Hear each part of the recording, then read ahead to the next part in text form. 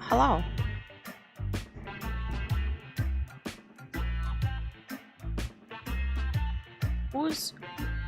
Who's pinging me on Discord?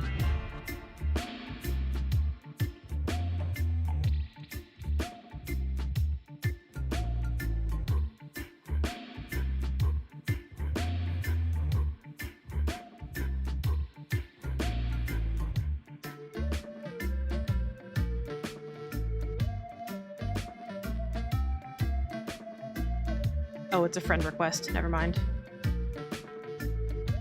Those are always,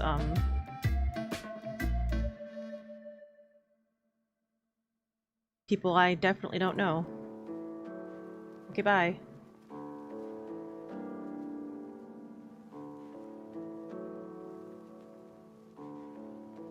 I bet it's Budspot. I bet you're Budspot. Got him. Oh god, where's my stream dick? Just kidding. Stream deck. Haha. Fooled you. Because I don't have a whatever. Hi! Trying to contact you about your butt's extended warranty. Oh, thank you for pinning that, Dom. I appreciate that you pinned that absolutely real, true quote from Sir Isaac Newton. Meep with the chat, getting the extra 1,000 points. Hello, Meep. We're like faking mines. Look. And then Dom with coming in after pooping, which I totally called it, by the way. And the pooping man is never first, or whatever. Hi, Articus. Hi, Maxim. Hi, Niblet. Barely seems worth turning up if there's no bacon. Oh, I know. I'm sorry. Hey, Clyde.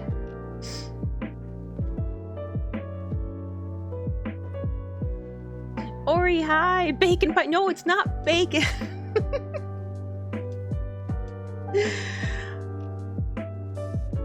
I have another. Uh-oh, this is not good. I have another friend request.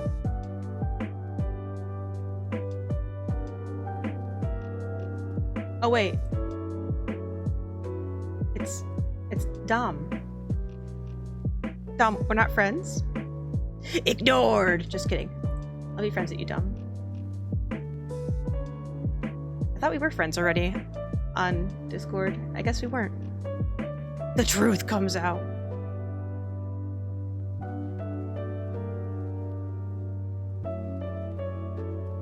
Dom, we're not friends, Ally Coco 2023. You loved watching this game? Yeah, I'm having a great time with this game so far.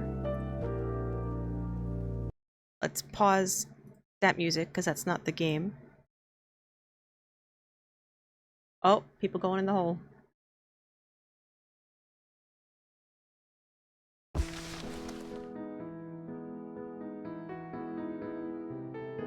A shockwave of cold tore through the room.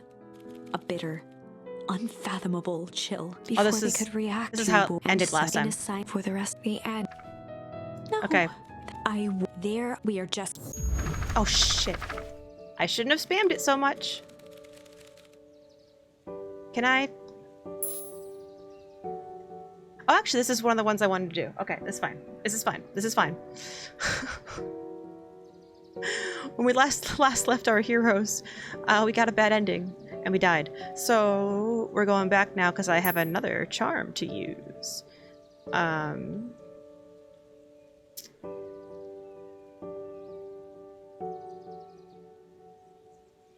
Oh, that's right. This is when I went to go visit Beck, and Beck's like, I'll walk you home. And I'm like, I'm sure Rollo will like Beck. She seems pretty cool.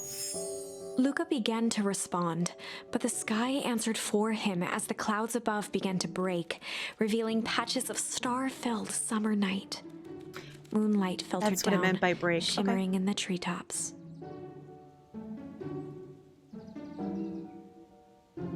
Ooh. The truth comes out. So in this case, it does not rain. You're not going home? No, I promised Rollo I'd tell him Luca about... stopped himself mid-sentence. Promise you tell him what? Spit it out, bub. We're thick as thieves now. If there's a juicy secret, you've got to tell me. Okay. You can come to the treehouse, and I'll tell you both what happened. Heck yeah. Heck yeah. Hi, honey.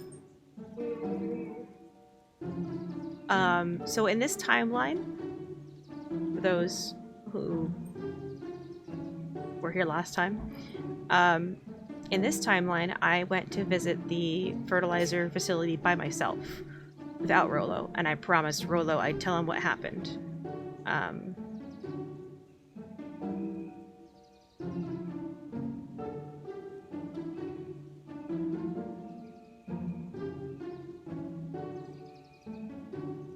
AKA the poop plant, yes. Dom says, hi, honey. Hi, Dom. I spin Ori. Petus!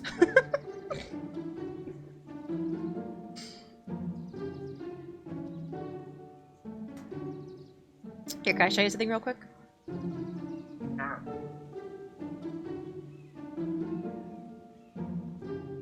He got... And I said, wow, I'm just surprised Dom didn't get the curse because he was already in check before I started. Must be pooping. Son of a bitch, I was pooping! Oh no, he was pooping!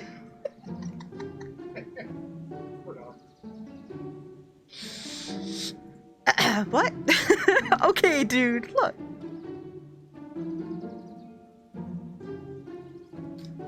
Oh, you know what I forgot to do?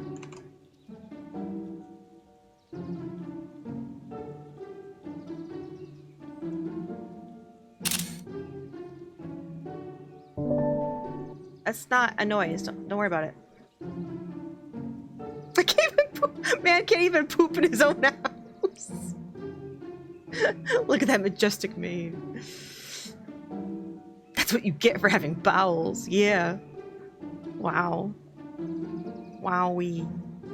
Oh, I have to click back into the game. There we go. Luca saw Beck skulking by the gate. One time I ate 3 cans of alphabet soup. I had the worst vowel movement ever. Boo.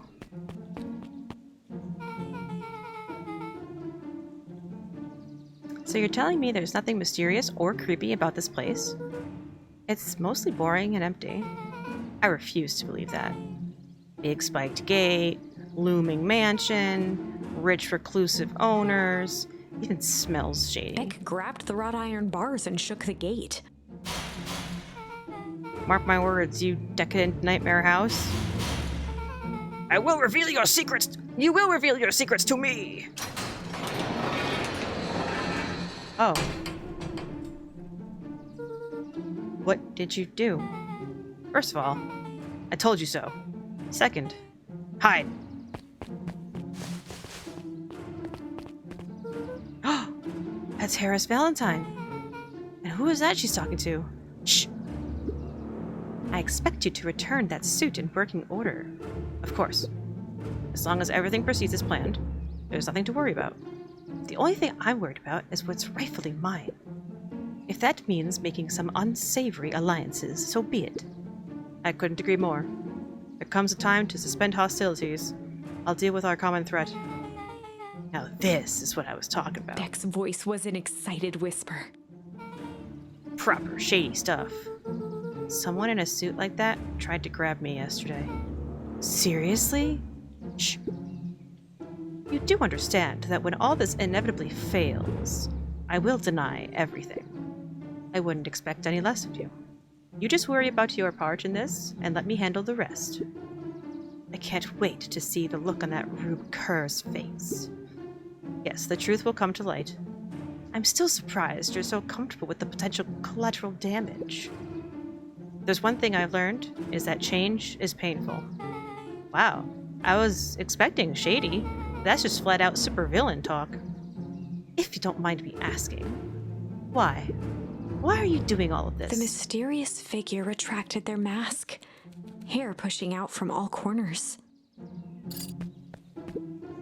Family. It's Gran! Who said yesterday that they were like, it's Gran? Who called it? Somebody called it yesterday.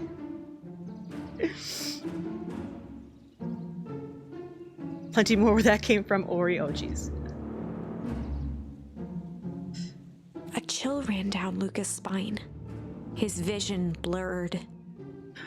Family. Beck stifled a sharp wince, and Luca looked down to see himself wrenching her hand.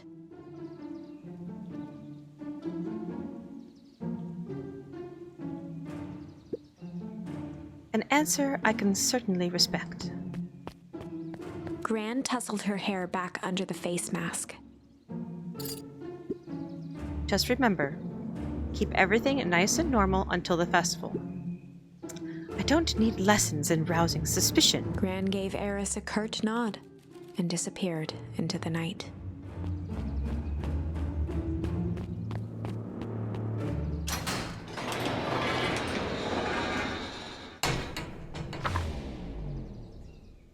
Chapter 5. What big ears you have! Lucas sat shivering in the bushes, staring at his feet. After checking to make sure the coast was clear, Beck gave him a gentle tug on his sweater.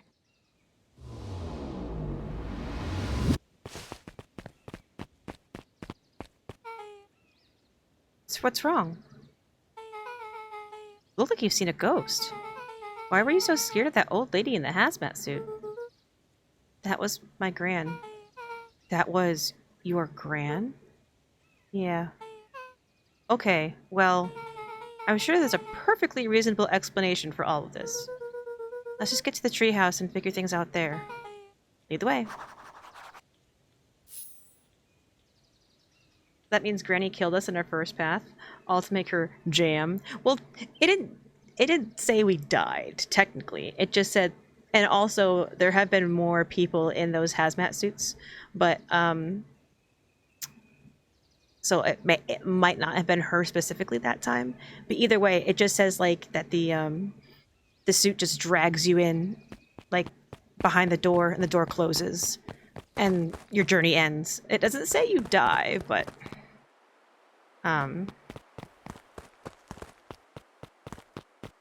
that's just like what I concluded. Uh-oh. For the last time, there's nothing to worry about. Of course, we're not worried. The clipboard finished writing with a scratchy flourish and looked up. I like how people just call them clipboards now instead of actual names. Just dotting our I's and crossing our T's. Well, maybe try minding your P's and Q's. Mr. Nuncreed, arms crossed over his paunch, gave an exhausted sigh. If there's anything you need knowing, you'll know it. Absolutely. If you'll just sign here acknowledging everything is accurate, we'll be out of your hair in a flash. Oh, for the love of... He snatched the pad and scribbled his name so hard the pen nearly snapped. There. And would you like my eternal soul as well? The clipboards looked at each other for a moment, almost pondering the possibility. Then broke into laughter as they walked away. Ha ha. Okay, them breaking into laughter is very weird. Did you die though? I don't know. Oh god. We're not gonna be able to get by him without talking to him, are we? Oh. Maybe I should talk to him. Hi, Mr. Duncreed. Luca, let me give you some advice. Next time someone you don't know asks to hear your thoughts, give him a good-hearted bop right in the kisser. Oh, Gran just tells me just to keep away from the clipboards. That's good, that's good. Your Gran is a smart lady, Luca. Speaking of which, you better run along home now. Too dark out to be wandering on your own. Yeah.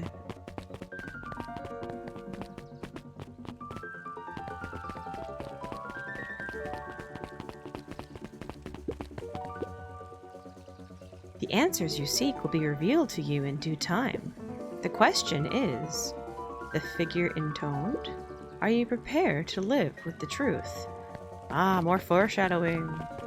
Is there anybody up here? Okay, we're not dilly-dallying. Another day, another dollar. See you tomorrow, Z. Have you noticed how all the perennial harvest folks ordered the same drink? Decaf cappuccino with extra foam. Why? I don't know. Just a thought. It's a little odd. It's pretty weird for sure. Well, the customer's always right. See you bright and early tomorrow. I can't wait.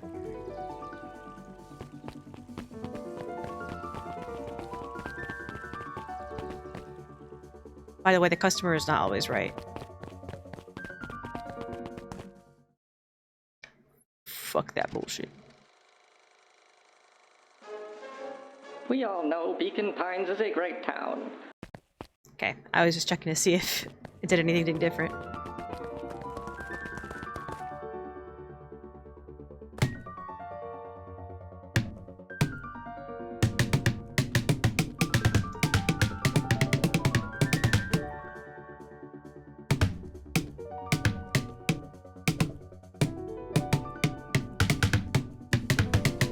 Okay, I'm done.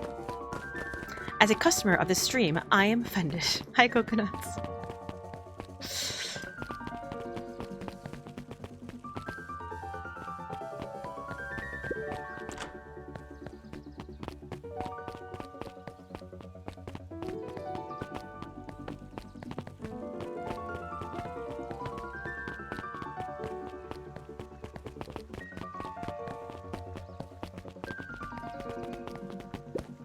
William Kerr and Gus Valentine proudly surveyed the half-covered festival banner.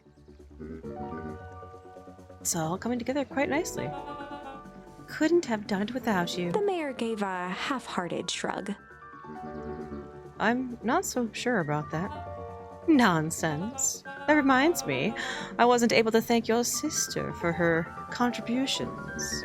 Yes, she has been indisposed of late. She doesn't much like me, does she?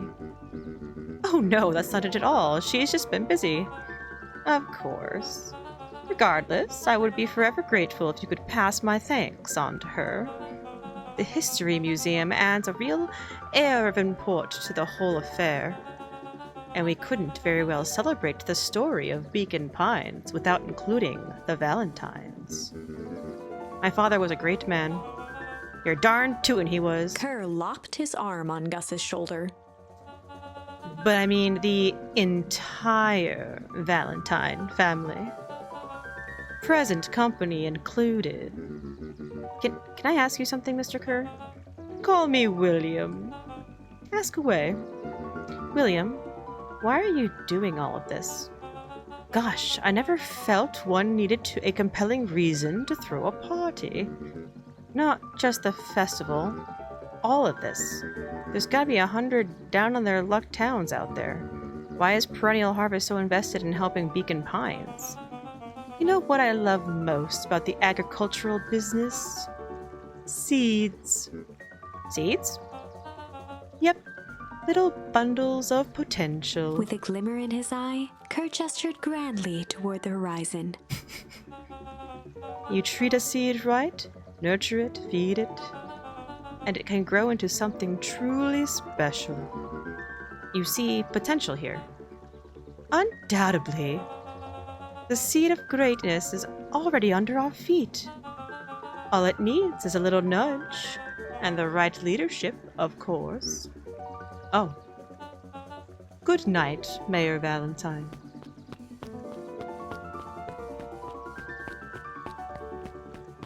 Hi, Dante. This is cute as heck, what the fuck? Yes, it's very cute. And only that. It is no other adjectives whatsoever. Hi, waifu. I want to live here. Perfect camera placement? Oh, why? What happened? Was my camera blocking something?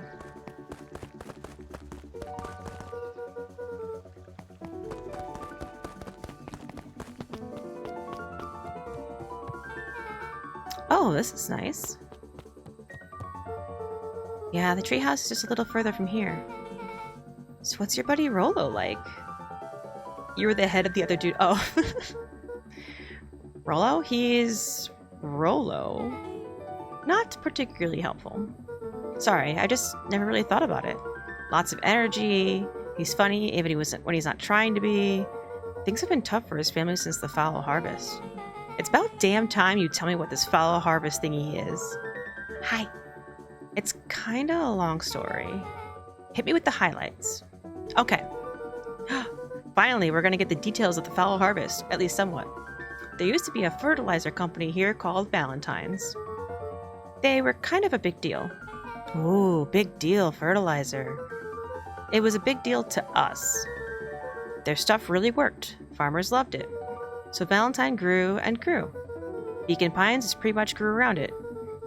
Most everyone in town either worked for Sharper Valentine or used his fertilizer. Things were good. I'm sensing a big but. Around 6 years ago, Sharper Valentine suddenly died. And something changed. Changed how? Could have been a bad batch. Maybe it was in the water, the air, the soil. Nobody knows. But all the crops died. And everyone blamed the Valentines. The foul harvest. Yeah. Valentine's fertilizer went out of business. Half the town lost their jobs. Sheesh. The next year the crop came back, but something was different. You plant a crop, you do everything right, and it's sort of a crapshoot what happens. And no one knows why? Nope. I take it Rolo's farm got the short end of the stick? Yep. For some reason, their farm was hit harder than others.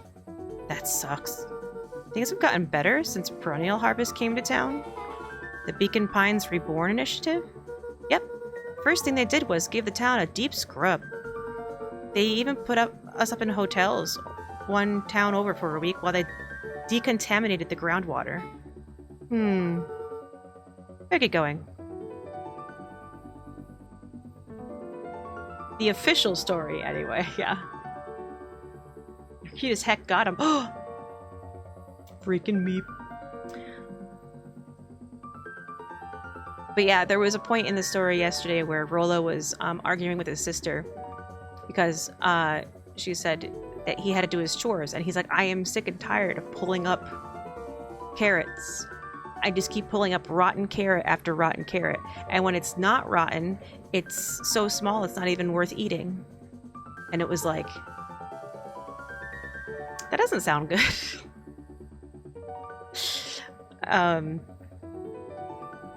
The interesting thing is also, he mentioned that his main character's dad died 6 years ago. I'm pretty sure he said 6 years. So the exact same time this all happened. So I'm pretty sure his dad's involved. His mom went missing several months ago. She's definitely involved. Gran's doing some weird shit. It's not even that small. I was in the pool. But she seems, Gran thinks she's doing it for me, for family. Whatever she's doing, she believes she's doing the right thing to protect me somehow. I think. But let me see if I have... This is just like a little flashback of me fishing with my dad. And I don't... No, I don't have... Those things. I don't have any new charms to fish with. Okay.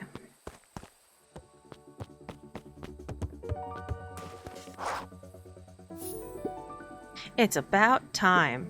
I was about to give up and go home. Who's the new kid? Name's Beck. You must be Rollo. I see my reputation precedes me. Welcome to Mission Control. Rollo waggled his head with pride. You'll find we've spared no expense in construction. I've seen worse looking piles of junk. Thanks. Hey Luca, you know the security concerns we talked about? Yeah? While I was waiting, I made some improvements. Let me lock this baby down for a little test infiltration. Can't be too safe these days. Oh, we could pull up the ladder.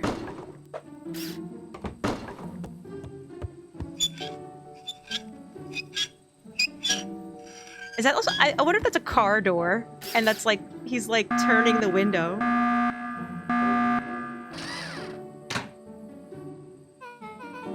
He goes all out, doesn't he? Always. Ooh, a new charm.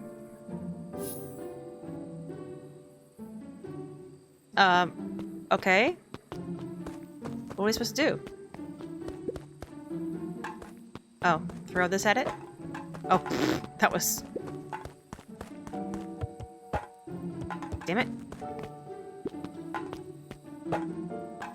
Damn it.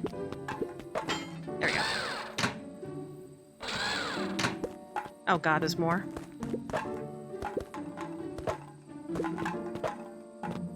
Come on. Just hit... There we go.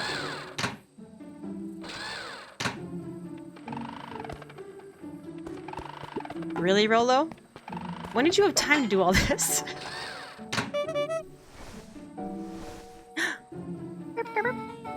Where'd you guys get all this junk in the first place? There's a guy in town named Jeff who trades us junk for snacks. Junk food for junk. Nice. So, pretty sweet security, right? It was imaginative, I'll give you that. Luca, are we sure we can trust the new recruit? I'll vouch for her. Thanks, I guess. Okay, Luca, you promised to fill me in on the Valentine warehouse. Luca sucked in a long breath. So, like I said, there was someone there. What were they doing? I don't know, but the place was lit up and active. Maybe they were squatters. I don't think so. It seemed more organized. When the man pulled me in, I saw some sort of equipment running. A man pulled you in?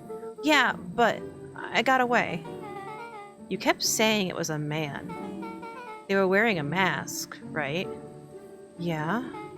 Then it could have been a woman. How did you get away? I grabbed a rock or something and broke their mask. They let go and I ran. Dang. That's intense. No wonder you freaked out when you saw your grandma. Yeah, that's the other part. On our way here, Beck and I saw Eris Valentine meeting with Gran, wearing the same sort of hazmat suit. Rollo let out a low whistle. And they weren't there for idle chit-chat. It was a proper clandestine meetup. So let me get this straight. There's an operation in full swing at the Valentine warehouse. You were almost abducted by a strange man or woman in a protective suit.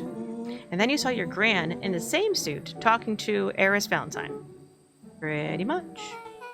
I'm beginning to think this town is kinda awesome. Rollo and Luca shot back a look. No offense. And so we can logically conclude aliens or alien zombies have infiltrated the town. And their leader is your Gran, and she tried to murder you. First of all, and for the last time, there are no aliens. Second, it couldn't have been my Gran at the warehouse. I broke that person's mask to get away. That mask Gran was wearing wasn't damaged. But she's definitely hiding something. Maybe. Your Gran is weird, but she might be the most boring person in the universe. All she does is sit around all day making jam. What could she possibly have to hide? I don't know. We haven't talked much since she moved in. Moved in? Your gran isn't from here? No, she came a few months back to take care of me after his mom went missing. Did you know your gran before? Not really, no. Is she not actually my gran?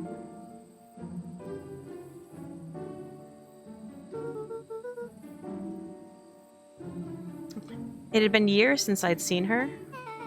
Luca, don't take this the wrong way, but are we sure your gran is on the up and up? Luca gazed out the window. I'm just saying. Sounds like strange stuff has been happening since she showed up. You could say the same thing about your family, but you're right.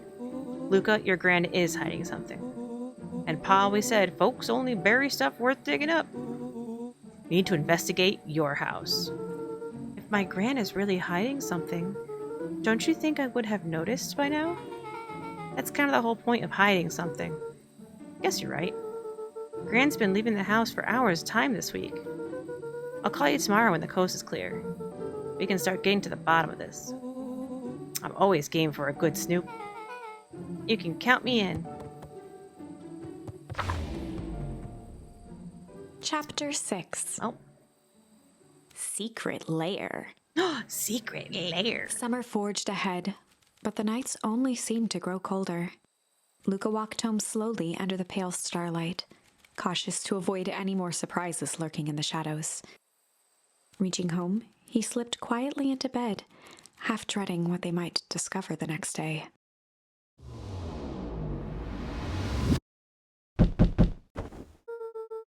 What time is it?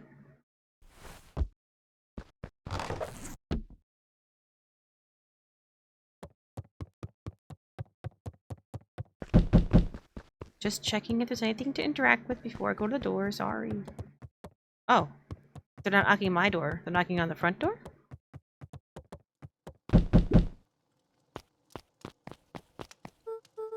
Rolo, what on earth is that? That ridiculous thing on your head. Oh, this? It helps me think. You're gonna need a lot more of those.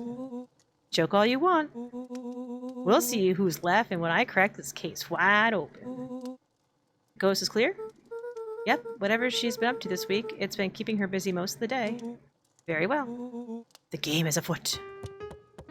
Luca and Beck rolled their eyes as Rolo strutted across the room. If I were Gran, where would I hide my deepest, darkest secrets? Perhaps where you might least expect it. Rolo flung open the cabinet with confidence. Aha! He coughed as a veil of dust hit his face. I think it's safe to assume anything that dusty isn't what we're looking for. Or maybe that's what she wants you to think.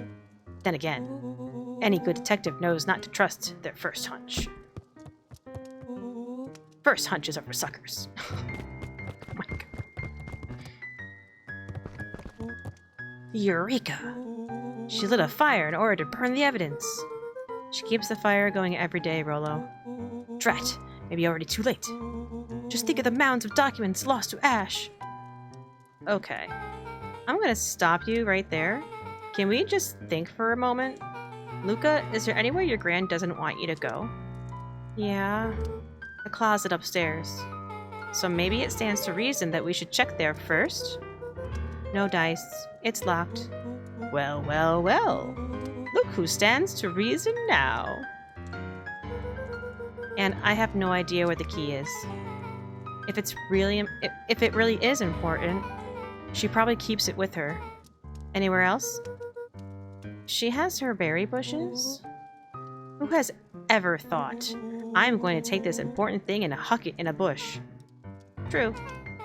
Anything else? Maybe something out of the ordinary?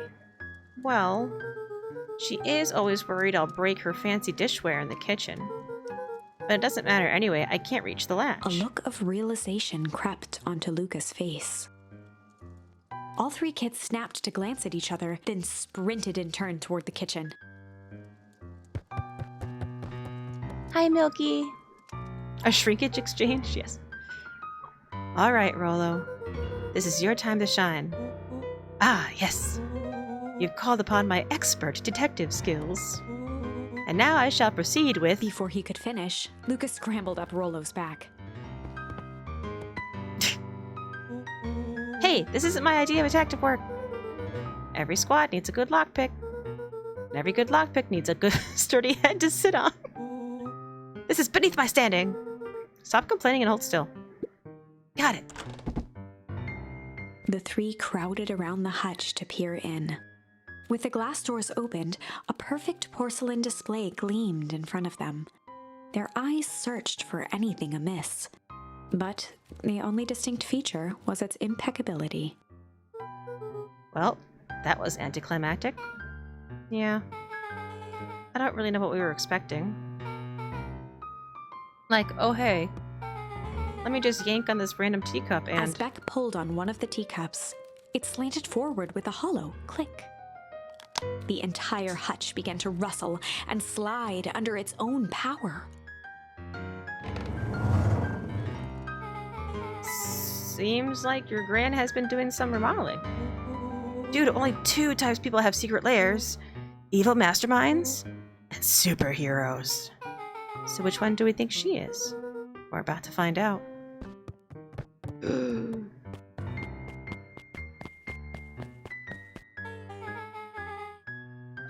So they lockpicked the cabinet but not the closet. When he said lockpick, I think he was exaggerating because he said it was just like a latch. So I think he just needed to open it. My rice is fine. Or is it on fire? Hi, Risu. Don't judge Milky Beaver in the pool. Okay, so more of an unhinged conspiracist vibe? Oh, wow. Yeah, this cannot be good. We need to look around before jumping to conclusions.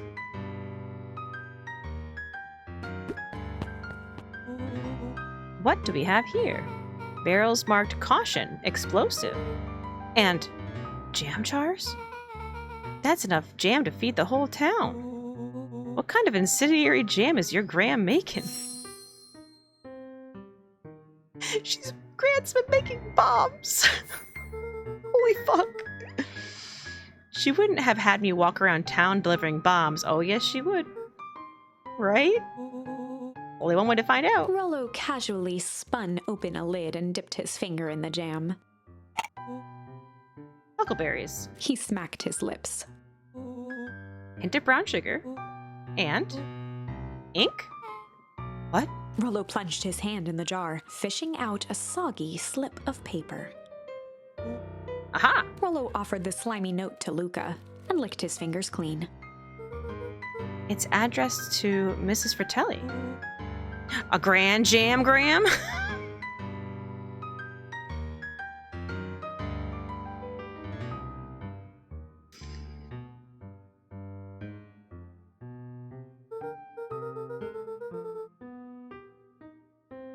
It says, last night I used the disguise Harris provided to scout the location. The timing window should be possible. Operation Sparkplug is a go. Oh man, are they doing a heist? Whatever it is, can't be good. So, more a bombshell than a bomb, am I right? You're new here, so I'll let it slide. But I'm the bad joke guy around here.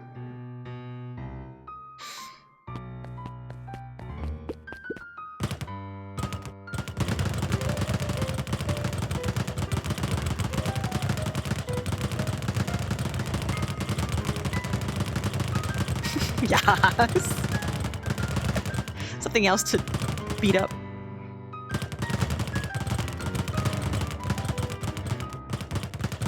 I need a quarter to do that quarter trick.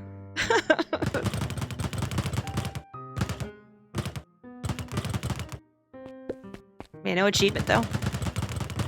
Granny's gonna keep her agility, right? I'm like, that was my first thought. I was like, why does she have a punching bag set up down here? Is she still packing? Is she looking to Falcon punch somebody?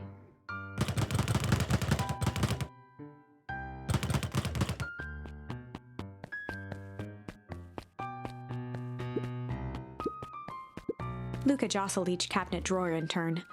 Only one was unlocked. He fingered through the filing cabinet, pausing at a bulging folder labeled Walter. Walter. For a long moment, he just stared at it. I don't know my dad's name. What you got there? It's my dad. Looks like some of his old medical files. Your dad was a doctor? Luca nodded and caressed the label with his thumb. Well, are you gonna read it? Here, let me help. Rollo swiped the folder from the drawer and began leafing through the pages. He whistled to himself, barely looking at the text. How about you actually read some of it? One sec. Dense documents such as this are a lot like a cheeseburger. Best to skip straight to the middle. That's where all the meaty bits live. Wow, I had no idea we were in the presence of a preeminent scholar in dense documents and cheeseburgers. By all means, proceed. He stopped at a page and mimed, holding up a monocle. Ah, here we are. Follow-up examination of Terence Wilby. Patient shows further signs of paleness and malaise. Body temperature continues to drop. He now describes soreness of muscles and joints. This is similar to the symptoms exhibited by Mrs. Wilby just a few days past. Still waiting on lab results from Joseph. Rollo looked up with heightened surprise. See? Creepy. Yeah, that's kind of disturbing. But who's Joseph? That's Mr. Nuncreed's name. Wait, Rollo's finger traced across the page. there's more scribbles in the margins. Could it be contagious? Mr. Wilby claims the tap water at his home had been contaminated. Perhaps environmental? Lab results only raise more questions. It's like he came back to this report later and made those notes.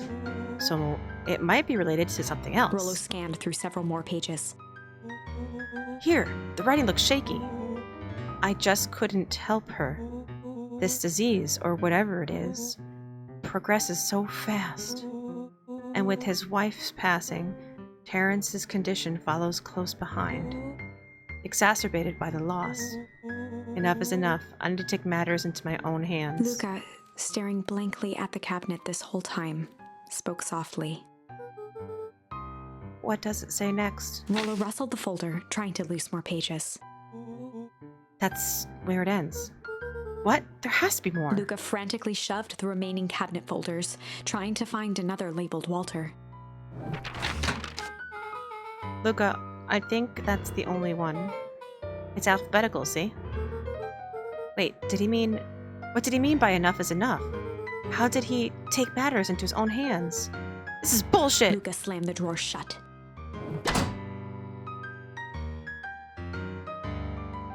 Stop bulging, Dom. It's intimidating. I can't help it. As long as you don't throb and bulge, that's too much. A spider web of string connected photos of people from the town, interspersed with hastily scrawled notes. Well, she sure has kept herself busy. Is your gran a serial killer? 'Cause I'm starting to get a vibe. Don't be ridiculous. Sure, she's just tracking the movements of everyone in town, out of the kindness of her heart. She put little symbols by some of them.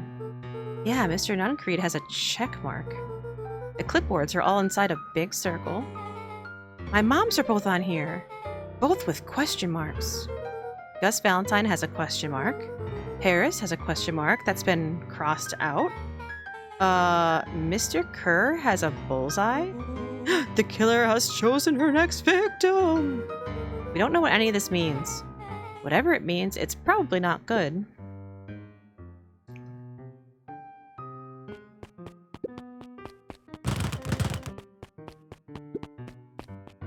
They crowded around a worn-down old map of Beacon Pines. Cool, this looks like a treasure map.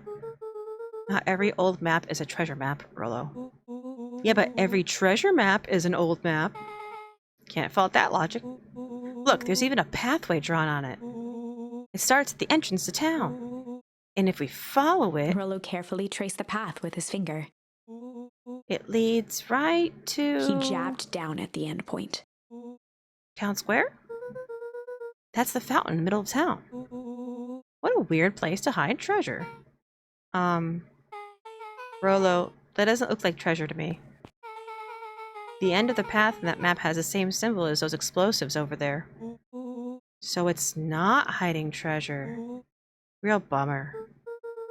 Rollo, what's the thing you've been excited about for the past month?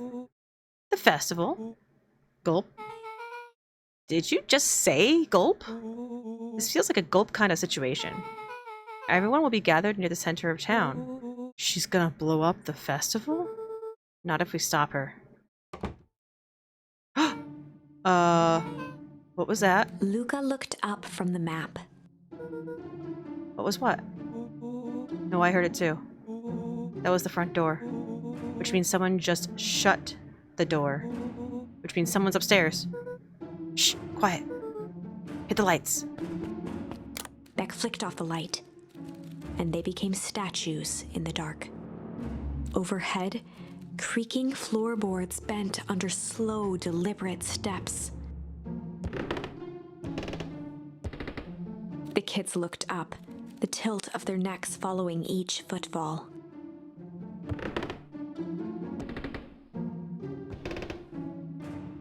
Then suddenly, it stopped. Without realizing, they'd been holding their breath. All three exhaled shakily and glanced at each other. A muffled male voice broke the silence. It's not Gran. Hello? A final few footsteps reached the entrance above them, and the voice now echoed down the stairs. Anyone down there? The three kids shuffled to the corners without a peep. As he began to descend the stairs, the man's voice punctuated every new step. Thump. Yoo-hoo! Thump. I'm not here to hurt anyone. Thump. I'm just here to help. No bacon!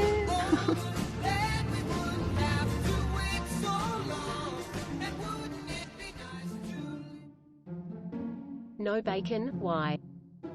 Because it's Beacon.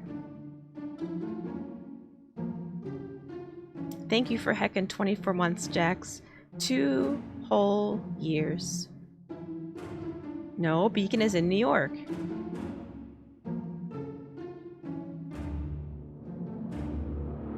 Well, I can't fault that logic. Thank you so much, Jax.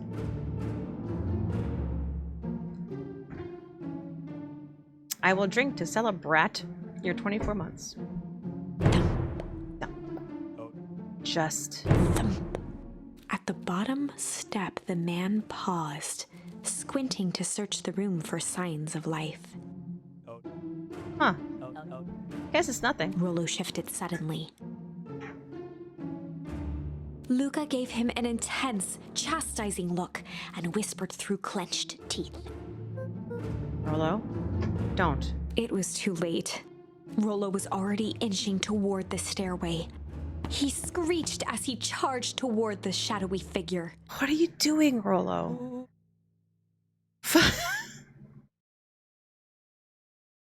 Okay. Hey, Catmado. Good, I have like 3 drinks in me. About as many years. I was gonna drink anyway, but I feel bad doing it for a reason. For those who don't know, Rollo had mentioned at one point that he said, "You remember the time I set fire to the chicken coop by accident and you came running out in front so that you would take the blame for it?" And he's like, it's my turn. This is a flaming chicken coop situation. So he's yelling flaming chicken coop as he's running towards this person. With all his weight, Rollo tackled the man to the ground. Rollo? Mysterious creepy man? Anyone there? From the dark corner, they saw something move.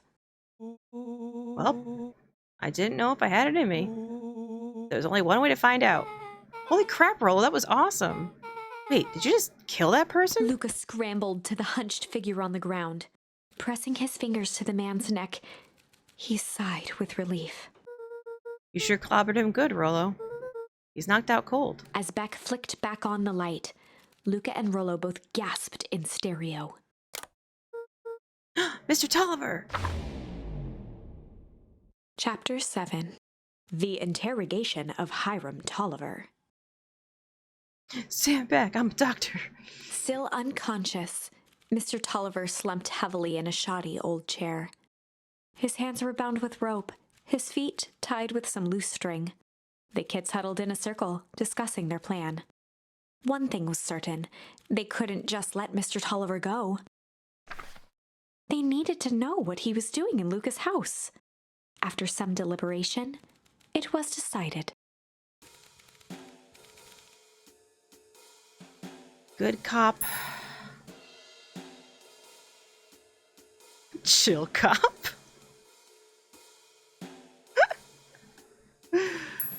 We'll do hard cop. They'd run the classic good cop, hard cop interrogation. Rollo brandished a steely gaze. I've got this. Read about it 100 times. Rollo swaggered past the chair which propped up the slumping Hiram Tolliver. Without even looking at his captive, he began with a long, blustery drawl. Well, Mr. Tolliver. Mr. Tolliver remained motionless. Rollo spun around to face him. He'd clearly expected to rouse Mr. Tolliver with his booming voice. He's still knocked out. Mr. Tolliver? Beck and Luca gave each other an unsure glance. Rollo slammed his fist on the table. I said, Mr. Tolliver! He grabbed the table lamp and beamed it onto the unconscious face. Mr. Tolliver groaned and slowly lifted his head. He recoiled with a muddled, weary squint. What in the world? The chair wobbled as he attempted to straighten up. Who's there? Mr. Tolliver could only make out rough shapes through the glaring light. With a gruff tone, Rollo hoped to both conceal his voice and intimidate. I'll be asking the questions here, punk. Now hold on, let's just calm down. Oh, I am calm. Calm as a carrot in dirt. As for you, looks like you're sweating. The doubtful expression on Beck and Luca's faces transformed into awe. We can do this my way, or... Well, let's just say, I've never needed another way. Rollo, hitting his stride, was now channeling every detective trope his memory could recall. He slammed the table again. Now dance! What? I don't even... Mr. Tolliver's voice became desperate. He was nearly in tears. You've tied me down. How on earth could I dance? Dance with your mouth, punk. Spill the beans. What are you doing poking around this house? I'm here to help Juniper. To make sure everything's ready. Oh, so you're in cahoots with Gran? Gran? Mr. Tolliver was in a daze, now more confused than ever. Gonna help her blow up the festival, eh? Blow up the festival? Good He shook lord. his head, feeling more and more dizzy. No, you've got it all wrong. Where is she now? She's headed to the source. Source? What's the source? It's where His voice faded to a whisper. the town began. Where it all began. What is Operation Sparkplug? With that, Mr. Tolliver passed out cold. Oh no! Rollo swung around with a repentant grimace. Damn, Rollo. I think you went a little too hard on him. What did he say about the source? It's where the town began? We need more information. Yeah, but we better not push Mr. Tolliver any further. Is there anyone else who might know more? What about the History Museum? It just got set up for the festival. Nah, that tent was put up by the Valentines. Everything they do is just a bunch of fluff to glorify themselves. Is there anything more reliable? The library. If there's any information about the source thing, Kato can help us find it. Let's go get some answers.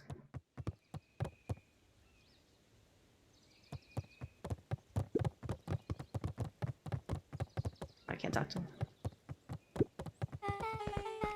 This is a dang nice library. Thanks. We work hard on it. Aren't you a little too adorable to be a librarian? Oh, Kato hung out here so much, eventually they gave him a set of keys. I just keep an eye on the place for Mrs. Novak sometimes. They got you working for free?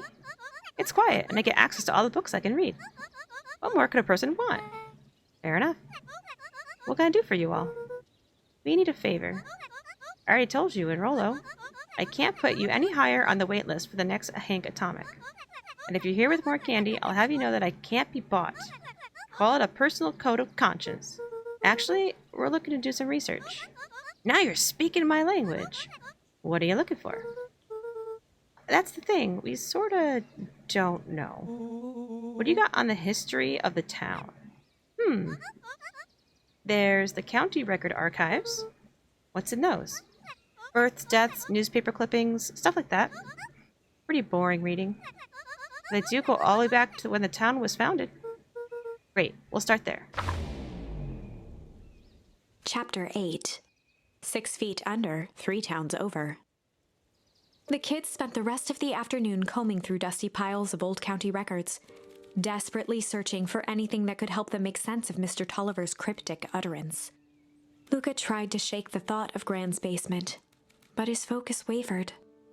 Explosives, messages hidden in jam, dossiers on various town figures, and a corkboard threaded with photos. Gran was the only family he had left. He still couldn't bring himself to believe the worst. But the old map with the symbol of explosives in town square made that difficult. As the sun began to set, the kids were no closer to the truth. If I have to read any more records, my eyeballs are gonna pop. I have to keep digging. If I dig another word, I'm gonna end up in one of these acidine death records. Rollo Cotter lived a full and wonderful life, till he read so much boring crud that his brain oozed out his ears. Rollo shut his book with an assertive nod. You've got a better idea, spit it out. You sound like my sister. Keep pushing your luck, pal. That won't be boring country records that kill you, or boring county records that kill you. I'll put you in the obituaries myself. Rollo muttered under his breath. You're a county record. Got him! Really? That's the best you got? When I'm done with you, you'll be the footnote in history. Just Beck like... slammed her finger down on the open page before glancing down to read. J. Hartford here. I'd love to see you try. Hey. We're all a little tired. Wait. That's Granny. Juniper Hartford. Let's just take a minute and... Something tickled the back of Luca's mind. Wait, what was that name, Beck? In the obit, J. Hartford? From Brookville Tribune 8 years ago. That can't be right. What is it? J. Hartford. That's my grand's name. Juniper Hartford. Maybe there were 2 J. Hartfords? Mrs. Hartford is survived by her young daughter, E. Hartford. My mom's name is Eleanor. Okay, this is getting creepy. If your gran is 6 feet under, 3 towns over, then who am I living with? The question hung in the air. Alright, gang, I got a close-up for the night. Beck rubbed her eyes. How late is it? Almost 10. Oh crap, Pa's gonna kill me. I gotta go. Yeah, parents will be worried sick. Okay, let's meet up as early as we can at the festival tomorrow. What are you gonna do about the unconscious man in your basement? I'll think of something. Luca's heart was pounding as he approached the house. If he was lucky, Gran, or whoever it was, hadn't gotten back yet. And of course, there was Mr. Tolliver tied up and unconscious in the basement. Dealing with him would be the first order of business. Luca shook out his arms to calm his nerves before entering.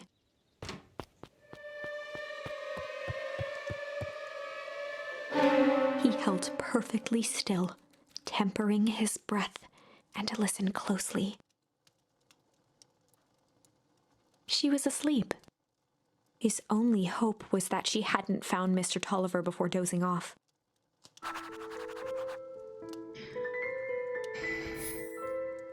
My goodness.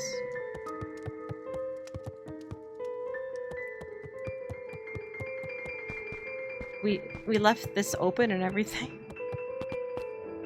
Oh, he's gone. Oh no. Mr. Tolliver was nowhere to be seen. Maybe he woke up, escaped from his bindings, and left without a trace. Or maybe Gran knew everything.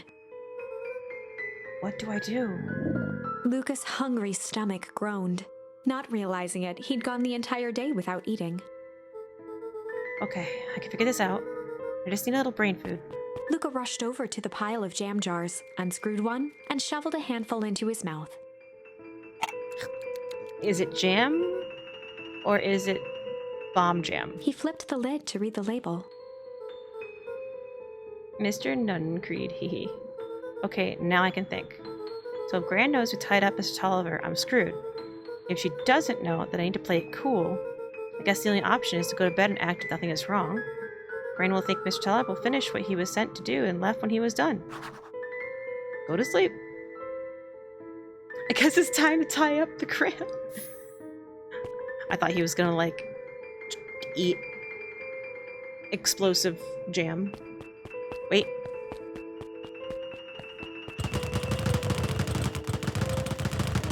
Okay. Eat the... No! So I can't push this back? That's not suspicious at all. Uh-oh. Gran?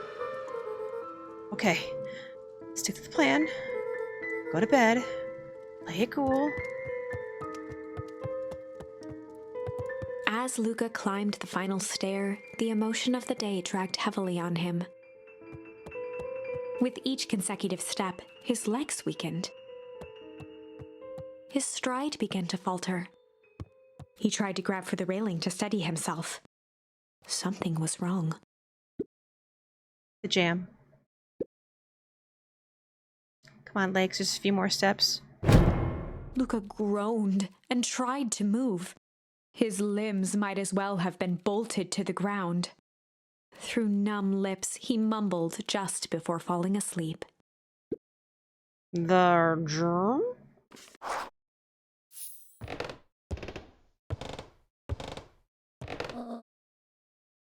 Sweet boy. What did you get yourself into?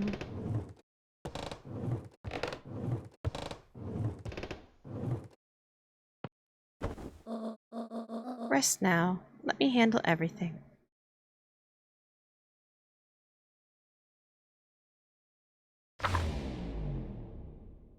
Chapter 9. A speech to end all speeches. Luca awoke to find himself face down in bed. He moaned into his pillow. Why would Gran drug him? I mean, you're the one that willingly ate the jam. Or rather, why was she trying to drug Mr. Nuncreed? Oh, yes, that makes more sense. Shaking the questions from his woozy head, Luca snapped back to the matter at hand. It's not Beacon Bacon anymore. Hi, Barbaldian. Welcome in. The festival.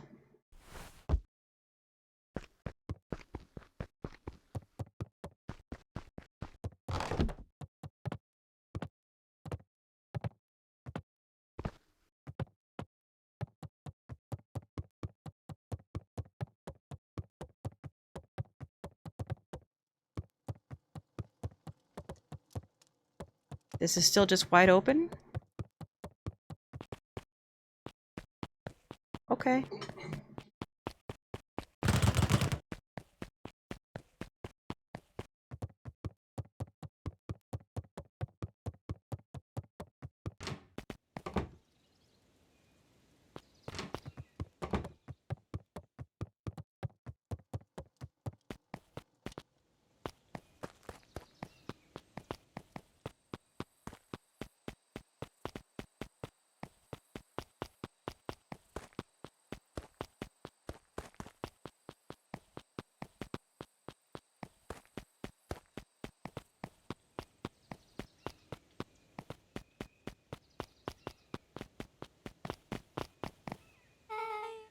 Where have you been? Gran put something in the jam. Yeah, we know. A secret message for secret conspirators. Not this one. The one intended for Mr. Nuncreed put me to sleep. Whoa. Sly devil. Sly. I think she's trying to remove him from the equation. He might be in danger. Have you found anything? We looked around but haven't seen anything odd. Your Gran is nowhere to be found. But Mr. Nuncreed is just loafing around waiting for the speech. What speech?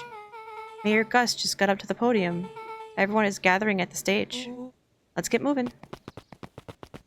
Speech to end all speeches. Augustus Valentine nervously wiped his brow. Ahem. Hello, Beacon Pines. I'm Augustus Valentine, your mayor, and I suppose you already knew that.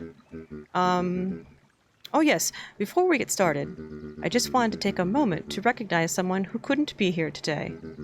This town wouldn't be where it is today without my father, Sharper Valentine. I can't say, unfortunately, just gonna wish you a good stream. Hope the game goes well. Thank you so much for stopping by. I appreciate it. I hope you have a great time zone. So I thought we could begin with a round of applause, befitting such a great man. Even that's more than the old codger deserved. Gus cleared his throat and awkwardly loosened his tie. Right, where was I? William Kerr bounded on the stage with the energy of a preacher at a big tent revival. Gus Valentine, everyone. He gave Gus a hearty slap on the back and motioned him off the stage. Let's hear it for our mayor. What a great turnout. Aw, heck, I didn't prepare anything. But I suppose I could say a few words.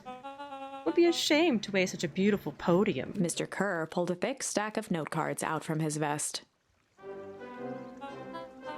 Community. Conviction. Commitment.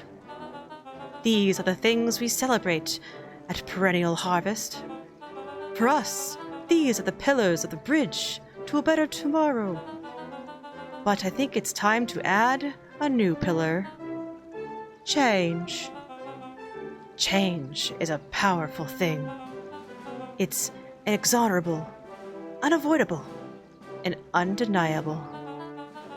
And I am dadgum thankful for it. Change is the reason we're all together today. It's hard for me to believe that it was only 4 years ago when fate brought me here.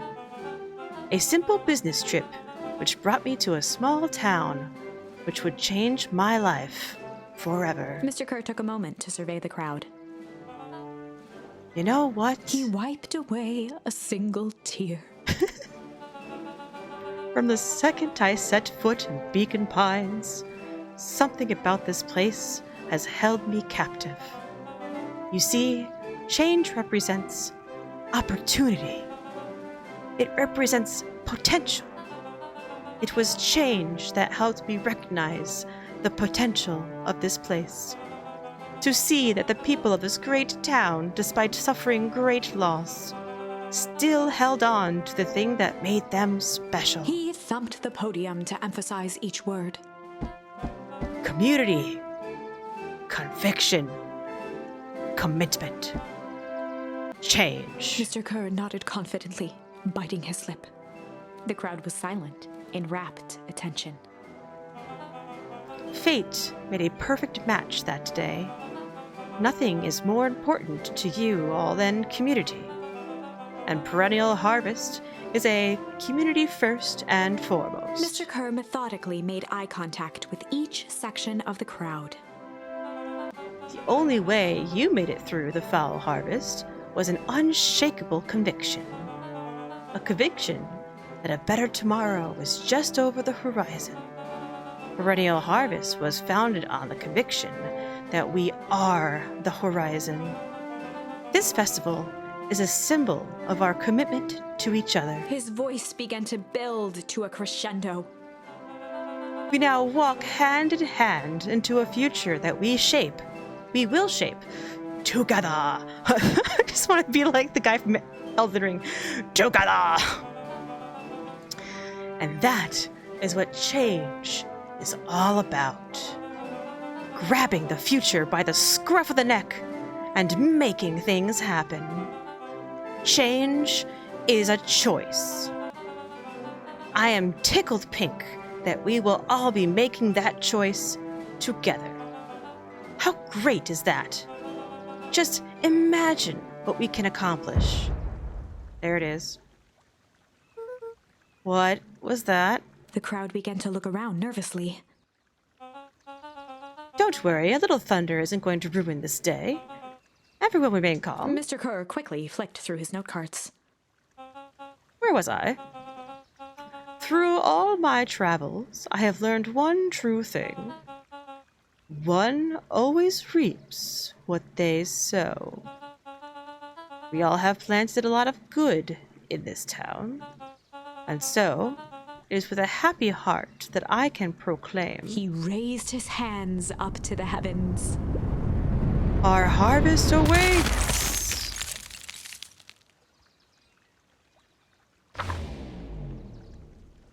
At that moment, a merciless wall of impossibly cold air ripped through the crowd, instantly freezing everyone and everything it touched. For a man like William Kerr, this was a fitting way for things to end. On a stage, with an entire town frozen in rapt attention for the rest of time. The end. There's that ice again! Whenever I think we're getting close, it comes along and ruins everything! Narrator, you need to chill. Maybe we should just quit? Maybe you should just close the book, walk away, and never think of me again. No, I don't mean that. We got a little closer this time. We just need to try again. Please.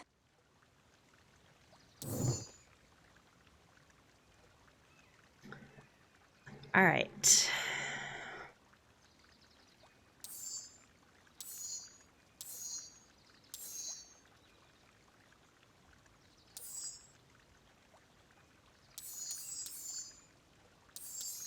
I kind of want to try this one.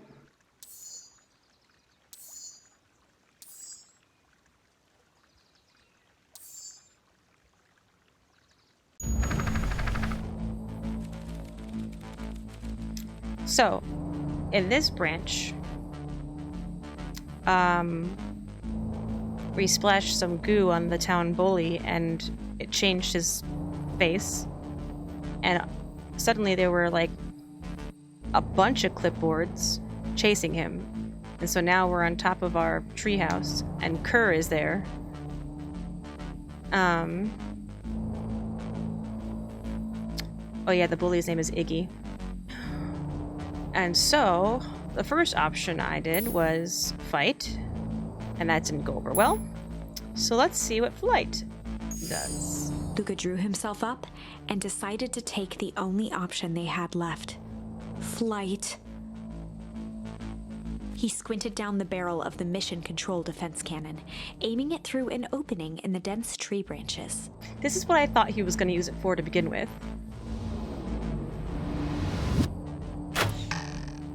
He looked up with surprise as it struck true and taut. Wow, I can't believe that worked. Hey, Mr. Kerr, we'd love to hear your thoughts, but I'm afraid we have places to be. Come on, Iggy. See ya, jerks. Yay! Fine. We know where that leads them. This way. We'll take the tunnels. Luca and Iggy winced as they sprinted through the thicket. The branches clawed at them, reluctant to give passage. After what felt like a marathon, Luca stopped in his tracks as they reached the clearing. What the? That was all he was able to say before Iggy slammed into his back. The boys tumbled down a steep decline and crashed with a wheezing thud on a surface as hard as ice. In fact, it was ice. Chapter 5. Signs. They stood silently, catching their breath. The sky was like sapphire. With each breath, a plume of steam escaped from Luca's lungs. Let's keep moving. Luca pulled Iggy to his feet as they gazed across a snowy terrain.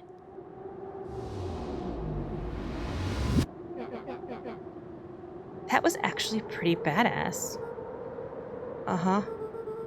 I think we lost him. Are we up in the mountains? I don't think so. If anything, we went downhill. Then what's up with the Winter Wonderland? All I know is there's no going back the way we came. Let's see if we can get our bearings. Follow me. Find a way home.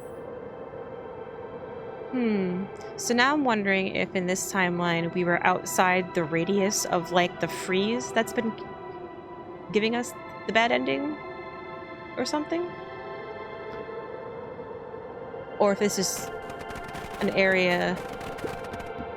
A disc of smooth metal was lightly covered in that snow. was already frozen. 2 faint seams were visible along the surface. A manhole cover? If it is, I've never seen one like it. Yeah, it's the tunnels he was talking about. Luca? Luca, are you there? Oh, this is... Okay, so this is also the timeline in which we both went and searched... Me and Rollo went and searched the warehouse. And Rollo got captured. And sometimes I can hear him on the walkie-talkie. Luca had almost forgotten the walkie-talkie he was carrying. It's that bozo Kerr. Oh, it's not Rollo, it's Kerr. I hope nothing bad has happened to you out there in those woods. Luca looked at Iggy with hesitation. No need to be rude. With a resigned sigh, Luca responded. Seems like the only dangerous thing in the woods is you. He speaks, the young man of the hour. Now, how in tarnation did you end up with one of our radios? Oh, it's one of their radios. Just lucky, I guess. Boy, howdy. You Van Horns are full of surprises, aren't you? You knew my parents? I never had the honor of meeting your father, but your mom sure was a handful. Luca winced, shoving the walkie-talkie back into his pocket. We gotta keep moving.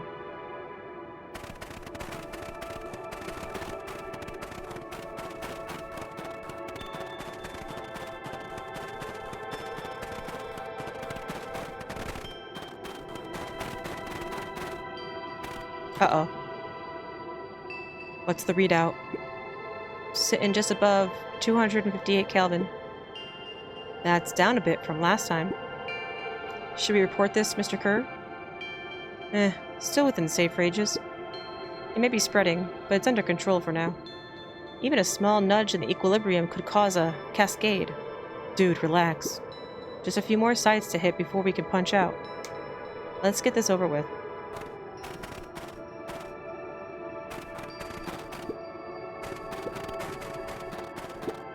What's all this? Hard to say with all the snow. I think it's a town sign. I can almost make out the letters under there. What town could this even be? There couldn't be another town deep into Weepwood. I'm looking at evidence to the contrary. Let's figure out what we're dealing with here. Step 1. Snow's gotta go. I'll see what I can do.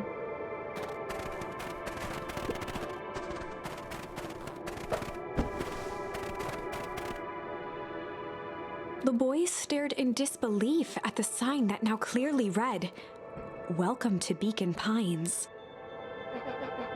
This doesn't make any sense. We're in Beacon Pines? How is that possible? We ran away from town. How did we get back here? I guess we got turned around. Where'd all this snow come from? Well, it's been colder than normal lately. There's a pretty big difference between a sweater weather and this Arctic hellscape. The puddle we fought at before, it was cold too. Maybe all of it leads to one source. You think it's related? What the hell is going on? We're gonna get you some answers. Let's keep moving.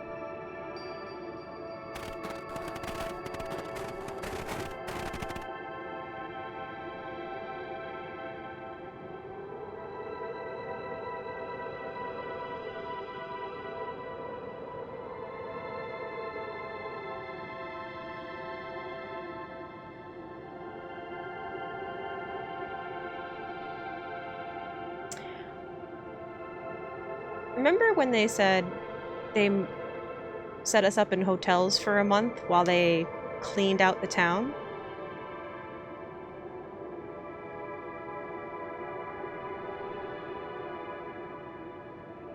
I think this might be the actual town. And they didn't clean it out, they just built a replica town?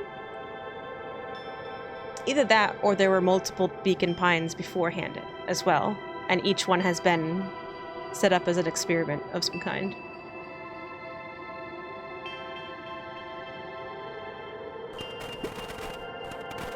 The fencing glistened, Some Twin Peaks weirdness. each chain link encapsulated with a translucent layer of ice. Looks like the stuff they put up around Weepwood. The stuff who put up? I don't know. It's all frozen. Looking down at the frozen stream, Luca could faintly see a school of minnows encased in the ice. Whatever happened here, it happened fast. The fish didn't even have time to run. Or, you know, swim run.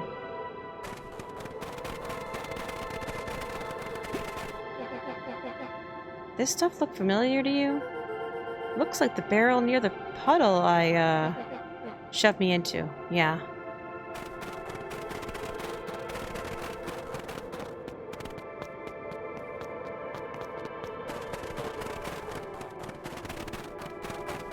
The crunching of footsteps trailing Luca went hush.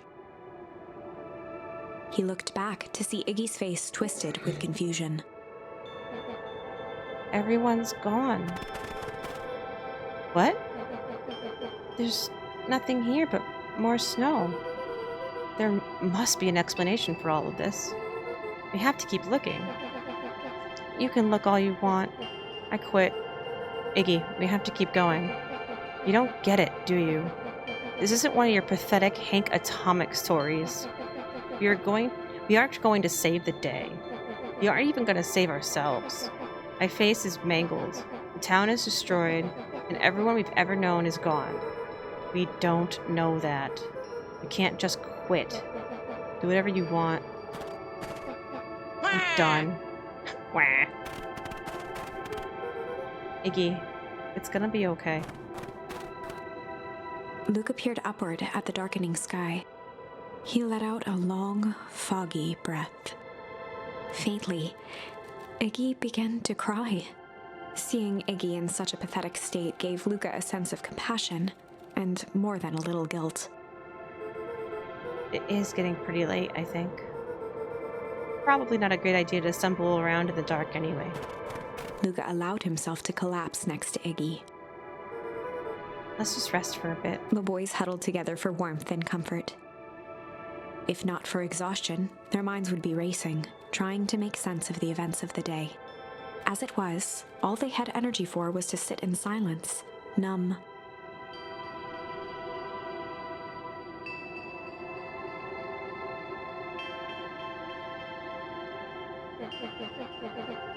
The way the snow covered everything over, it's kind of calming.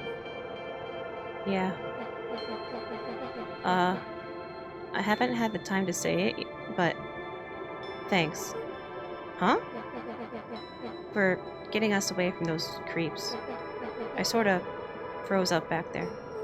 Iggy, I should be the one apologizing. This all happened because I lost my temper. Nah, that's bull hockey. First of all, you didn't know what the gunk would do. You didn't, right? Of course not. And second, stop with this baloney about losing your temper. But I did lose my temper. Iggy motioned sarcastically to his half-deformed face. Obviously. That's exactly what you should have done. Huh? I was being a horse's ass. You were supposed to be a horse's ass in response. That's how it works. Iggy, I'm having a hard time following. You wanted me to fight you? Of course. Geez, you goody-goody types take forever to understand this very basic point. Why would you go around saying cruel things trying to get into fights? Iggy shrugged. It's something I do. It's something to do. You're an asshole because you're bored? Sometimes I just feel empty. You wouldn't understand. You and Rolo are always having a blast together, laughing, calling that dinky little treehouse mission control. Iggy now wept openly. Perfect little Luca Van Horn. This perfect little life. I wouldn't call his life perfect, dude. My life is not perfect. Everybody in town likes you. Not everybody. Hell, that new girl hasn't even unpacked yet, and she already likes you. You have Tish. He wiped his nose with a sleeve. I love Tish. Tish is great. But she ain't exactly the world's greatest conversationalist, you know? Luca gave a warm chuckle. I get that impression. Iggy cleared his throat as he wiped his eyes. Huh. It must be raining out here. Definitely. Iggy arched into a wide yawn. We should probably try to get some sleep. Yeah. Let's lay low for now. Tomorrow we'll get into the bottom of all of this. Luca's eyelids began to slowly drift shut. Luca? Yeah? I always did want to see what the inside of your dinky little treehouse. What do you think? Not bad. I'll give you the full tour when we get back. You know what? That's all Luca could whisper before succumbing to sleep. Iggy snuggled in some more.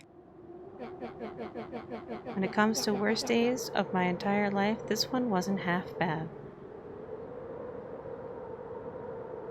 Oh, what? The house smelled of warm bread. Luca was playing with toy blocks on the living room rug. Dreaming. He looked up to see his parents on the couch. His mother held his father's head in her lap. She idly stroked his hair while humming a song. A voice behind Luca spoke. "This is how you remember them, huh?" Luca turned to see his own face. The doppelganger from his dreams, still clad in a yellow hazmat suit, still carrying a look of disdain behind empty eyes. "Aww, look at this perfectly cozy scene. You know it wasn't really like this." The figure picked up a toy block and inspected it. "It's amazing the facades that one can build given the right materials. Not that I blame us. These are a child's memories, all warm and fuzzy. You don't remember, do you?" Luca snatched the block from the figure's yellow-gloved hand. "Remember what?" The doppelganger pointed to the couch. "The last day we saw him alive. The day he chose to abandon us." Luca turned to look at his father, still lounging on the couch. "That's not true. He didn't abandon us." The doppelganger waved his hand dismissively. "Everything is true here. It's just a matter of what we choose to see. Let me show you." The world flickered and pulsed. Luca was sitting next to his bed, listening to his heartbeat with one of his dad's stethoscopes. The doppelganger limped into the room. Now, we both know that's not how this went." He grabbed Luca's hand and guided the stethoscope to the floor. Luca heard muffled shouting, brought close by the stethoscope. It was his parents, fighting. "Do you remember what we did next?" Luca gave a slow nod and crept down the hall to peek through the banister. He could see the outline of his mother at the bottom of the stairs. "Damn it, Walt, we can't afford to get involved in this." She was scared. His father stepped forward. "What am I supposed to do? Just watch? There's a sickness in this town, and we both know who's behind it. I swore an oath to help people. I won't turn my back on them." Luca's mother grabbed Walt. She was crying, pleading, "I can't lose you." Walt calmly removed Eleanor's hand from his shoulder. "What's right is right, and what's wrong is wrong. I could never live with myself if I let Sharper get away with this." Oh shit. Did my dad kill Sharper? Eleanor raised her voice. Spare me your bullshit platitudes. What about our son? Luca flinched, dropping the stethoscope down the stairs. Walt turned with a panicked smile. Luca, is that you, buddy? With tears in his eyes, Luca descended the stairs. Mom? Dad? What's going on? Walt dropped to a knee to meet Luca eye to eye. Nothing, buckaroo. Your mom and I just got a little overexcited is all. Luca placed the stethoscope against his father's chest. His heart was racing. It sounded like you were going somewhere? Walt gently removed the device from Luca's ears. Listen to me, Luca. I have some business to take care of. I'll be back in time to tuck you in. Luca hugged his father tightly. Promise? Walt stood up and walked to the door. He glanced over his shoulder. I promise. With a wink and a grin, he put on his hat and strode out into the evening sun.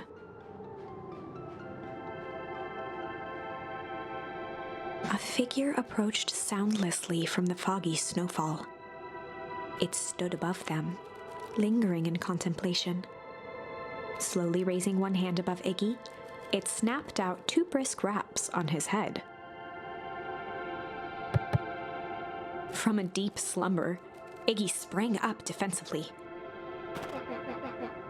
Get your hands off me. Whether it was the calming presence or the recognition that he was not in danger, Iggy felt his clenched fists lower. Just what do you think you're doing? Luca looked up, gradually remembering his whereabouts. The figure exhaled a cloud of warm vapor. You two certainly have caused a lot of commotion. What's that supposed to mean? Take it easy, Iggy. We were asleep, minding our own business. You're the one running around knocking on people's heads. I'm sorry if I hurt you, Iggy. You didn't hurt nobody. Anybody. Huh? Oh, I see. You think you're better than me. You. When it came to complete strangers, Iggy had trouble cobbling together an insult. You big-headed, scarfy-necked furball. Mm-hmm. Okay, let's lower the temperature a bit here. Interesting choice of words. I mean, let's all just calm down. Who are you? A friend. An observer. A hitchhiker on the infinite expanse of possibility. Great. How about a name? If you must call me something, you can call me Nat. Iggy huffed with gratification. How about you make like a gnat and buzz off? Very well. Nat began to turn away indifferently. Wait. Do you live here? You might say that. So, you know where we are? You might also say that. Look, pal, we just want to find a safe way out of here. You gonna help us or not? Before knowing how to leave, one must know where they are. Alright, that does it. Luca, I don't know about you, but I'm getting out of here one way or another. Iggy turned sharply and began to stomp off. Enough with the riddles. Iggy, wait up. Realizing he'd worn their patience then, Nat relented. Very well. I suppose this isn't the time for metaphors. I'll show you how to get back home. Luca and Iggy turned around with hope in their eyes. Come here. Nat took a deep breath in. Close your eyes. Nat exhaled slowly, then snapped his fingers. Okay, open them. For a brief moment, Luca and Iggy let themselves believe that some great magic was about to unfold, until they opened their eyes and found themselves in the exact same place, cold and disheartened. This is your home. This is Beacon Pines. Look, Nat, we don't know how we got here.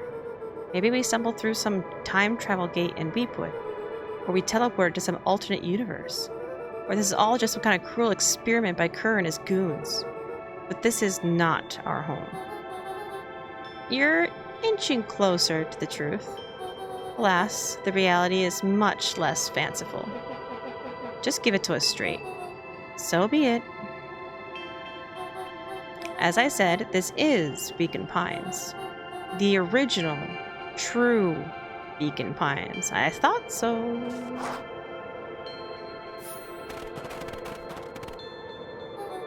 You both grew up here, but the town you've called your home for the past several years is a replica. A remarkable achievement of engineering, to be fair, but a replica nonetheless. That's impossible. It's too much work. You need a whole town to replicate a whole town. Indeed, to pull off such a feat would require immense labor power. That which could be moved would be moved. That which could not would be required a precise duplicate. You would have noticed. Someone would have noticed. You'd think so. Unless the auditing was impeccable. A mind-numbing attention to detail. As for the innumerable trivialities which complete the tapestry, well, you can leave that to this miraculous thing we call a brain. It has a real aversion to discontinuity.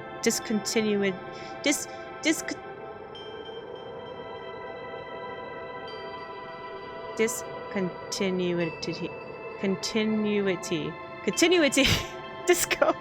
Hi, Papa. There's a real aversion to disco. Revulsion, even. The brain has a wonderful way of smoothing out the rough edges, keeping us sane. It does. Luca and Iggy looked around uncomfortably. So you're saying that someone made an entire new town and moved us all and no one noticed? Precisely. But why? Why is the question that can never be answered with certainty.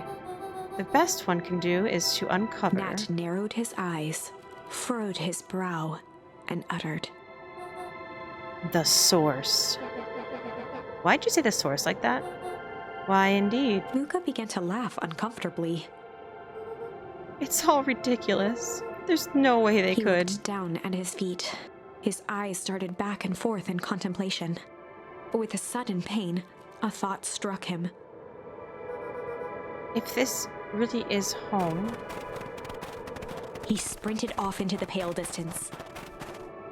As Iggy turned to follow, Nat called out, Iggy? It's not too late to turn back. Simply head west through Weepwood.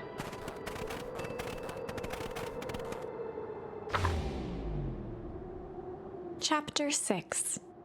The Source. Nat expressed his sympathy with a shrug and sauntered off as unassumingly as he'd arrived. He'd given Luca and Iggy what they needed, and nothing more.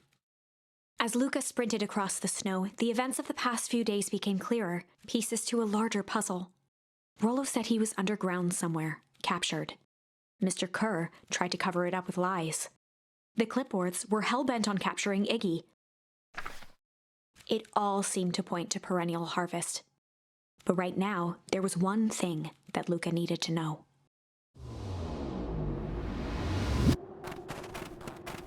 Luca stopped dead in his tracks.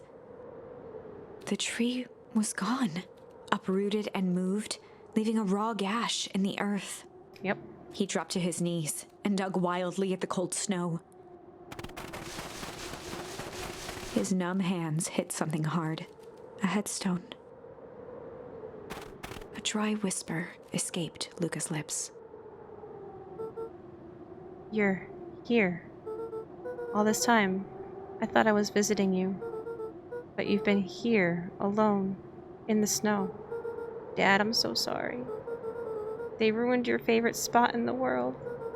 Our favorite spot in the world.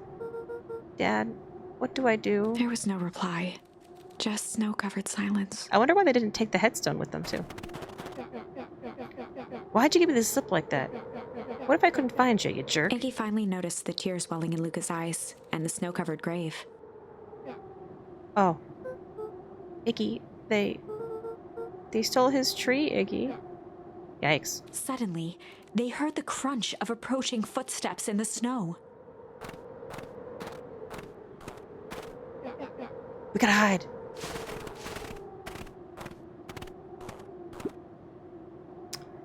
$259K. Fall off distance, still good? Dude, did you hear me? I said 259. Sorry. You ever think about what we did here?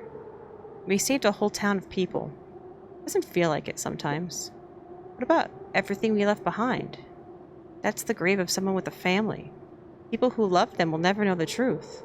The truth is overrated. He bent down to scoop up a snowball and lobbed it playfully. Hey, don't be such a downer, dude. We took this job to change the world. Yeah. Come on. It's almost lunchtime. As he dances off screen. Weirdo.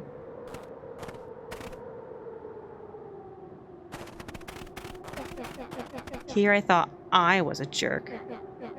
These dinguses are out here literally dancing on our graves. Luca stuttered through heaving sobs. I thought I was visiting him. I thought he was with me. Not gonna lie, that's a bad break. Here's some advice. Iggy gave Luca a solid smack on the back of his head. Hey! Who's any of this helping? What? Sitting here in the snow crying like some pushover. Who are you helping?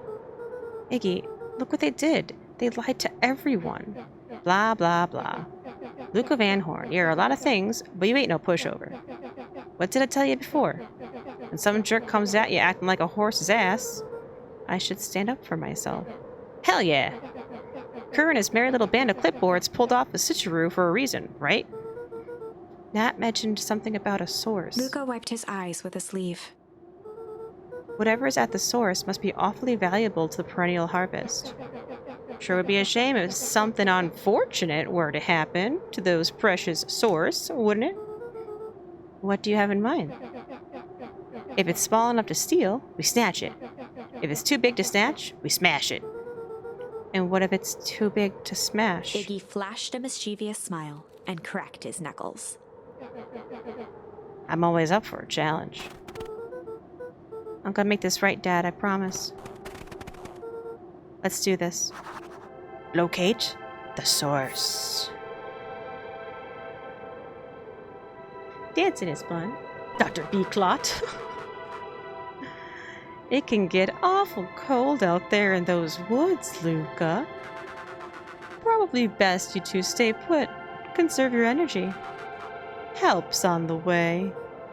Where's Rollo? Where's my mom? Did you kill her? Oh, heavens no. Do I seem like a killer to you? Iggy and Luca shared a skeptical look. Well, do I? Aw, shucks. Now that hurts my feelings. Screw that guy.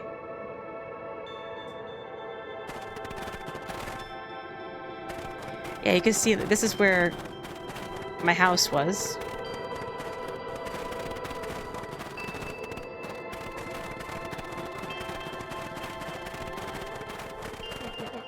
Wait a minute. If this is the original town, then that means... Iggy darted behind a large pine and began digging furiously. He emerged holding a shoebox with a crude skull painted on its lid.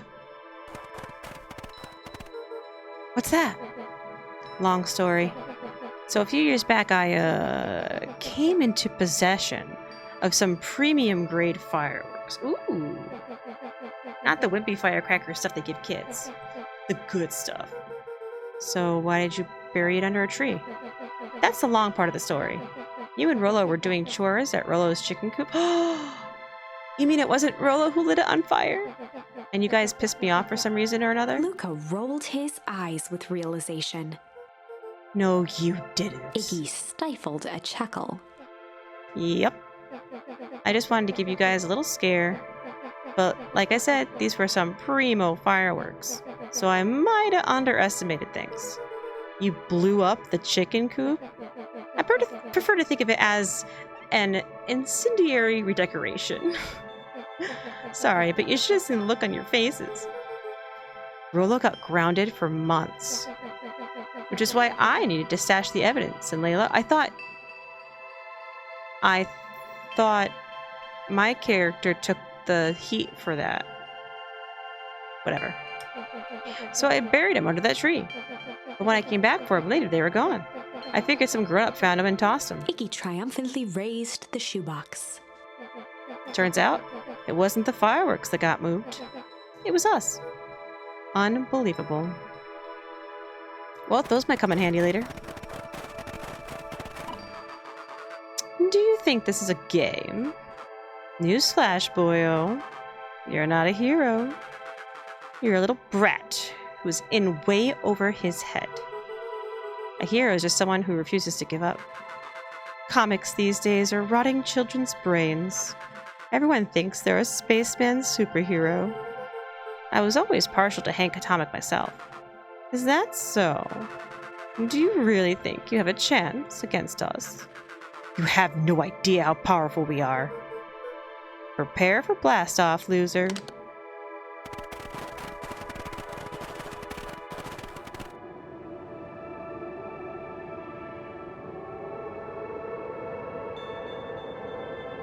So the map that Gran had in her basement that led to the fountain, it was probably this one. It's frozen bacon.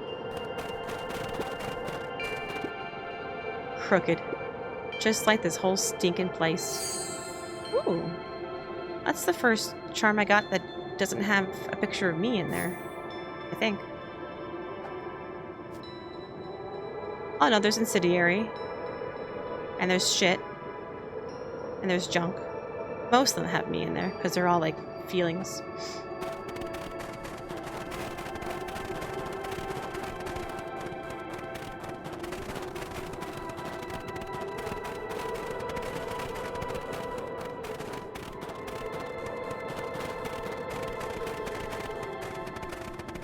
I'm just seeing if there's anything else to look at before I look at the hole.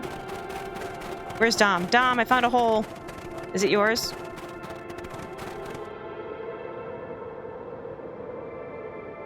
Did you go back to the beginning and do shit all day? There's Tom. Look, Dom, I found your hole. Luca and Iggy inched up to the edge of the hole with bewilderment in their eyes. I wish I could choose shit for every option, but I can't. It only lets you choose what the game lets you choose. It's so cavernous. Arctic air breathed out of the cavern in heaving gusts. Echo! Echo! Echo! Echo! Whoa! I can see why they wanted to move us all out of town now. But why would they dig a giant hole? I think this is it. This is the source? It's a dang hole? How do I smash a hole? Oh, it's much more than that, my annoying little friend. Kerr. Where's Rollo? I wasn't lying before. He's safe. Well, safer than you two, at least. Drats, it's cold. You just had to drag me all the way out here, didn't you? Mr. Kerr gazed down the abyss in contemplation. He's gonna push us in. It really is something, isn't it? What did you do to our town? What is all of this? Well, that's a doozy of a question. This is the source, where they collect the unrefined, Kerr scratched the back of his head. Honestly, boys, I don't understand any of this well enough to explain it. Fact of the matter is, I'm not paid to know. What do you mean you don't know? Ain't you in charge? Oh heavens, no. My role is merely to flash a winning smile and manage various complications. Complications, like us. You are a smart boy. His face contorted into a saccharine grin. Saccharine, I've never heard that word before, but it sounds terrible. It really is nothing personal. Some people are destined to strive for greatness. and others are simply obstacles along the way. Seems like you are destined to be a creepy lackey. The point is that we all play our part in life. Mine just happens to be a lead in the role of a lifetime. And you happen to be extras, ready for your curtain call. We aren't giving up without a fight. Your smile's not gonna be so winning after we're done with you.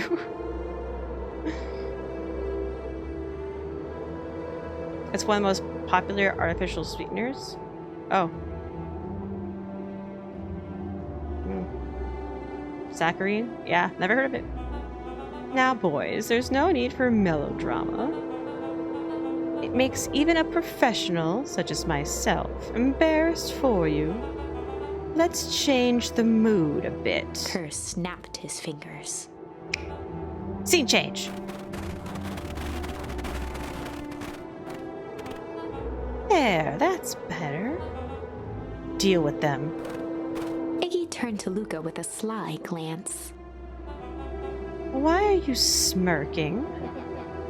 Because I have a box full of fireworks and you don't. Iggy waved the box into the air, threatening to drop it down the hole. Stop. Let's not do something regrettable. Joke's on you, regret is one of my specialties. Out of curiosity, what would happen if I threw these in your precious hole? Nothing. Nothing at all. You're a terrible liar. I'll have you know, I am an exceptional liar. Up, that's far enough. Iggy plucked a single bottle rocket from the box and held it up with reverence. Stop, you fool. Call off your goons. After a long pause, Mr. Kerr flung up his hand with frustration. Very well. And I'll head back for the night. It's been a long day. I'll handle these two from here. I like how the clipboards Mr. Kerr went sighed backwards. into the frigid air. It's just us now, Iggy. You can put that down. What, like this? With a nonchalant flick, Iggy tossed the firework into the hole. Oh my god, I fucking love you, Iggy.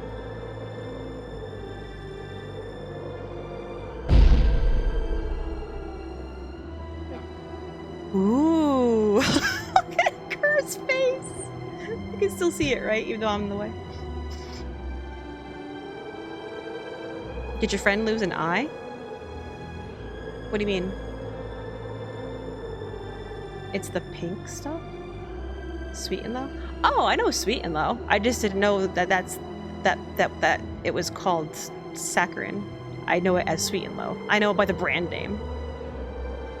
Like stevia and I can't think of any other ones right now.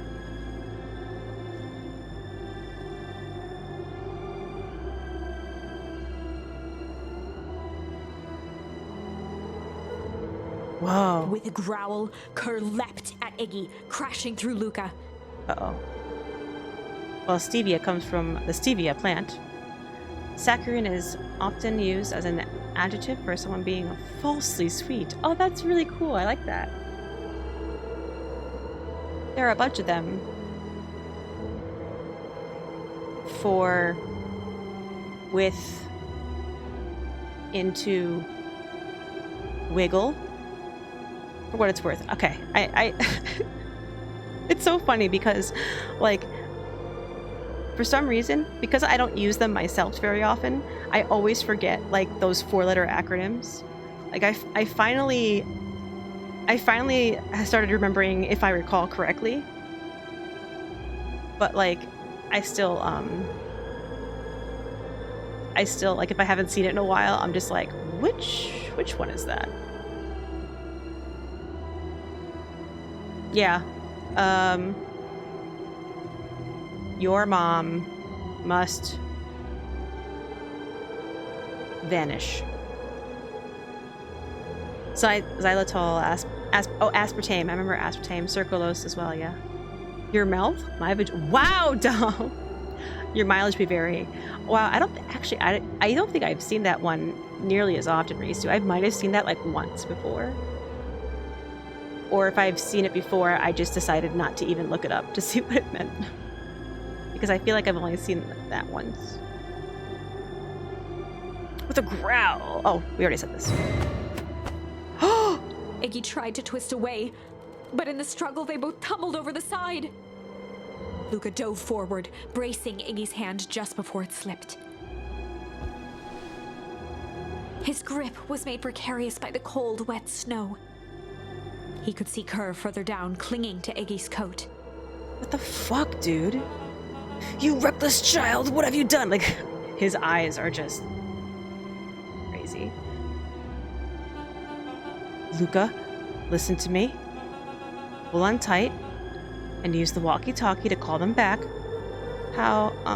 What channel do I use? You're the one who leapt and caused this. Doesn't make a damn difference, they're always listening. If you do that, the clipboards will just haul us up and snag us both.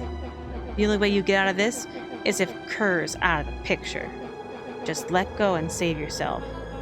If he lets go, we both die. I don't want to die, but seeing the look on your face almost makes it worth it. Mr. Kerr, you've had a long life. Why don't you actually just do something selfless and just let go? Mr. Kerr gasped with insult. Long life? I'll have you know I can still play 25. You should have heard me sing the part of Phyllis Young. With a wild look in his eye, Mr. Kerr began to hum a proud melody. Oh, good lord. Why? Really? Dum-dum-dum, rippity-dum-dum. Wow, can you believe this guy? Oh, well, I got a charm for it. Luca's hand began to cramp. His voice began to crack. Kurt, just let go. No can do. If you want to save your friend, you'll have to save me too. Luca, look at me. It's okay. Luca felt Iggy loosen his grasp. You aren't going to kill your friend like that, are you? Every muscle in Luca's body burned.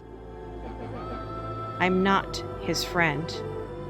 Yes, you are. Nah, I'm just a no-good bully. Like you, Kerr.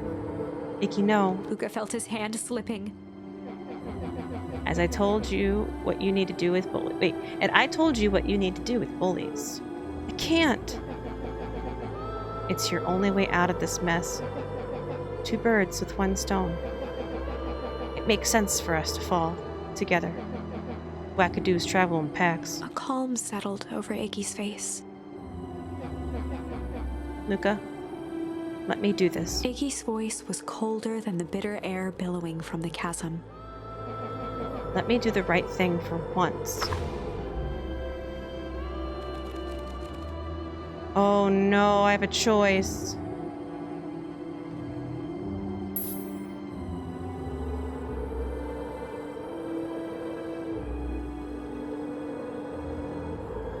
Hi, SoCal.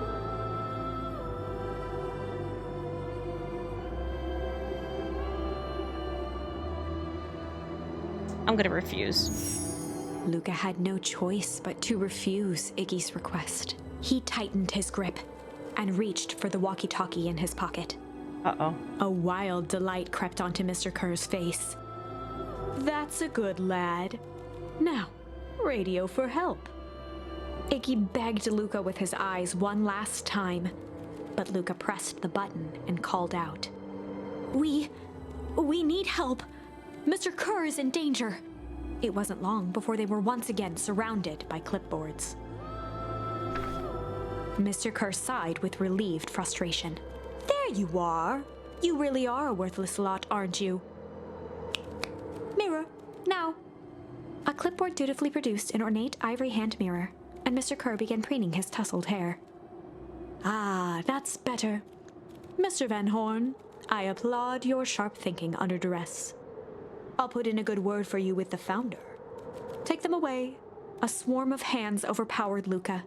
The last thing he saw before a cloth bag was pulled over his head was the defeated look on Iggy's face.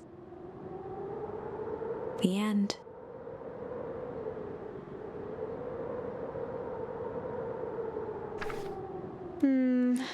I think this was one of those times where doing the right thing was the wrong thing. I hate it.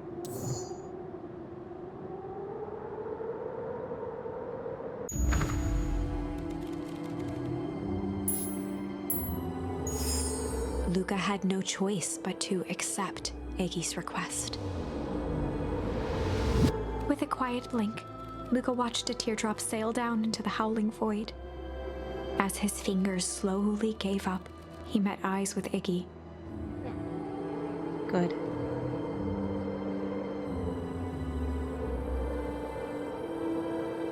The two silhouettes were swallowed by darkness.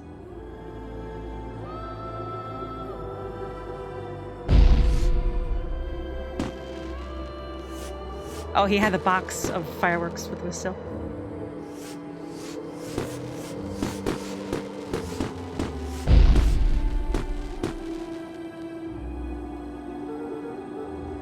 Hell of a goodbye, Iggy. Oh, you couldn't just come over and help us a little bit sooner? Luca, you should really step back. What? Quickly.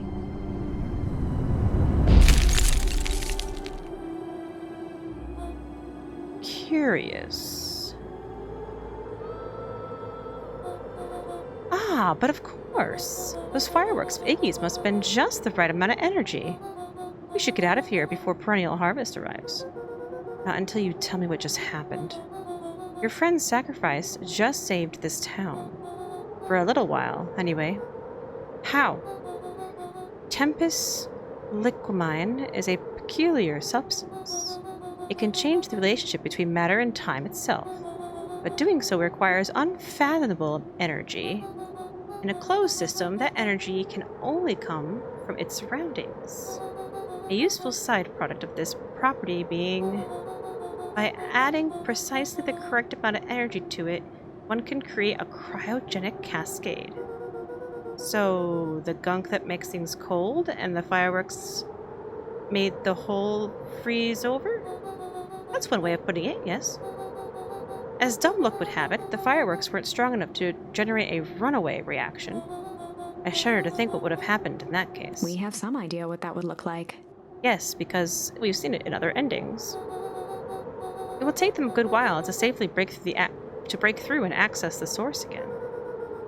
If you know all of this stuff, why haven't you been helping?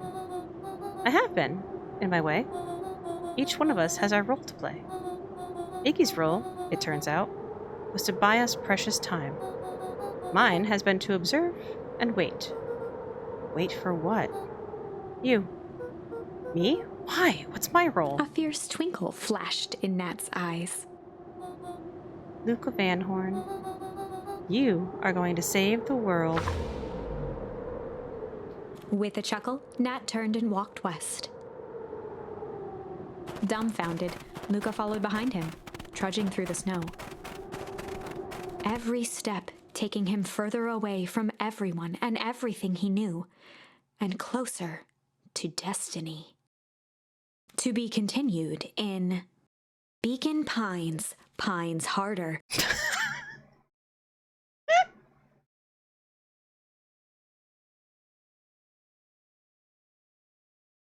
Revenge served cold.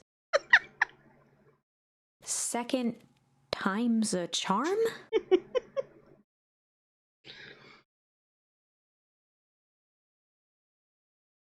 Wait. Okay, hear me out. Hear me out.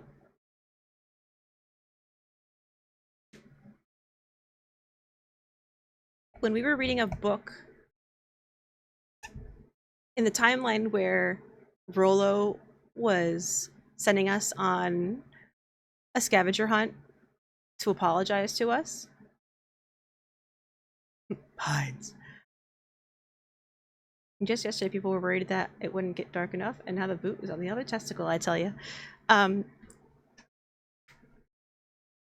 One of the things he had us do was to find a book in the library, and then Cato used the black light to find like the highlighted words, and he was like, "Oh yeah, he has that cipher pen or whatever," and it glowed like purple. And this looks like that, except it's in the actual. This is like breaking the sixth wall. What the heck?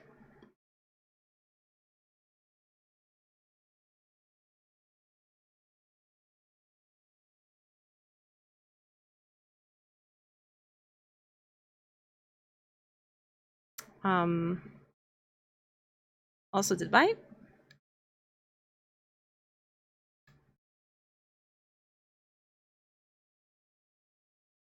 I thought my headphones just turned off.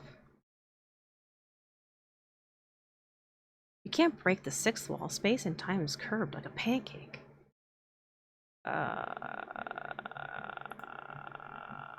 Well. That's me, sorry.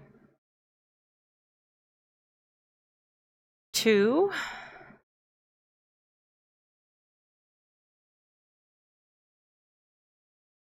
Minus charm. You fucker. I'm sorry!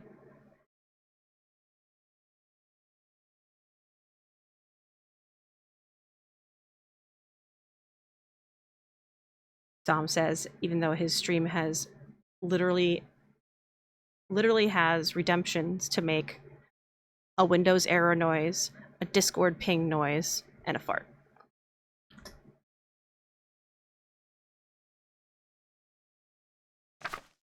Wait, that's it? This ends with a crummy cliffhanger just when it was getting good? I was even starting to like Iggy. Well, yeah, but... How... No way. I refuse to be associated with some never-ending parade of sequels.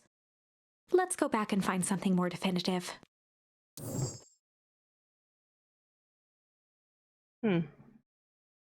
It's a whole thing. So now we know what this picture represents.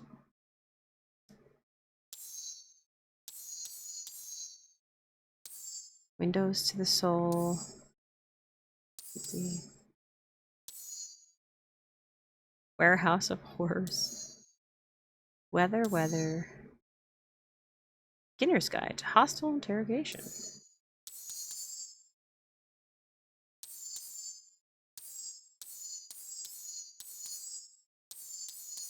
I think we only have one option, and that's this one. But now we did hard, but now we have 2 other options. We have chill and sly. I think I'm gonna try chill first, because we only just unlocked sly. But before we do that, I'm gonna take a quick break and get something to eat. And I'll let you guys play Words on stream if you'd like.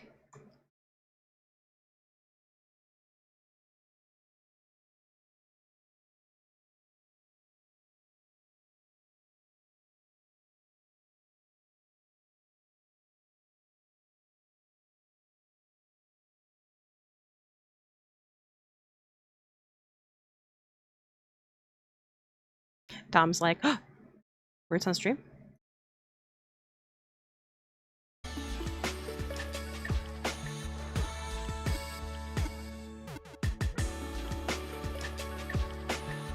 So yeah, I'm just gonna get up, stretch my legs. I suggest you do so as well if you've been sitting for a while. Get my leftover sandwich that I have to eat. Maybe use the restroom, whatever. And you guys can have fun guessing words. Like face. Like face.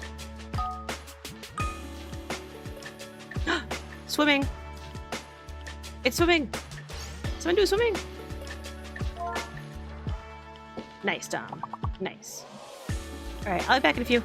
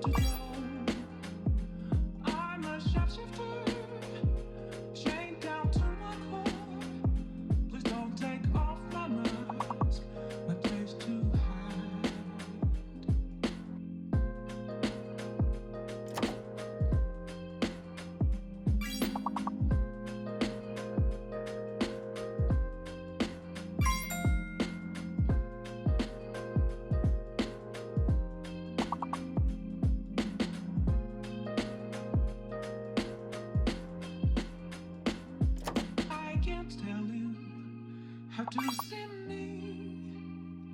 Just a cage of bones. There's nothing inside. Will it always be burning down the walls? Is there a way for me to break? I'm a sharpshooter at Paul's masquerade. I am both face and mind, are free for you to draw. I'm a shapeshifter, have no face to show. Please don't take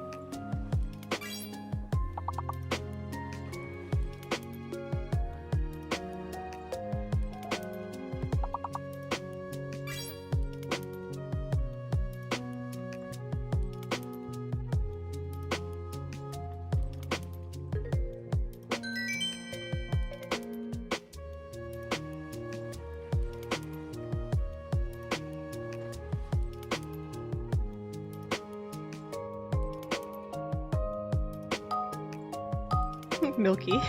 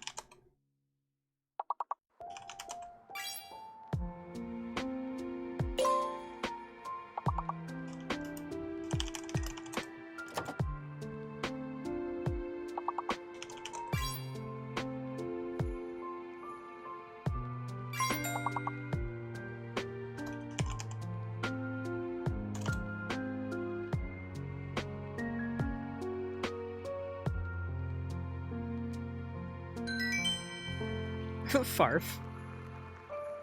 That was a close one.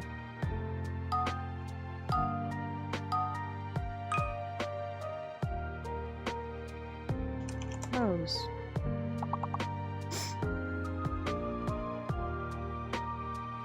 Fart.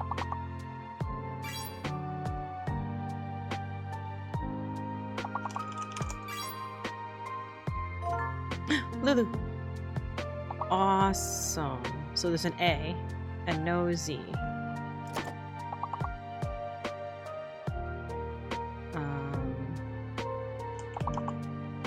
Wait. Meows. Yes. Oz? Oz, this works, yes.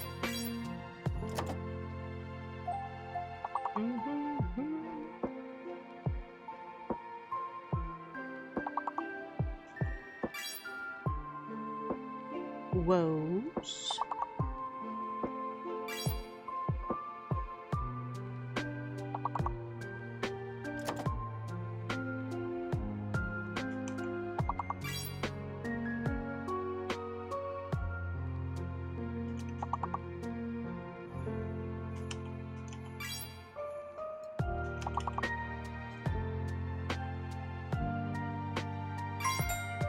The ews.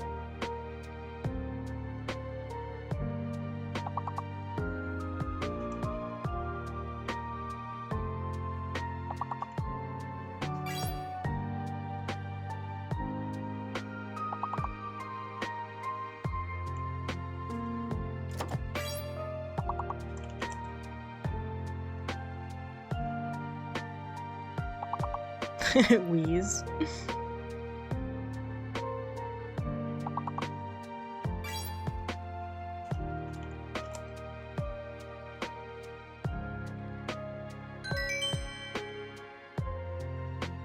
Get seam but not seam. Oh, I forgot there was two E's. Until the very end when I did me's.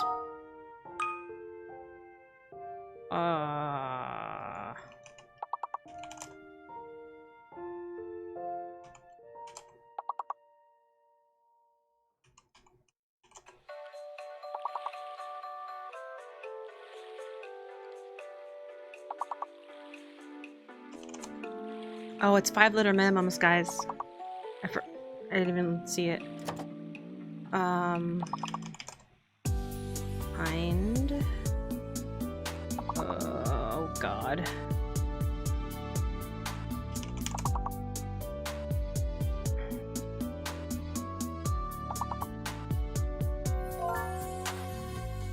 Dropping.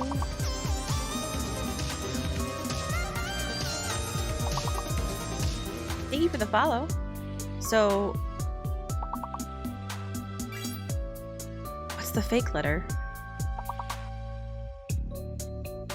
The E. Of course the fake letter is the E. I hate that. And the extra letter is the G.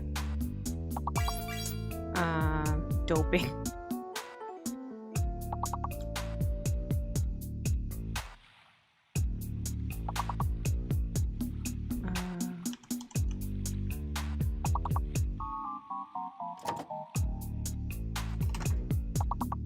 You just watching Tom play. Ooh, groin's a good one. Wrong. Nipper.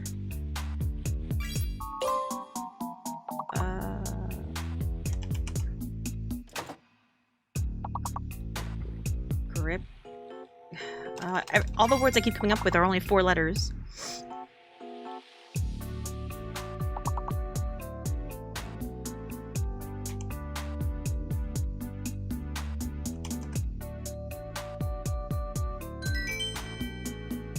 Oh, we made it. By the skin of our teeth.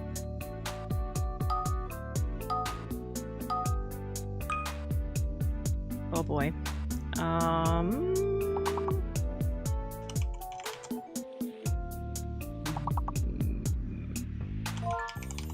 Oh, I was just gonna guess cheddar because I spelled it wrong. So no B, and we're adding an A.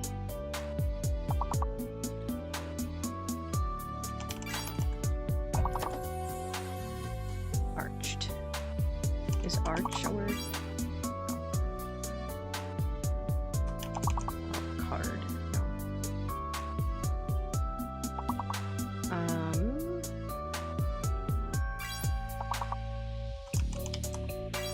Chard.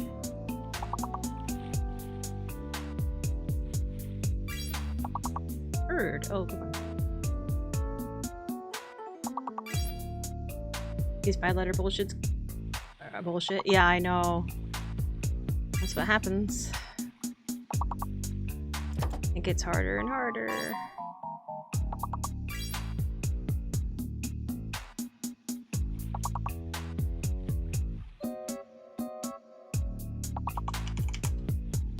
Oh, we already have dared. Damn it.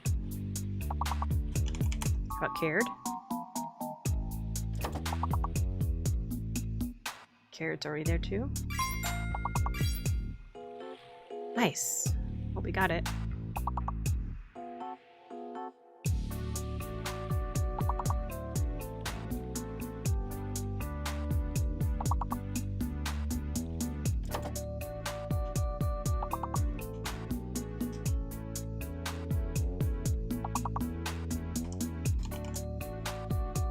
Cheer. Cheed.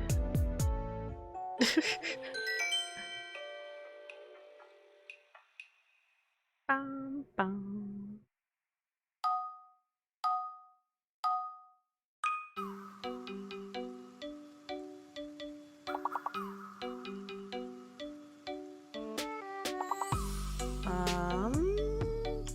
Hoots. Oh.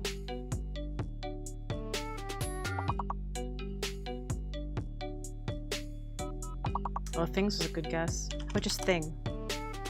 Nope. Uh-oh, they're hiding it. Options. There's a P. He said options.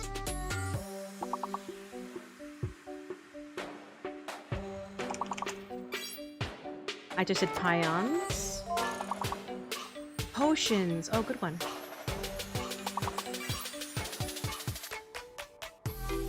And of course, potion. Poison.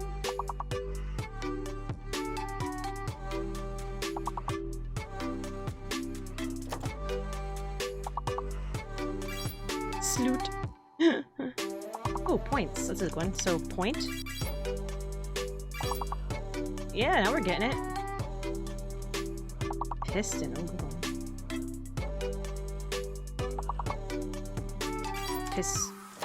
Pisto.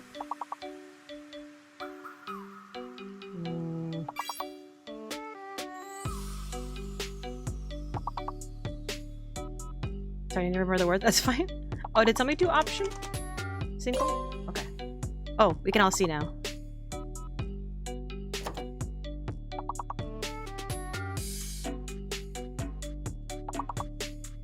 Oh, come on.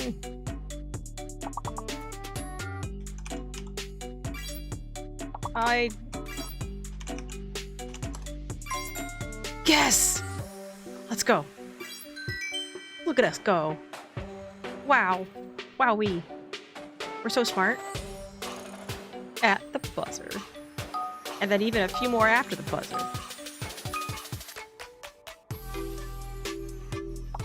Oh no, we're fucked.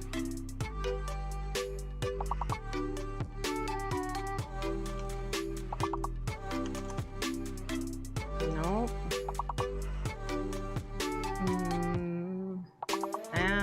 Mashes.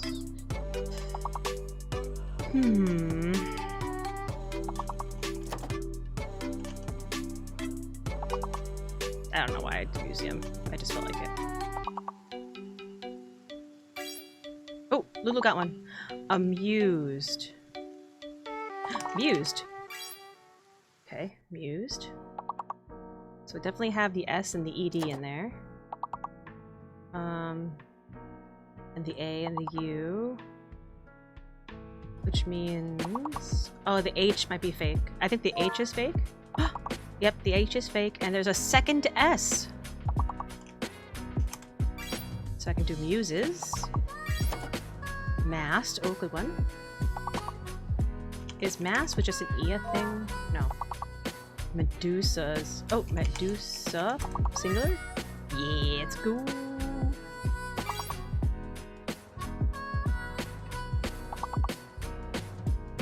Lulu did a muse already. But we didn't do a muses, you're right.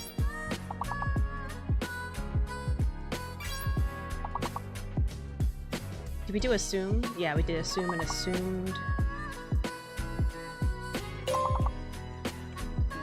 Assumed? Yeah, I did singular Medusa. Oh, just amuse.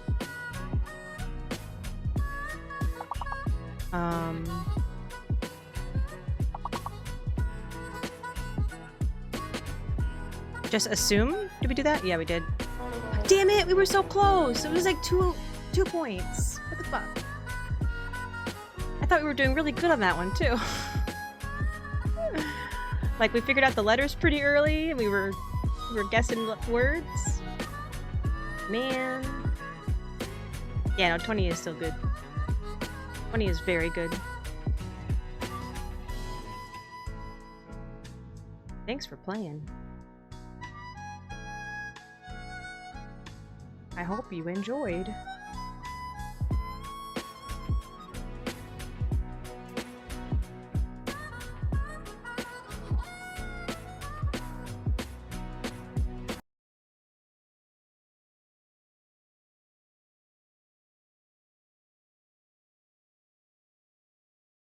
Oh, hang on, I gotta show you guys something.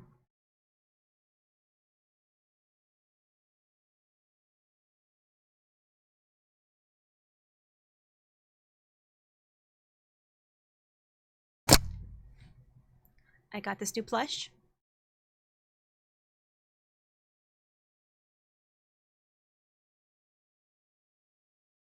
It is a loaf of bread. Can you tell what kind of loaf of bread it is?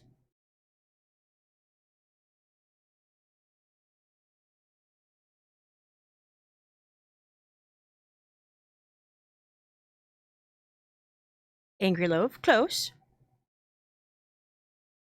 Sourdough. Yep. Isn't it the cutest thing you've ever seen? He's sourdough. He's sourdough bread. Yeah, with little rosemary. He's so grumpy. I love him so much. It's a squishable if anybody's interested.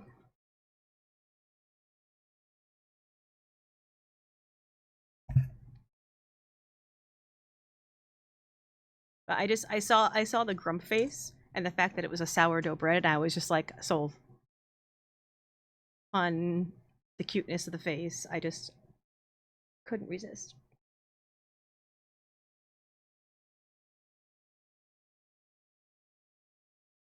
So I just had to share that with you guys because yes.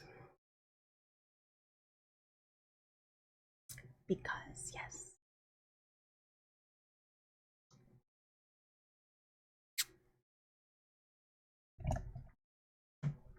Okay. Back to the game. Oh. Controller is still connecting. Maybe. Oh, I have to click back into the game. Perhaps. No? Game? Controller?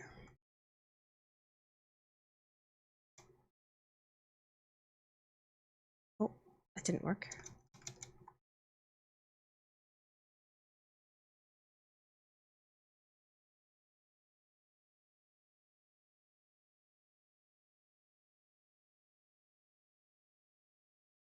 I'm opening controller settings, so you might get big picture noises or something dumb.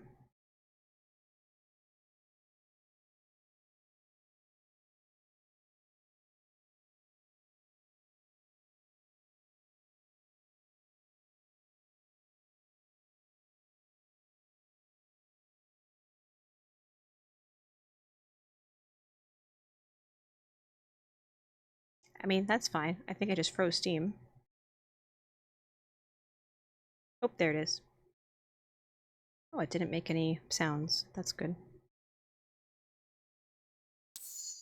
There we are. Okay. So, instead of good cop, hard cop, I'm gonna do good cop, chill cop. They'd run the classic good cop, chill cop interrogation. I'll handle this. Just gotta play it cool. Luca walked calmly to the light switch, flicking it off and on a few times. Mr. Tolliver shook his head, gathering his wits. Golly, I sure got my bell rung. He looked over to find Luca, who returned a calming grin. Sorry, Mr. Tolliver. This is all a big mistake. Luca, what's going on here? Why do you have me strapped down? No one's fault, really. Rollo just got a little startled. Rollo's here? Rollo and Beck emerged from hiding to give a timid wave. Well, alright. Mistakes happen. You kids gave old Hiram a good scare. Let's just get me out of these ropes and call it even. Luca glanced over to Rollo and Beck, who replied with skeptical looks. Mr. Tolliver, why were you in my grand's basement? I'm here to help, of course. Help with what? What's my gran up to? If you'll just cut me loose, I can show you. How do I know we can trust you? Mr. Tolliver exhaled with disappointment. Luca, have I ever done wrong by you? No? And since your gran moved into town, haven't I been nothing but welcoming? Yeah. So why would I turn my back on your family now? It's just, all this stuff seems pretty weird. A board with names of people from town? An archive of my dad's old disturbing patient notes? Luca gestured to the corner. Barrels of explosives? I can explain everything. You just need to untie me. You kids deserve an explanation. Luca looked again to Rollo and Beck. This time they shrugged. Luca began to slowly loosen the bindings. If he could explain it with his mouth, then he can do it tied up. Mr. Tolliver gently rubbed his wrists. That's a good lad. This'll all make sense in time. Yeah, he's already going towards the door. He edged imperceptibly toward the stairs as he spoke. You see, this town has secrets, Luca. A very dark past, indeed. Before the kids had even noticed his movement, Mr. Tolliver was at the light switch. A past that must be brought He punctuated his final words by flicking the switch and rushing up the stairs. Light. Son of a... Beck darted to the wall and turned back on the lights. It was too late.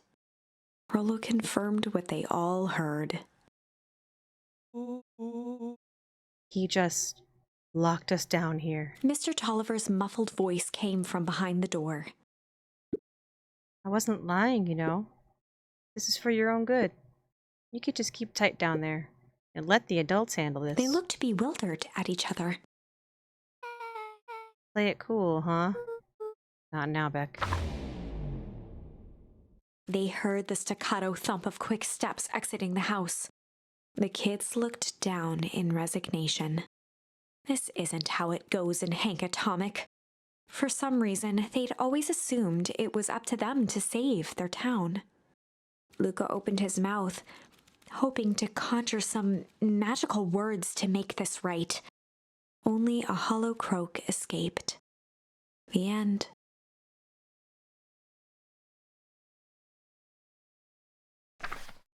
Well, we certainly aren't going to find a grand resolution to our tale locked in a basement.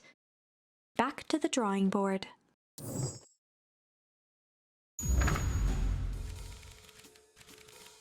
Alright, so now it's good cop and sly cop. They'd run the classic good cop, sly cop interrogation. Luca and Rollo ducked behind a barrel, leaving Beck to her task. With a few crisp snaps, she roused Mr. Tolliver. What? It is time. Wait. Uh-oh. Coconut's going all in? No freaking way! Coconuts gets 3 out of 3 and steals second place!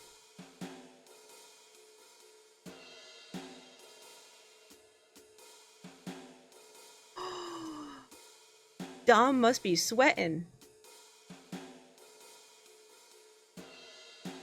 Also, wow, Dom got over 70,000 now.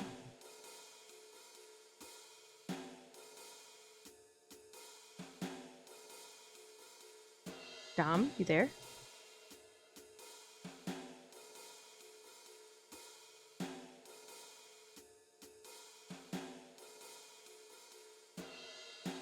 Whatever, he'll see it later. The shock left him mute. What's going on here? You're that Modwell girl. Please, call me Beck. Sorry about all this. Mr. Tolliver looked down and shifted a bit, testing his restraints. It seems there's been a mix-up. You see, I'm down here for the same reason that you are. Juniper sent you here? Beck caught herself before letting the surprise manifest on her face. She'd already gotten him to reveal his relation to Gran. This was gonna be easy. You know how Juniper is with her precautions. Operation Sparkplug has us all on edge. I guess she thought you needed some backup.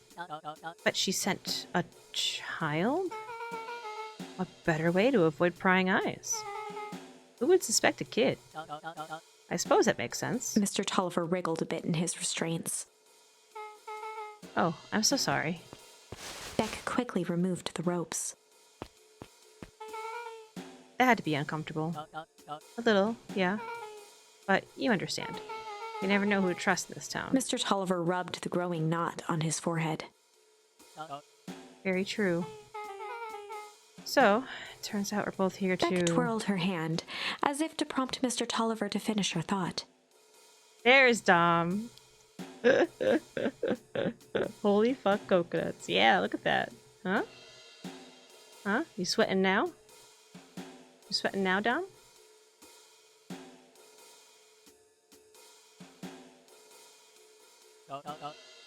Destroy the evidence. I mean, yes. Beck shook her head and clicked her tongue. Yep, the old gal is nothing if not thorough. Mr. Tolliver let out an amused huff in agreement. She sure is. Can't blame her, though. If anyone were to find out that we're going to destroy the source, well, we both know how bad that might be. No one will know anything once I finish cleaning things up down here. Beck was on a roll now, playing Mr. Tolliver like a fiddle. You sure you can finish this up on your own? Juniper trusted me for a reason. You can leave the rest to me. Good. Just one more loose end I'll go work on. Loose end? Oh, it's nothing really. The other day I had the radio on scan while restocking the candy shelf, and you wouldn't you know it, I intercepted an odd phrase in Perennial Harvest transmission. Underground secrets. That's ominous. I think it might be a password, but Juniper dismissed it. She said it wasn't mission critical. What's the password for? We don't know. So we have a password and nowhere to put it. It's gotta mean something, right? Good thinking. You should probably go work that out. I got this under control. That's a relief. Between you and me, this basement gives me the willies. Heading for the stairs, Mr. Tolliver hesitated and turned to Beck with a puzzled look. She grinned and gave him a peppy wave. With a shrug, he continued up the stairs, whistling a jaunty tune. You guys catch that? Sure did. This whole time, Mr. Tolliver's had a candy shelf. But all he ever sells us is apples! Beck blinked slowly in disappointment.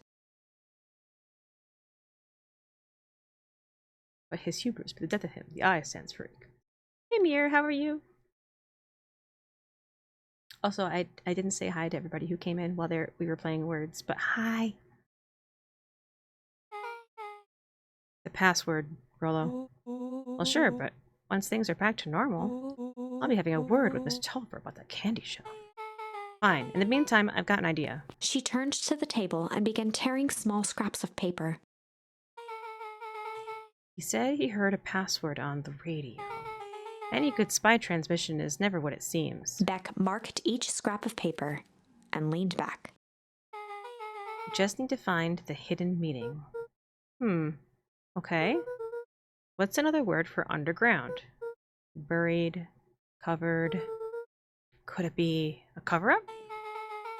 Maybe it's one of those each letter is a number thingies? So U would be 21. N would be 14.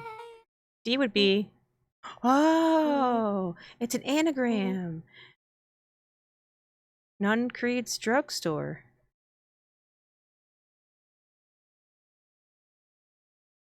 Wait. How did they... What was it? It was underground something? I forget what the other word was. Secret? Luca and Beck looked at Rollo with amazement. It was underground secret. Rollo, that was incredible. Well, it's either that or Kren's nude rug store. Yeah, I think you were right the first time. How'd you do that? What can I say? I love ciphers. Well, I guess we know where to go next. Investigate Nun Creed's drugstore. The hot damn. Uh-oh.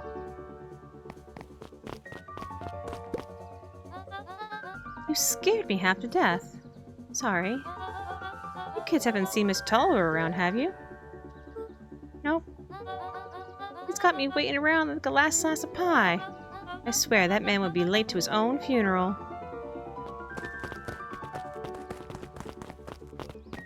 Hey, Turbo. Turbo, your name was one of the things on the words game today. It was just Turbo. What happens if I do this when I have friends with me?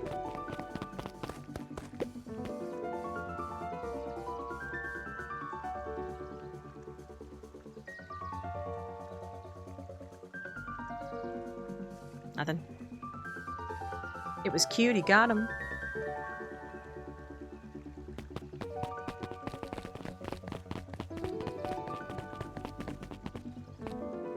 Uh-oh. You're late, Augustus. Sorry, sister. Was caught up with work. Work? You? I had a few more details to lock down for the festival. Oh, what do you have to report? What is this Insipid Town Festival really about? I think Gus looked around nervously. Mr. Kerr really does just want to do something good for the town. He's actually a pretty nice guy. You should spend some time with him. I did pull strings installing you as mayor so that you could make friends. Your job is to help me figure out what Kerr and Perennial Harvest's true intentions are with this town. We have a responsibility. This is our father's town. Was. Excuse me? This was our father's town. He's gone, Harris. And he isn't coming back. Father left us with nothing but problems. Mr. Kerr came here and offered to help us. We accepted that help. We didn't agree to them turning Father's warehouse into a toxic dumping ground.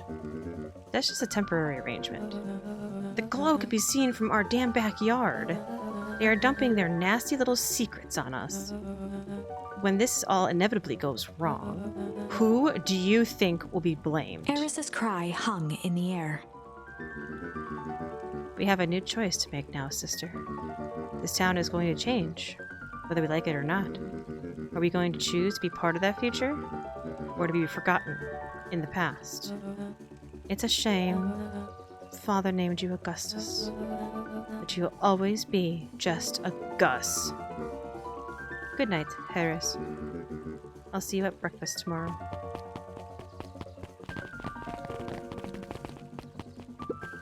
It's getting late, children.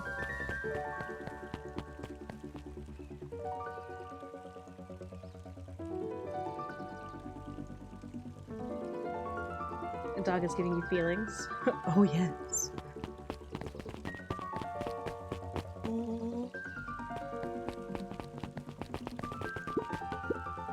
Knowledge, he spat with a sneer. There exists a gulf between knowing something and being able to do a damn thing about it. I do hate it when the villain makes a good point.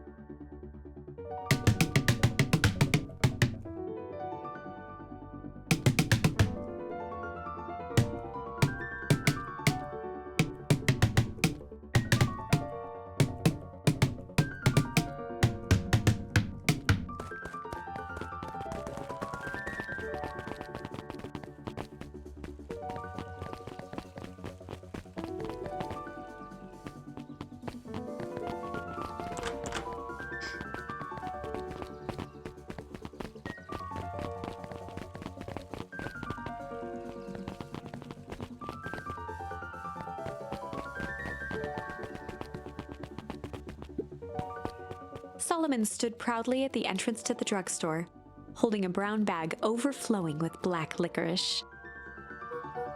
Hey, Solomon. We're looking for Mr. Nuncreed. Is he still in there? I'm afraid not. Then where'd you get the candy from? You might say we have an arrangement. Solomon shoveled a surprising amount of licorice into his mouth. Sometimes it's the small pleasures in life. Though we might not always have family to rely on, licorice has never let me down. Well, I can't say licorice would be my first choice, but whatever floats your boat. Winston? Winston, please get out of there. Do not go where my surge protector is, because you will step on the button that turns it off, and hence turn off everything. You can tell a lot about a person by their choice of confection. Oh, yeah, I guess. I like sour gobs. I'm certain you do. I always wondered why Mr. Nuncreed kept licorice in stock. He must eat enough of it to make it worthwhile. There are many ways to earn loyalty. For some, it's as easy as cold hard cash. I just got the furry relic after 53 days of mushroom sailing. Yay! Well, he's right. It's locked. There's gotta be more clues. Okay, let's see.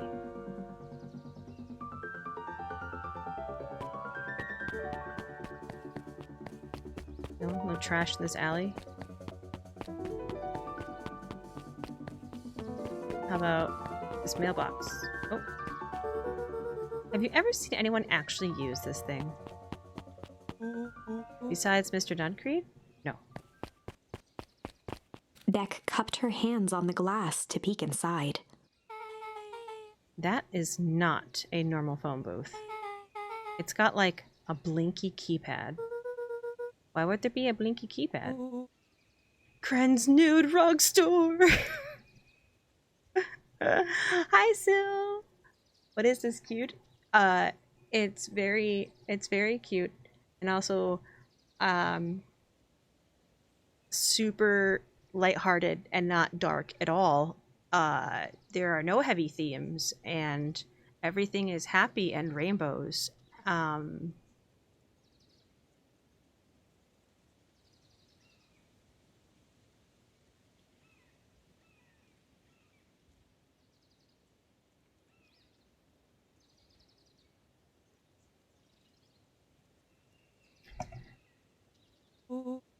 I mean, underground secrets. The password. Beck flung open the door, and they all squeezed in. Oh no. Alright, let's see here. Luca cracked his knuckles and entered the letters into the keypad. Nothing strange going on here. I'll trust it. Underground secrets. Sounds like that did something. Great. Now what? I guess we... There it goes. The inside of the phone booth dropped loose from its shell. Yep. Without even the space to panic, they closed their eyes, held their breath, and accepted their fate. Suddenly, the chaotic descent slowed to an effortless landing. It was unclear where they ended up, but at least it was solid ground. The air was stagnant and smelled vaguely of chlorine. I knew it. You knew that there was a secret hub full of strange tubes under the phone booth? Of course I did. Didn't I say that? No. I definitely thought it. Luca, do you remember when I said how cool it would be if the trans-dimensional conduits from Hank Atomic issue number 12 were real? Rolo, at one point or another, you said that about every technology ever discussed in Hank Atomic. That's why I'm such a good predictor. Looks like each of these has something written on them.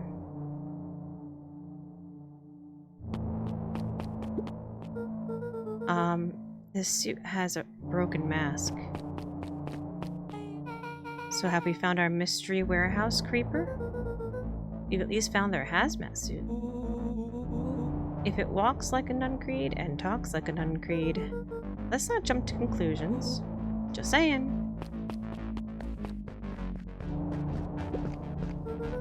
Mining operations Alpha. You guys have mines here? Not that I know of. This town has all farms and fertilizer. And a series of tubes. Pa always says you can only trust a miner up to the point where they hit gold. Not sure how that wisdom applies in this exact situation. That's the thing about Pa. You don't always realize what he means until it's too late. Jesus. Perennial Harvest main office. That's where my mom works. What does she do? Science stuff. Is she involved in all of this? We just moved here. How could she be involved? True. Valentine Fertilizer Warehouse. Isn't that where you almost got snatched? Yeah. Why would Perennial Harvest have a tube going to the old Valentine place? This is starting to feel like something big. That's a lot of buttons. Stand aside, Earthlings. I've read enough Hank Atomic to know my way around sci-fi tech. Rolo's hands hovered over the field of blinking buttons. Oh no. Eeny, meeny, miny. Rolo, what did you do? Nothing. I didn't even mow yet.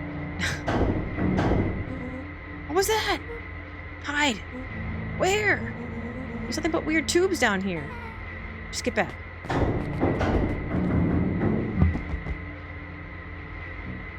Shit.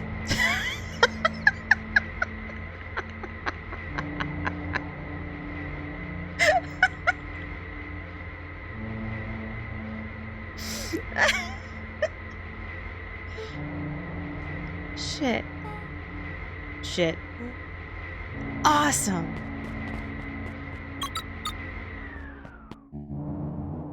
You all need to come with me, now. We aren't going anywhere with you. Not until we get some answers. Mr. Underground Secrets. I told them it was an absurd password. They love anything that makes them feel clever. They who? That's no matter. If I can keep you hidden until after the festival, I might be able to save your skins. I don't care about our skins. Hold on now, I like my skin. This all stops now, Nuncreed. Joseph waited for a moment in silence. That's right, his first name is Joseph. You sound just like him. Oh. Walt, that's my father. You don't get to talk about my dad. You know, your father and I were friends back before. He gestured toward the strange tubes. All of this. That's a lie. It's true, I used to bounce you on my knee. What happened? Same thing that always happens. Reality, complications, life. We were a team, Walt and I. An idealistic doctor and a bright-eyed pharmacist. Both hell-bent on helping folks. So you were his sidekick? No. We were partners. He helped the patient and I helped him. Yep, total sidekick. Nuncreed let out a growl of a sigh. Luca, I need you to know this. I need someone to know this. One day, Sharper Valentine comes to us, says he's got an opportunity. He'd found something he didn't quite understand. He was willing to pay us both handsomely to help him understand it. And my dad said no. Your father and I both believe in helping people. But the thing I could never get him to understand was, it's a lot easier to help others if you help yourself now and then. Classic sidekick into villain plotline. Walt loved being righteous almost more than he loved his family. He was wrong about one thing, though.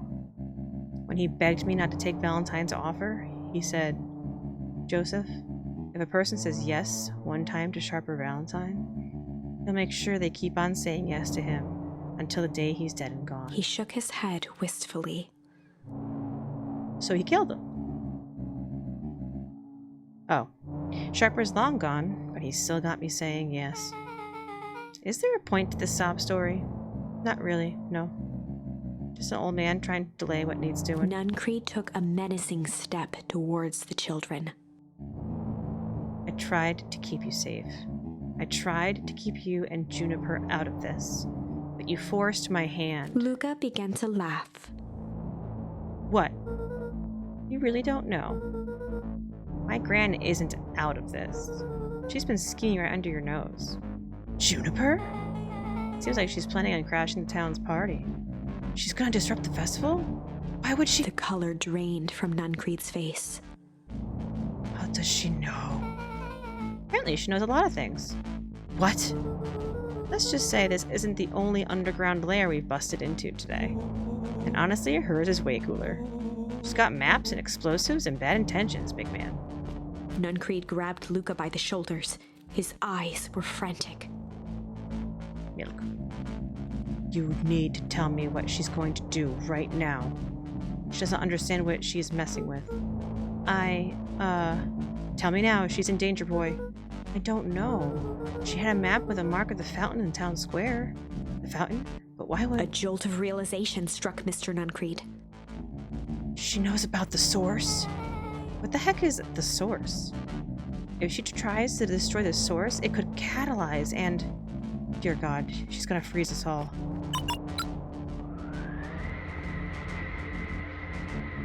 You all need to run. Run? Where? Away.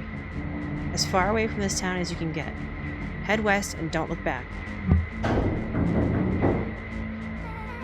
That did not go how I expected. So... We're totally following him, right? Totally. See you on the other side. You good? Yep. I love this town.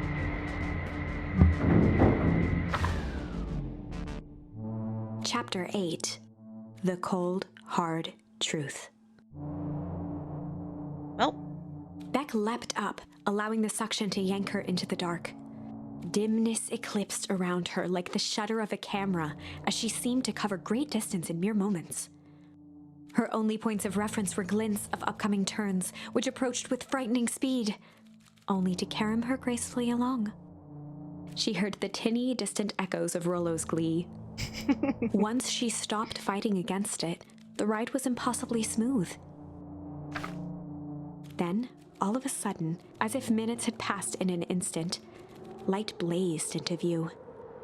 A burst of wintry air snuffed across her face, and she was flung out into the cold.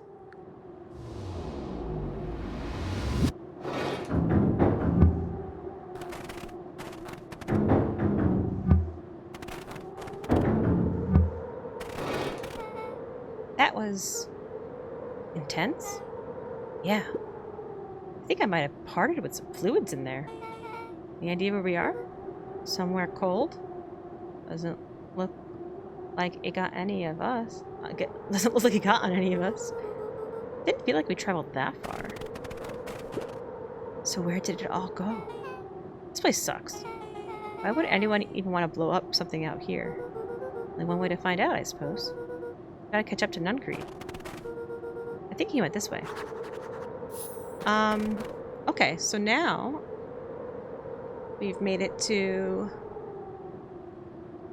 the old Beacon Pines, but instead of with Iggy, we're with our friends.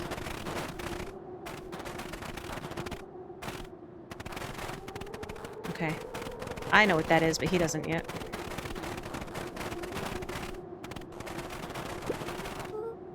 This looks familiar, yeah. Maybe we can clear off the snow? No time. Nuncreed's getting away. You sure? Come on. Knock off the snow.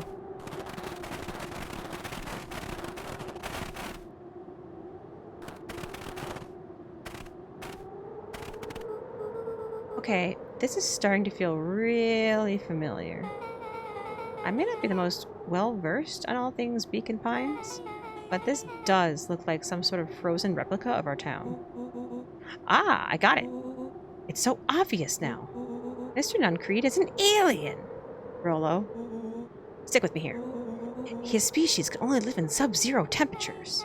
Oh boy, here we go. The source is their base camp dimensions, so naturally they keep it cold. We found it by traveling through those metallic wormholes back there. The final objective? Kill us all and shapeshift into Beacon Pine citizen of their choosing. You never really had me, but you very much lost me there. You get used to it. We should keep moving.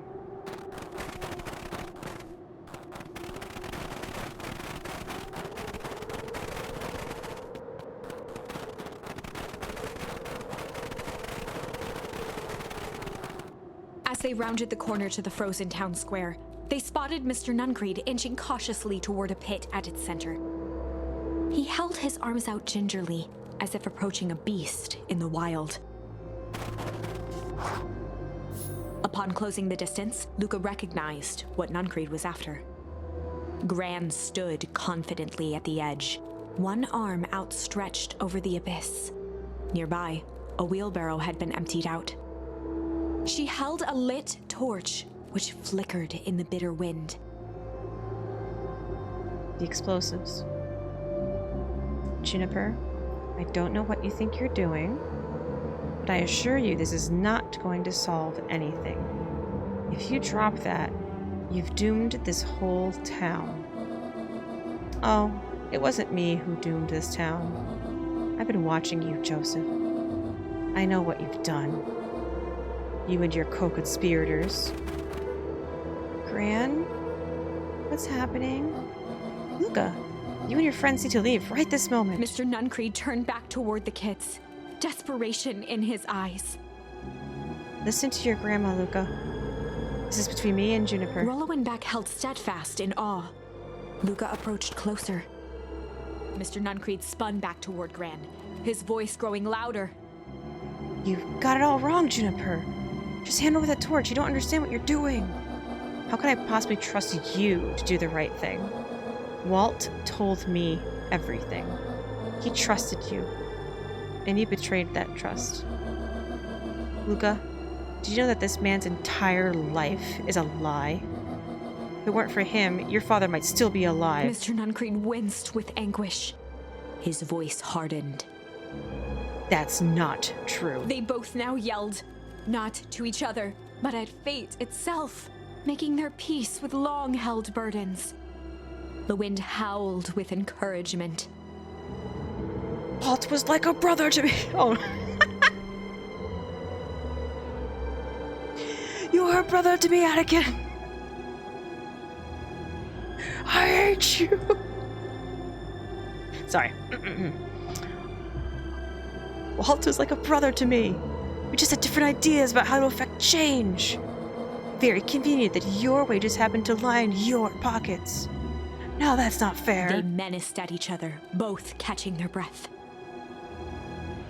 Who has the moment high balanced ground? on a knife's edge. Over a pound of stew today. GG. Uh-oh, I have a choice. Amid a blur of emotions and memories, Luca's mind flooded with questions. Not all at once. The wind calmed, as if to give him the stage.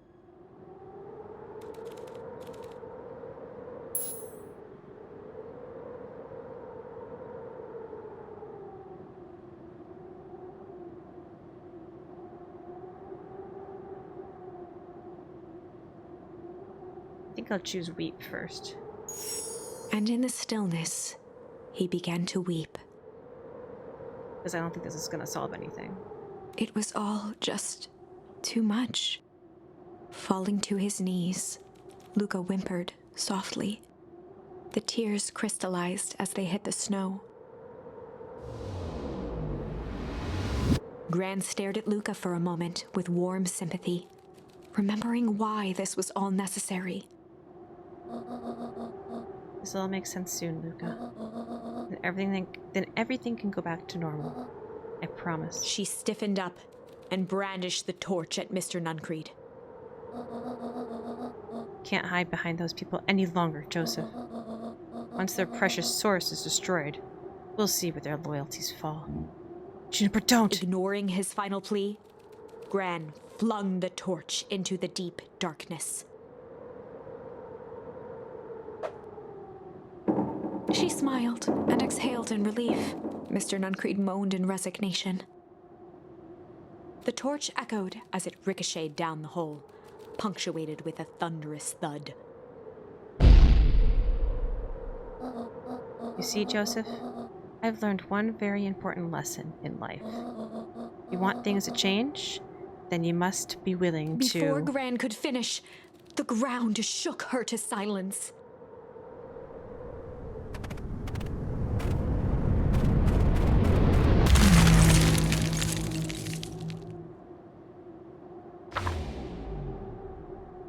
Gran only had time to spin around and run to Luca. Her attempt to shield him, an honorable but trifling act. Unflinching love, pitted against an unthinking horror. There was no contest. Her warm embrace froze in an instant. That is where they remain, fixed in place, forever. And so, our story ends on this melancholy scene. In a town brought low by its secrets, sits the frozen statues of a misguided band of meddlers. The end. Well, that was dire. On the bright side, we finally figured out where all the ice is coming from. Now, we just need to find a way to deal with a mystic, unfathomable force of nature. Okay, this time let's hum. And in the stillness, he began to hum. After the death of his father, Luca had trouble sleeping. Each night, his mother would sit at the foot of his bed and hum a gentle melody. It was the only thing that could calm his mind. The only thing that, however briefly, could make it all seem okay. That melody pervaded every memory Luca had of his mother. Shivering in the raw snow, he began to hum it out loud.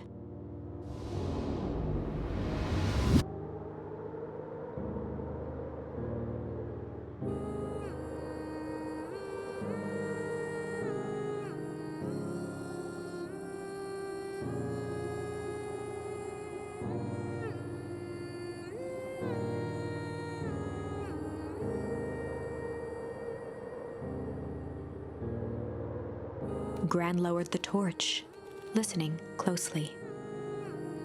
As recognition slowly set in, her heart sank. Those countless nights of consolation, the incomparable loss they shared together.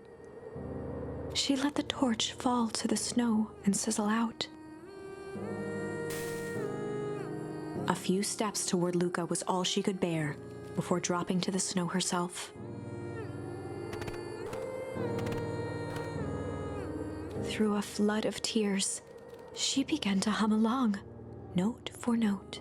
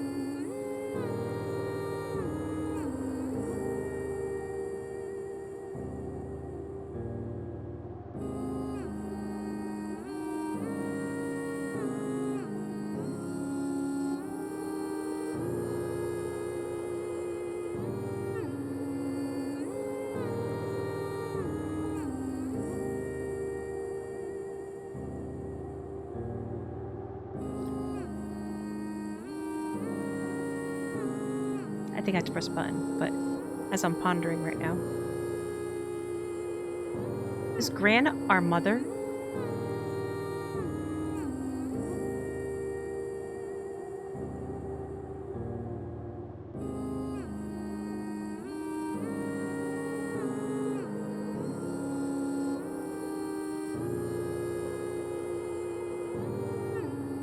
Could that be it?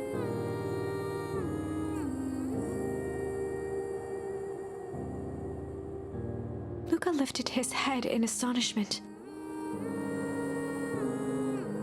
That's what I thought of after we found the aging goo. Aging goo?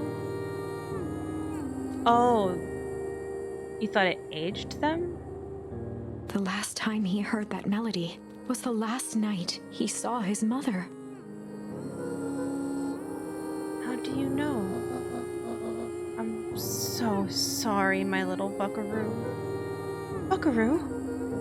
The only people who call me that are my dad and your mother. Luca blinked through blurry, watery eyes, trying to see more clearly. He could just make out the impression of a familiar face. He peered across the snowscape at the woman on her knees. Something about her was undeniably his mother, only smaller, older, changed. Mom?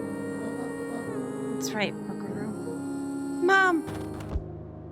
Luca sprinted as fast as he could toward his mother. They held each other close, and the cold retreated from their bodies. Eleanor?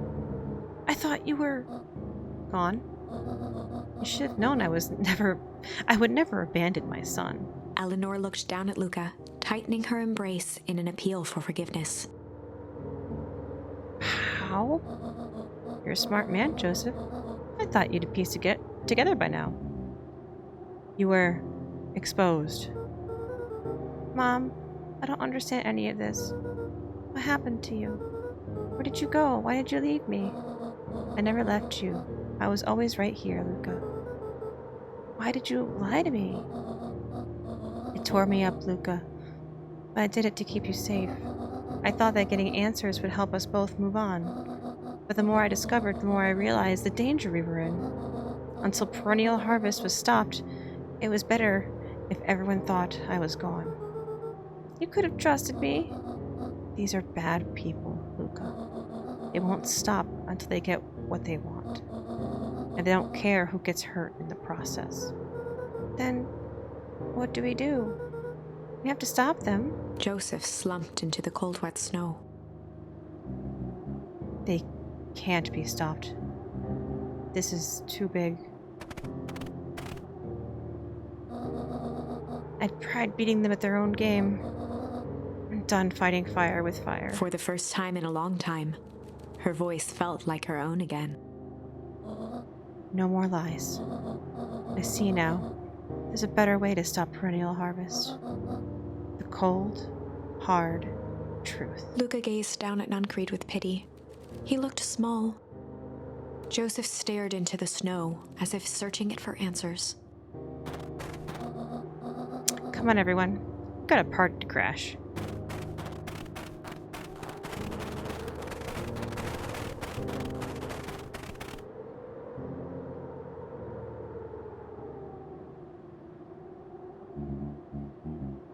You don't understand.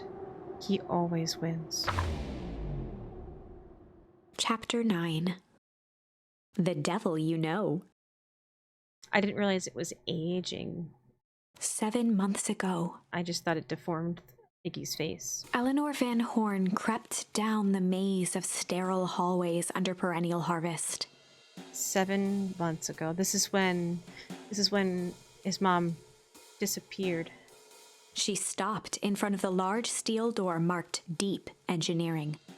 No turning back now. She raised a trembling hand. The stolen keycard worked as promised, and the door buzzed open with mechanical efficiency. She was immediately hit with the smell of disinfectant. It was some sort of laboratory. In one corner was a desk covered in papers. Across the room stood a tall metal pod with hoses protruding from its base. She rushed to the desk and began shifting through the piles of papers. They were experiment reports on something called Tempus Liquamen. There were dozens of them, every one stamped failed. Eleanor heard the sharp echo of footsteps approaching. She was out of time. Her eyes scanned the room, eventually landing on the strange pod. Muttering a curse under her breath, she dashed over and dove inside.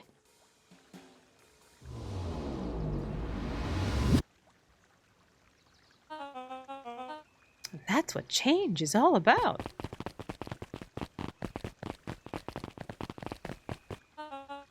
Grabbing the future by the scruff of the neck and making things happen. Change is a choice. I'm tickled pink that we will all be making that choice together. How great is that? This man is a liar. Excuse me? I will not. This town has a dangerous secret and perennial harvest only exists to keep it hidden. Nonsense. They picked up the whole damn town and moved it right under our noses. You aren't making any sense, dear. Mr. Kerr addressed the crowd with a sarcastic tone. Imagine such a thing. It's absurd and just plain impossible. They promised they could fix the foul harvest. They told us they would clean this place up. We just had to leave town for a few days. But while they had us evacuated... Mrs. Hartford, I'm afraid I'm going to have to ask you to. You're afraid of a lot of things, aren't you? You sniveling little worm. This is growing tiresome. A little help, please. Don't you all see? This festival is a sham. An excuse to have the whole town gathered in one place. They're planning something awful. I don't know what, but these people are wicked. Don't listen to her. She has absolutely no proof. I am the proof. I'm Eleanor Van Horn. Whispers filtered through the crowd.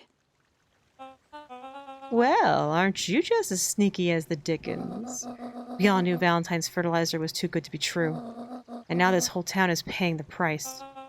Ladies and gentlemen, I am so sorry about this disruption. My associates will take this obviously disturbed woman somewhere comfortable, so that she can get the help she needs. She's not the one who is disturbed. Two-timing clown. Let's go, Joseph. You all know there's something wrong with this town. It was just easier to look the other way. The truth is...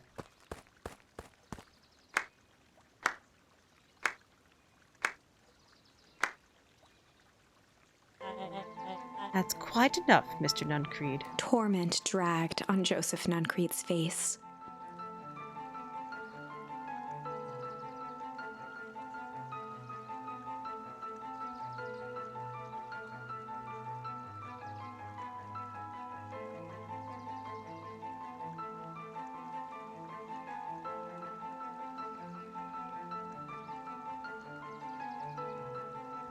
Solomon was supposedly a bastard child of Sharper, and that in his will, it was if Harris was going to inherit everything in the mansion, she had to take care of this child, even though previously he wasn't recognized by the family.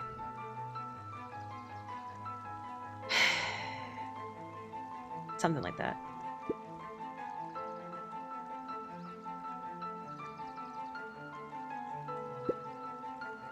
Yes, sir. Take them away. No. I want them to see this.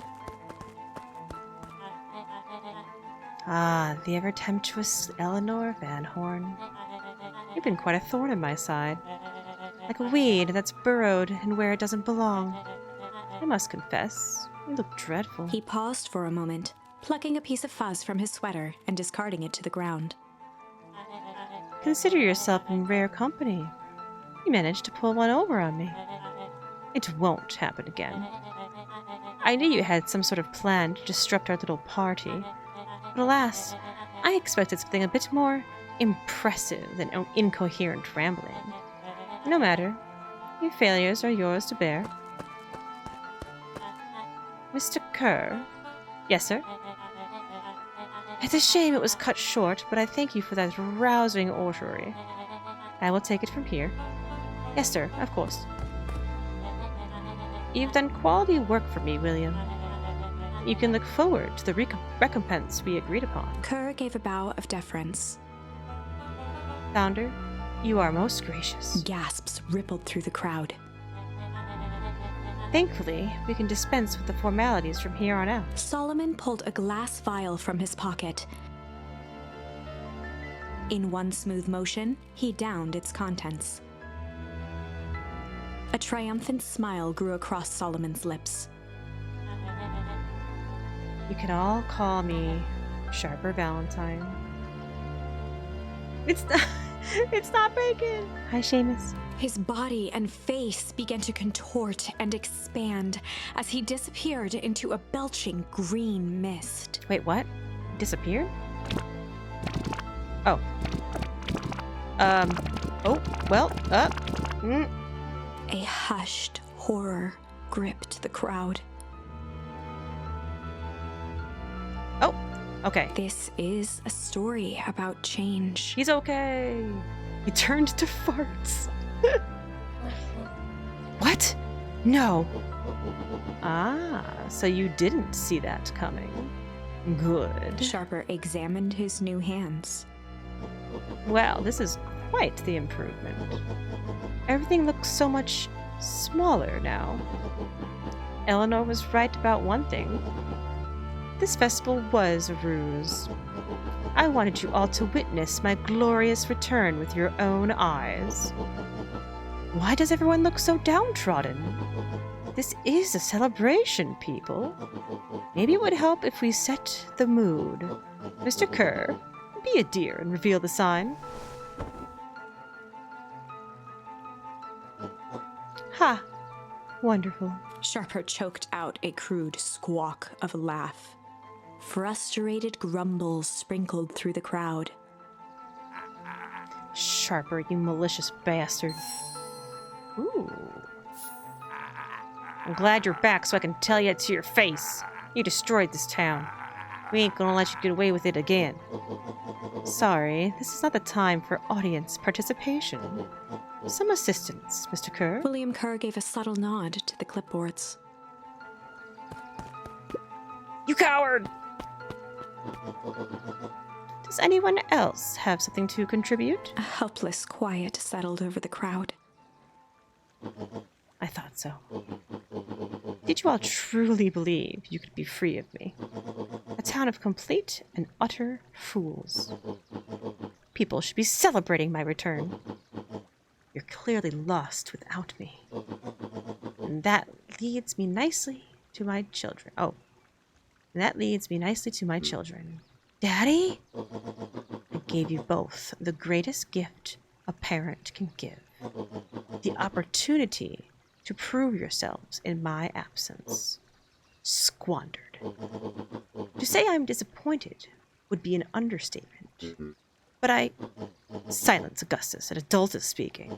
I don't know which is worse, a son who is completely hopeless, or a daughter with such potential who inevitably lets me down. Iris, you fail me with admirable consistency. Thankfully, I was counting on it this time. Father, I have been wasting time, my dear. What have you accomplished? I was focused on cementing our legacy. Legacy? Who needs a legacy when you can just live forever? But what about... It's all right, kiddo. I'm afraid you suffer from a complete lack of imagination. There's just no helping it. Now then, where is Joseph? Didn't take the opportunity to slip off, did you? Ah, there he is. Everyone should give him a hand. None of this would have been possible without Joseph. I think you've said enough. Nonsense. The people deserve to know how helpful and loyal you've been. I only did what I did because he left me no choice. You always had a choice, Joseph. You were simply too weak to take it. No matter, cheer up. You're about to be rich beyond your wildest dreams. You should follow Mr. Kerr's example. When I found him, he was in a sorrier state than any of you. An aging actor, desperate to recapture his youth. He played his part, and soon he'll be able to play the leading man again. Forever, in fact, if he remains loyal. That goes for all of you. Well, those who haven't already frittered away my goodwill. Beacon Pines is mine again, and I am willing to share its spoils in exchange for absolute loyalty. Are you saying William Kerr was never in charge of the perennial harvest? Ha! You think that puffed up blatherskite, am I saying that right, could have accomplished all this? Dawn, I suppose it's time for your big exclusive. Sharper addressed the crowd with indignant pride. He'd planned this moment for so long that now, at the deed's fruition, it almost felt frivolous.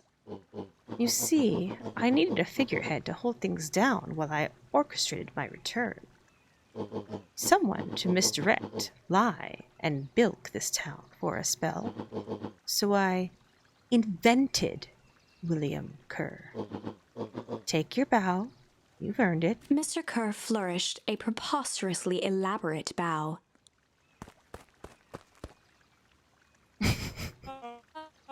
Patrick C. Montesquieu, lesbian extraordinaire, at your service. Fowler, I just want to thank you again for this opportunity. It truly was the role of a lifetime. Wait, so this Bill Kerr was Pat C. the whole time? I think your secret is out in the open. What's to stop this town from rising up against you? Oh, that's the delicious part. Fear. Thanks to our clipboards, I know what each and every person in this town fears most. And I will make those fears manifest for anyone who steps out of line. The choice is simple. I'm not afraid of you. Ha, the young hero. I've kept a keen eye on you, boy. You and your friends made a habit of disrupting my plans. What a pity. Things would have gone a bit differently. You might have had your moment of triumph. That's fate for you. You can't do this. Oh, but I can.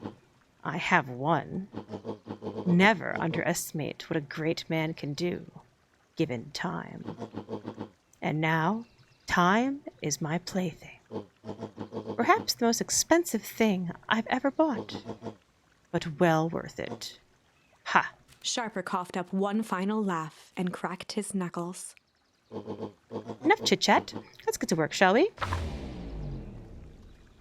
And so, Sharper set about remaking the town in his own image. Ah!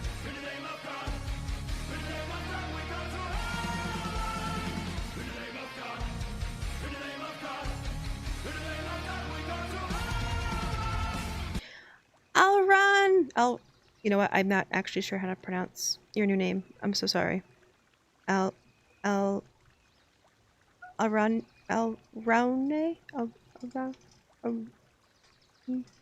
But Akari, hi!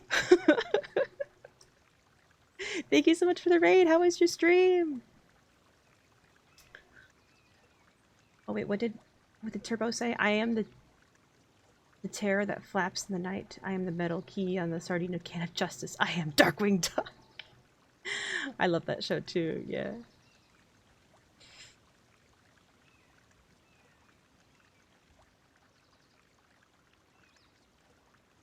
Hey, speak quiet. Hi, sir. Yes, hi. How are you?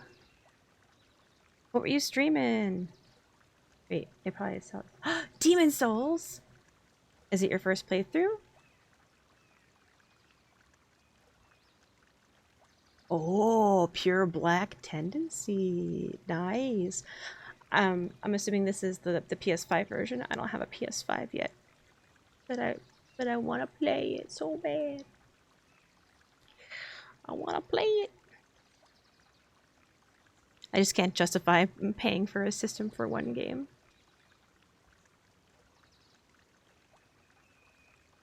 I've been playing it since 2009.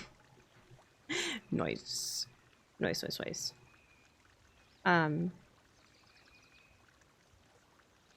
Yeah, I forget exactly how like the tendency works. It's like there's world tendency, and then there's individual tendency, and like the more you die, the more it goes to black. Yeah, I don't know. I forget. It's been so long since I played Demon Souls, but thank you so much for the raid. I really appreciate it. We're playing a game called Beacon Pines, which is really adorable and also very dark. There are multiple triggers for tendency changes. Yeah. But dying in body form is the big... Yeah, okay.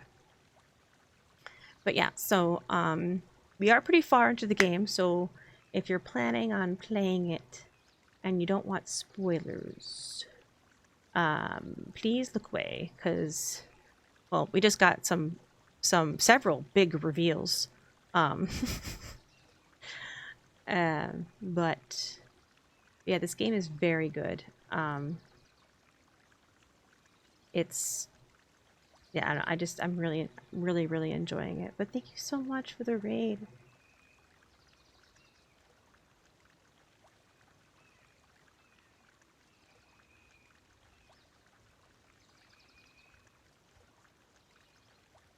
Did I say? Yeah, I did say hi to you, Mir. I said hi to you before. My streamer brain goes streamer brain. Streamer brain. But yeah, let's see how the story unfolds. And thank you for the shout out, Risu. Thank you, thank you. The fertilizer factory soon reopened for business. Sales rose steadily as more and more farmers across the countryside began to swear by its miraculous properties. Beacon Pines became famous. A secretive town that, for the right price, shared its gifts with all. Gifts that became more and more necessary in a world where winters grew longer and longer. The end. Oof. This is wrong, but things are becoming clearer now. You can feel it, right? We can't let Sharper win. He might just be the key to this whole thing. Let's see. All right.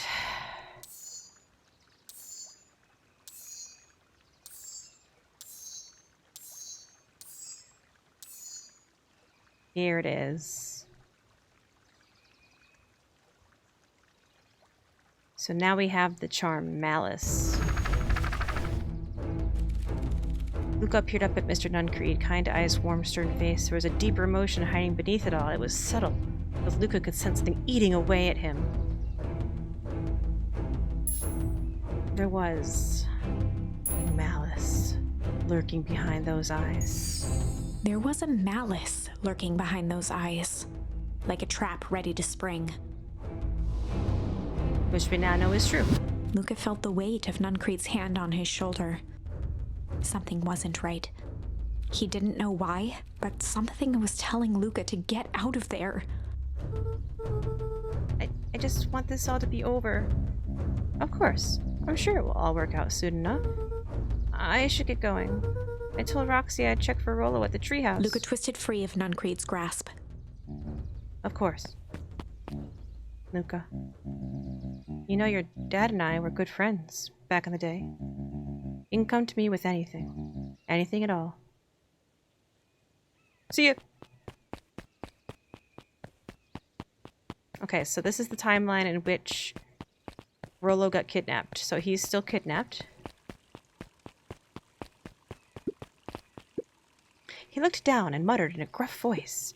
Mama always told me my problems would look smaller once I grew up. But my problems always seemed to grow right along with me. Heavens, I sense big trouble ahead.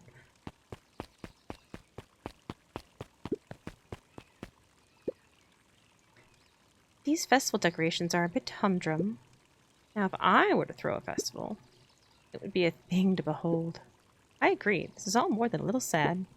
It's worse than sad. It's boring. What if we did a little something to spice things up? I'm listening. You know that festival sign waiting to be unveiled? It would be a shame if someone... The two scurried off, eagerly formulating a plan. And there they go.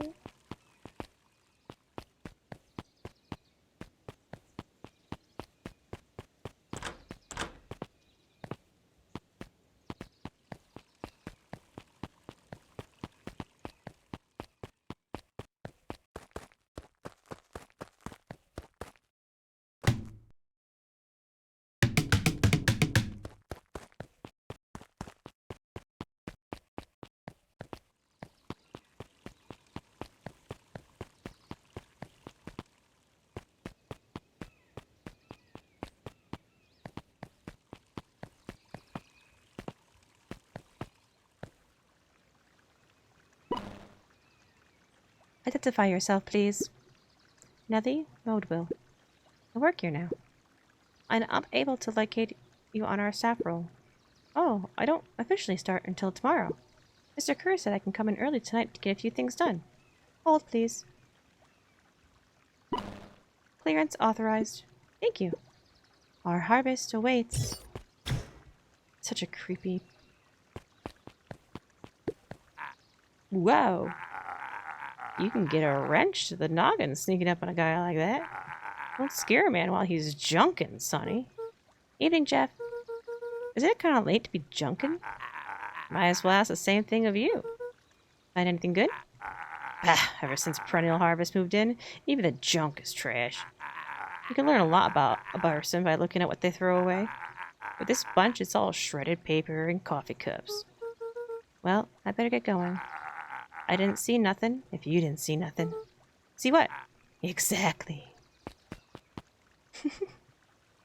Don't walk in on a man while he's junking.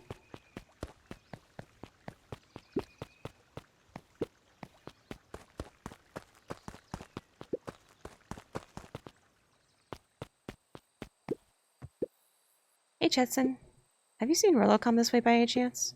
Afraid not. As elusive as a fish in this here pond.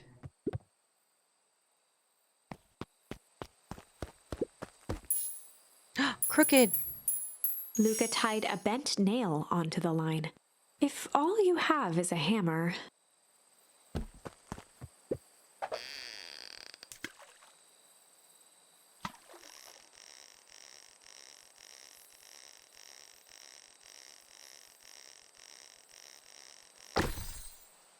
Ooh, a picture? It's a photo of you and Uncle Joseph. Let me see that. Huh. Look at those, you two young fools. How'd it end up at the bottom of the pond? Who can say? Some things are just hard to explain. I miss Uncle Joseph. How come he doesn't come fishing with us anymore? He's busy with his new job at Valentine's. What's a new job got to do with him fishing with us? It's complicated. Like I said, some things are hard to explain. Yeah, because they no longer are friends. So there's still more bait. Okay.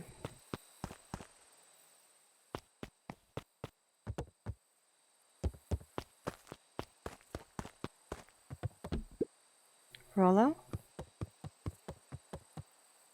He aired a long holler into the woods. Rollo!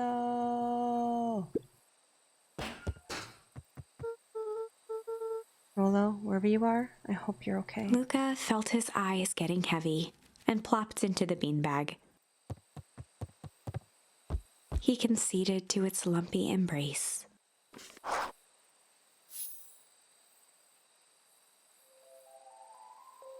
Once again, Luca found himself in a vast black expanse. This time, he knew exactly where to go. He took a single confident step forward. The world flickered and pulsed. He found himself standing in front of the frigid air of a blazing campfire. The source? He plopped down cross-legged and gazed into the cold flame, waiting. Soon enough, the fire began to die out, popping sporadically, until all that was left was a single ember. Luca stood up and dusted himself off. He plucked the glowing ember from the cold ash, examined it, and slid it into his pocket. A keepsake. The voice of his father spoke behind him. "You made me proud, Buckaroo." Luca turned to face him. "Dad, What is this place? A warm grin grew across his father's face. A place where everything that has been and everything that could be all wait together. Luca found himself staring at his father's face, trying as hard as he could to memorize every single detail. Wait? For what? Another voice spoke out as Luca's doppelganger stepped forward. That's up to you. Without knowing why, Luca began to weep. Is any of this real? Are you real? Luca's father bent down to smudge away a tear. Of course. I'm as real as the part of you that misses me. Luca turned to look at the older version of himself. And you? The doppelganger choked back tears. I'm as real as the part of you that's angry he's gone. Does that make sense? Through his tears, Luca laughed. I think so. His father pulled him in for an embrace. Time to go, buckaroo. Luca was startled from his dream by a banging on the floor. Are you in there? A commanding voice rumbled from below. Just as Luca sprang to lock the entry hatch, the door knocked open. Uh-oh. Chapter 5. Dangers Big and Small. Luca stumbled back. He heard the rope ladder creak under significant weight. Keeping his eyes fixed on the hatch, he inched backward to the balcony. As his hand grasped the door handle, Luca froze. A large figure clumsily wriggled up through the hole.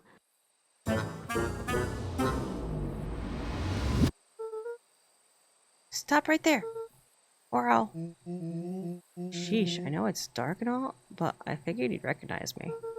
Who are you? The large figure cocked its head inquisitively. Stop now or I'll clobber you with this baseball bat. Whoa, whoa, whoa, take it easy. Luca, you need to get your eyes checked. It's me, Rollo. Nice try, but I know you aren't Rollo. You're like one of his random uncles or something. Where is he? Uncle? Luca, quit messing around. It's me. If it really is you, prove it. Flaming chicken coop, Luca. Luca's jaw dropped. He peered more closely at the man standing in front of him. Something about him was undeniably Rollo. Only bigger, older, changed. How? What happened to you? When I was running away, I ran into more people in those yellow suits. They grabbed me and dragged me away. What? Where did they take you? Don't know. They threw a bag over my head. It was cold and smelled like a swimming pool. I think it was an underground lab or something. They made my hands all big. Look. Rollo proudly presented his hands to Luca. Pretty sweet, right? I mean, it would be my first pick for a superpower. Beggars can't be choosers. Rollo, it wasn't just your hands. My feet, too? Dang, Pa just made me new shoes. Wait, Luca, why are you so small? Luca moved to the side and pointed Rollo to his reflection in the balcony window. What the? His hands shot up to his face. Holy Toledo! Rollo, what did they do to you? They made me drink some sort of green crud. Ew. Actually, it wasn't too bad. It kind of tastes like licorice. I passed out, woke up like this. And then I sorta smashed open my cage and escaped. Whoa, you smashed open a cage? Kinda. At least I think I did. It's all a bit of a blur. They had you in a cage? Who are these people? I don't know who did this to you, but we're gonna fix it. Fix it? This is awesome! I'm just glad you're safe now. Luca, you don't need to worry about me. Sure, I got snatched, but look at it this way. I got snatched. I know where snatched people go. You may finally have a lead on what happened to your family.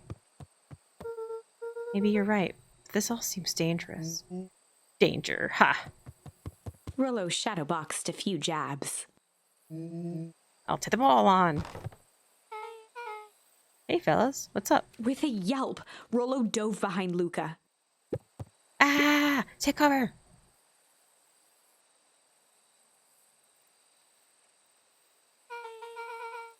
Did I come at a bad time? Oh, she's wearing the hat because we splashed some of the goo on her in this timeline, which turned her hair gray. Who the heck are you? This is Beck. Sorry, something truly bizarre just happened and I need help. I didn't know where else to go. So, you're just hanging out here with your large adult friend? Ah, no. This is my buddy Rollo. This is your missing friend? One and the same. He seems a little old. I'll have you know this is a recent development. The heck does that mean? Oh, I'm sorry. You're the one who just showed up out of nowhere. So we'll be asking the questions here. That's fair. How did you find us? Your silly little treehouse? I think you mean our silly little mission control. Hate to break it to you, but your secret path isn't so secret. And I could hear you, your racket from a mile away. See, Luca, this is why we need to improve security around here. Not now, Rollo. Beck, you said something bizarre happened? Yeah, but... She shot a nervous glance at Rollo. Anything you could say around me, you can say around Rollo. This has been a weird day all around, hasn't it? Yep. Beck's eyes narrowed. Okay, so it all started when I made it back home. My first order of business was to try to salvage my hair.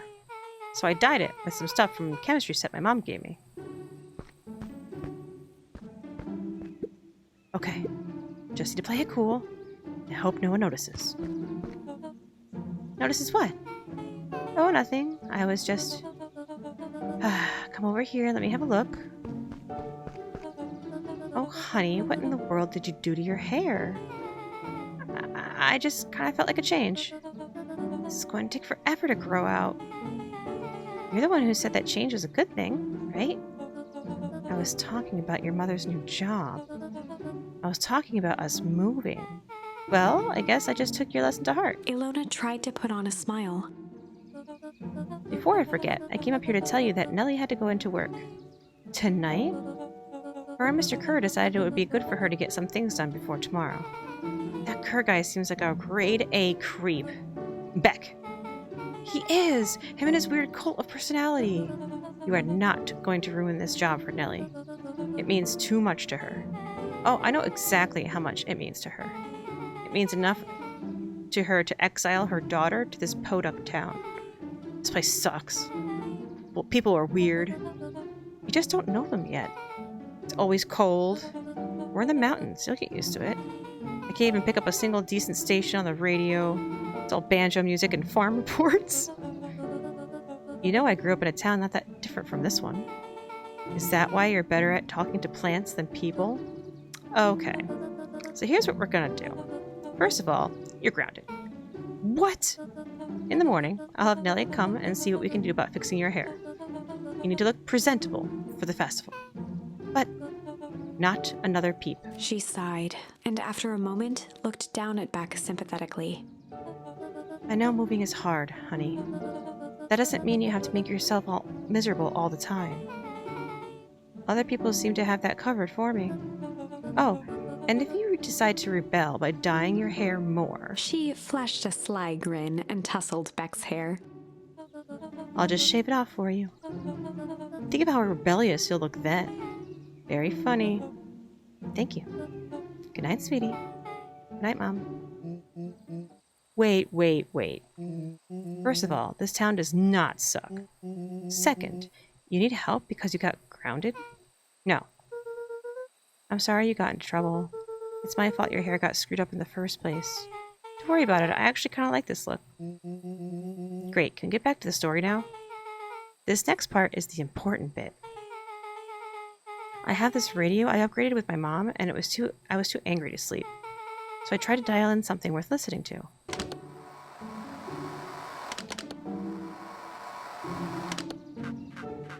Mr. Kerr, are you there? Mr. Kerr? Yes, I'm busy. What is it? Apologies, I have the founder on the line. Patch him through immediately. One moment. Hello, sir. It's so nice to hear from you. Skip the pleasantries. What's your report on the new lead researcher of deep engineering? Nellie Modewell seems to be integrating nicely. At this very moment, she's working to help us meet our deadline. She offered to work overtime before I even had the chance to suggest it. Excellent. And you have faith that she's capable of finishing the work left by her predecessor? Her work must be complete before the festival. I'll make sure she stays day and night until it's accomplished. Good. You know how I feel about loose ends. Yes, sir. Once she's finished the work, we need to make a determination regarding her long-term prospects in the company. Immediately, sir? I usually have more time to fully bring people into the fold. We are in the end game, Bill. After your failures with Dr. Prescott, I can't afford to take any risks. Of course, sir. No loose ends, sir. When she finishes the work, she will either leave the office completely committed to Perennial Harvest, or she won't leave at all. Perfect. Sir, if I might suggest, maybe we should delay, just for a bit. Oh? It's just, we seem to be rushing to hit this festival deadline, and rushing into things has caused some issues in the past. I see. Please understand that I just want what's best for you. I'm eternally grateful for all that you've done for me. Bill, I'll make this very clear for you.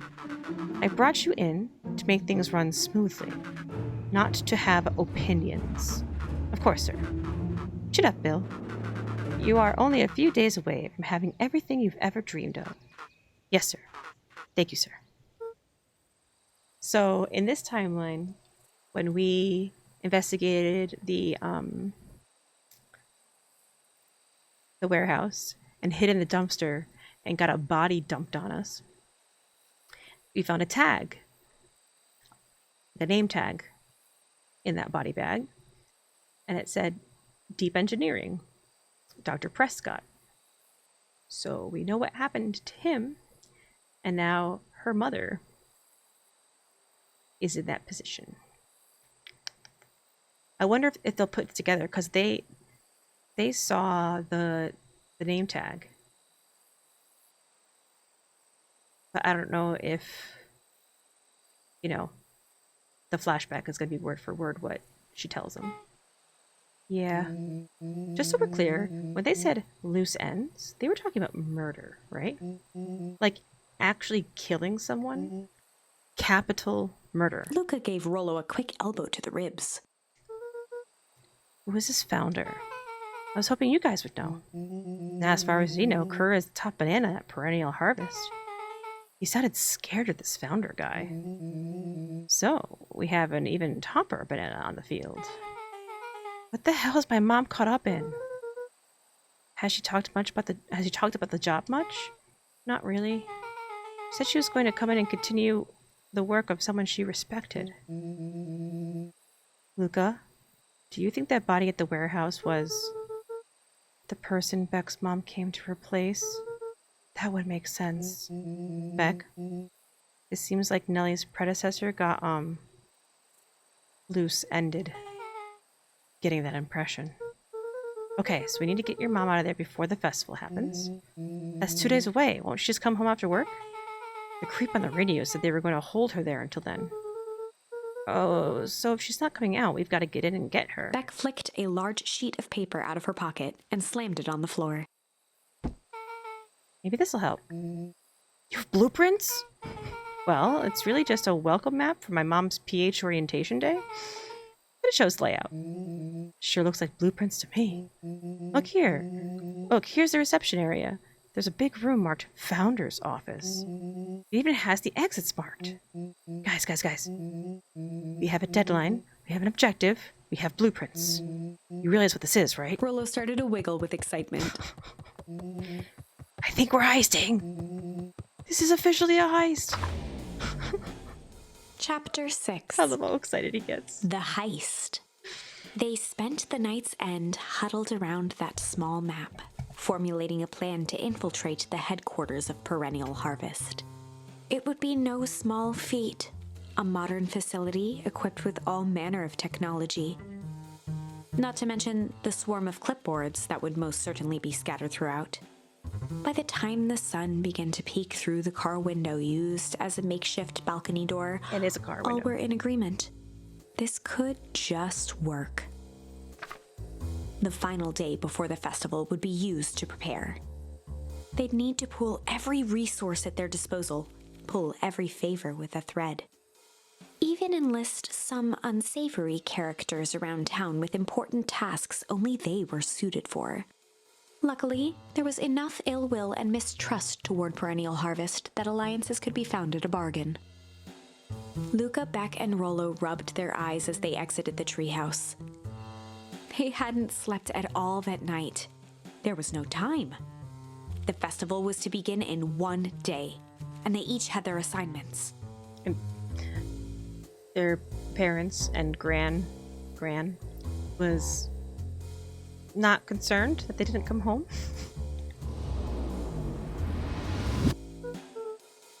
Alright, quick recap. Rollo, you're going to talk to Roxy. Cordially. Without her and Fitz, this whole thing can go bust. Me? Cordial is my middle name. Uh-huh. And how do you plan to explain your He new waved vaguely at Rollo's sizable figure. circumstance? She'll be so happy I'm alive, she won't even notice. Beck snorted an involuntary giggle. And Beck, you're sure Ilona won't just shoot this whole thing down when she hears it? She'll listen. Once she understands the danger Nellie is in, the danger we're all in, the plan will make sense. Okay. That leaves me with Jeff, then Iggy. How are you gonna persuade them? I'll think of something. They each looked at each other with sleepy confidence and nodded. Well, Godspeed.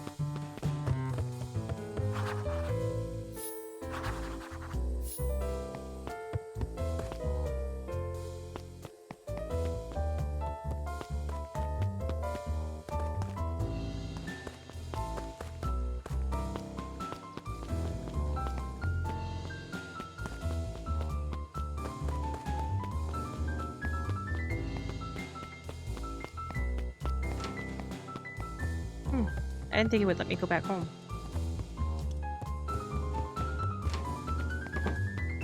There's probably no point in coming here, though.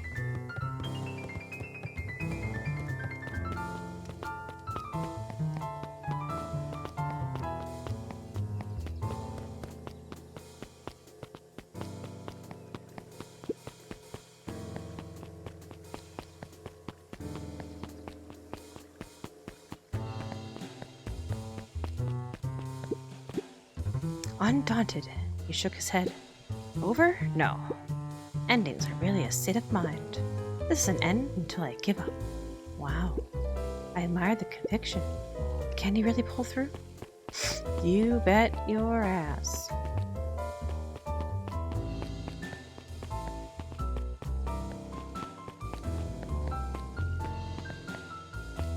Where is Geoff? Geoff!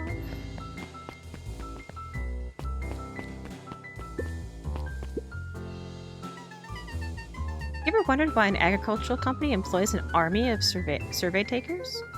The clipboards? They say they're just trying to make us happy. Do they want to make us happy? Or just figure out what makes us happy? An important distinction. It is a very important distinction, isn't it?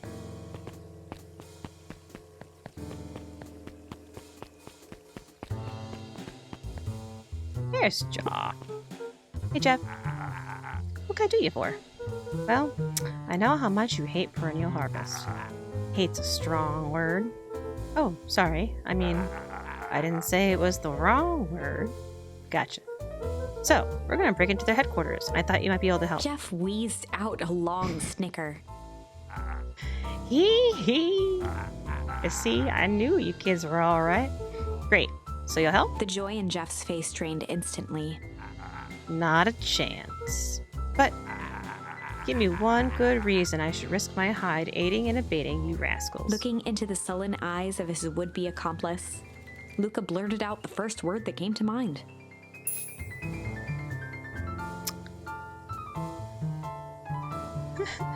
Shit.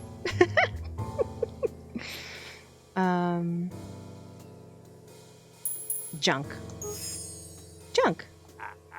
Yeah, what of it? Sonny, I've got more junk than a king is a copper. Interested. Luca wasn't ready to. He shouted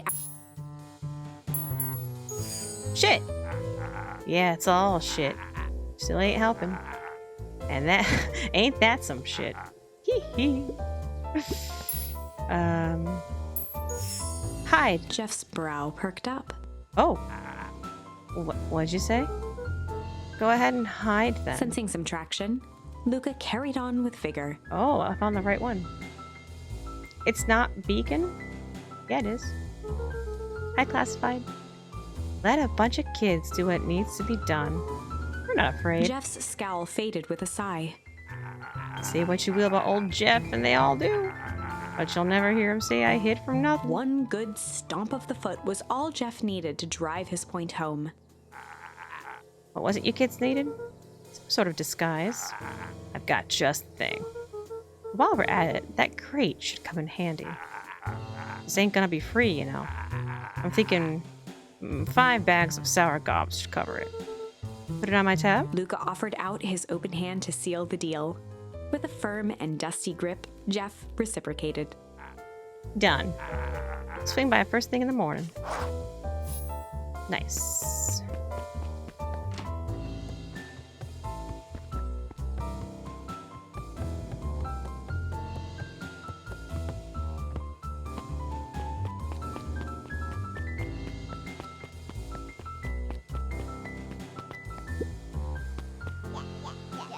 Hey, Tish, look who it is. Luca, are you here to try to tickle us to death again? Look, just hear me out. Iggy raised an eyebrow suspiciously. We're listening. Iggy, I know we've both been giant bags of shit to each other. Iggy gave a reluctant shrug. You're not wrong. But lately, life has been kinda strange, you know? Iggy considered the point.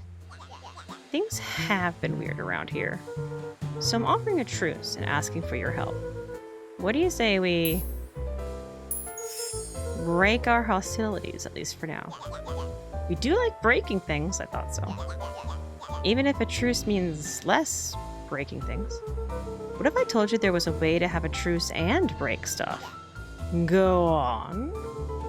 I need you to cause a distraction so I can sneak into Perennial Harvest HQ. A wild-eyed grin spread across Iggy's face. My, Luca Van Horn, I'm impressed. And after all this is done, maybe you and Tish can come hang out at the treehouse sometime. Iggy glanced over to Tish, who nodded in agreement. Fine. Breaking bacon. But not because we want to see your crappy treehouse. You just have to cause chaos. With a quick nod, Luca was off. Did you hear that, Tish? Iggy gazed up at Tish with a smile. He invited us to hang out at the treehouse. A single tear ran down Tish's cheek. Tish said words. I never expected this day to come. How wonderful. Tish had only ever said Chapter yup 7. before. Into the hive. Into the A hive. good heist requires preparation. And thorough preparation takes time, something they had precious little of. So far, everything was in order. Jeff, Iggy, and Tish all agreed to do their part. Beck radioed Luca that night with a simple and covert message. "We're locked and loaded on my end." And Rollo, after a lengthy confession, managed to persuade Roxy and Fitz to help. He stowed away in mission control for the night to avoid attracting attention. Rollo, being uniquely suited for the role, would be the first to breach Perennial Harvest. The outfit provided by Jeff wasn't perfect, but a convincing disguise is 10% wardrobe, 90% confidence. Rollo took a few vigorous breaths and shook out his arms. Just stay calm, Rollo. You can do this. Mustache.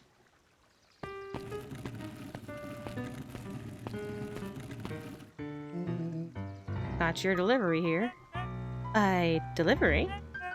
I don't have anything in my notes about a delivery. A moment.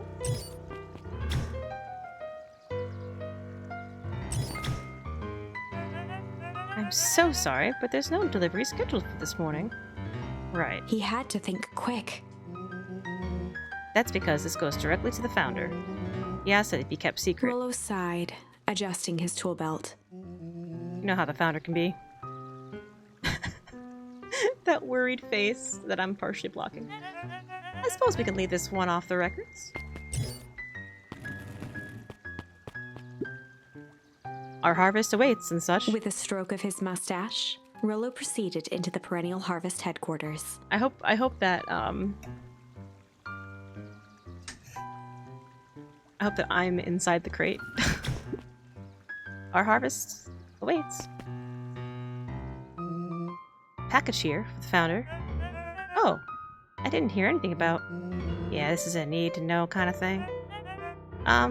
I'll just He check. stammered and flipped through the pages of his clipboard. This goes directly to the founder. I don't have time to fill you in. Oh, I see. If you could just complete this form. Rollo interrupted with urgency in his voice.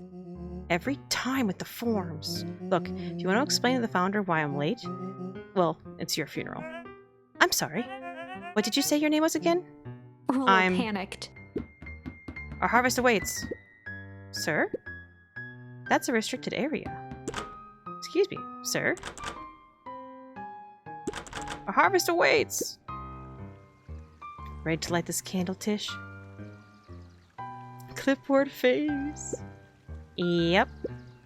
Suck on this pretty little ham fist.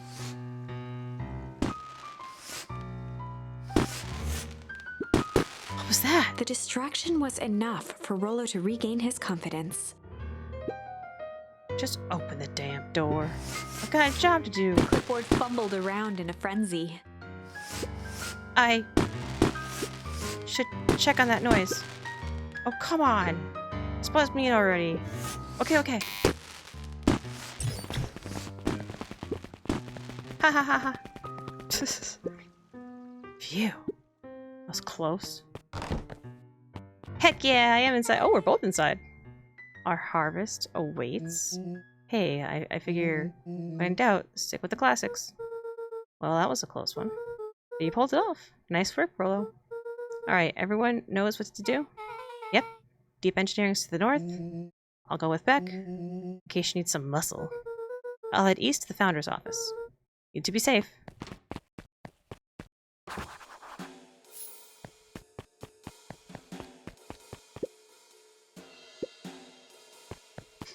It would be funny if I could just, like, go back into the box. That's odd. There's not even any cups for the water.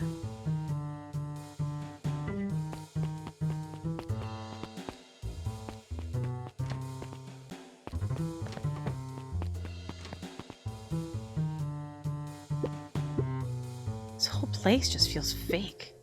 But of all things, a fake plant? Oh. Solomon? Solomon stopped in his tracks. Luca? What are you doing here? It's a long story. Are you okay? A veneer of confusion flashed across Solomon's face. His words rushed out dramatically. No, I'm so certainly not okay. How comes some strange people grabbed me and... Were they in hazmat suits? Yes, how did you know? Brought me here and locked me up when they were distracted. I ran. Dang, okay, you should stick with me. We've got a plan. Solomon's facade briefly faltered. We? Yeah, Rollo and Beck are heading to Deep Engineering. Thank heavens you found me. We've got to get out of here. We can't leave just yet. But they'll catch us again. I've got to do something first. When you were running, did you happen to see a door marked Founder? Founder? Why are you looking for him? I'm not. I just need to get into that office. Now that you mention it, I do think I saw a door that said Founder. It was just down this way. Luca happened to notice a plaque above the door. Office of the Founder. Knocking comes with consequence. Oh, here it is. So it is. It's pretty lucky that I ran into you, or else I might have missed it. Truly fortunate. Hi, Dizzy! Luca tried the handle. Locked. Solomon leaned forward to examine the mechanism. Regrettably, it seems to be some sort of electric lock. I don't see how we could possibly defeat a lock like Luca that. smiled and looked at his watch. Just wait a minute.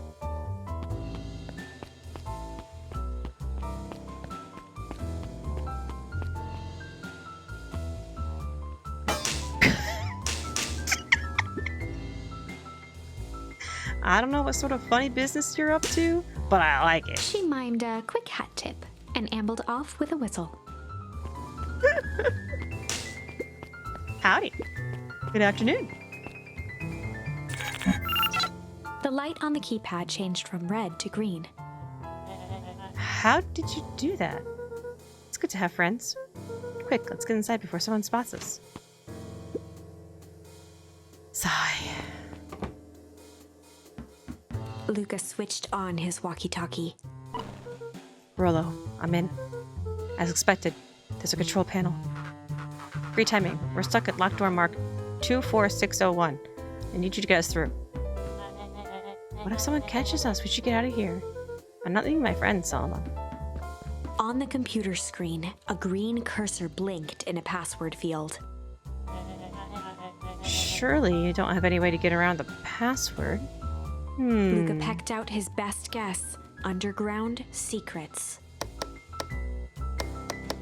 The screen blinked to life. Columns of green numbers glowed on a black background. How did you just guess that? Oh, it's this absurd password Rollo heard when he was down here before. It's funny how someone arrogant enough to call themselves the Founder used such a basic password. Or they were thinking several moves ahead, not expecting anyone to guess something so simple. These villain types always end up outsmarting themselves. Solomon's jaw clenched into a half smile. 1, 2, 3, 4, 5, 6. Your powers of deduction are impressive as your luck. Luca quickly scanned the columns for number 24601. Rollo, I think she should do it. Bingo bango, doors open. Luca, you never fail to impress. What is that slippery lout even doing down here? We have a friend whose mama's in trouble. We're here to get her out. I see. Okay, Luca, I think we're close. The next door is marked 13806. Once again, Luca scrutinized the numbers on the screen. In that moment of distraction, Solomon reached forward and pressed a large red button. Uh-oh. Go 789? Maybe this one opens the lock. Crap, we've got company. Luca, let's go faster. 1 sec, I can't think of all this noise. He quickly skimmed the screen with his finger. Here it is. Go, go, go. Curse these fumbling hands. My apologies, Luca. Don't beat yourself up. I know you're just trying to help.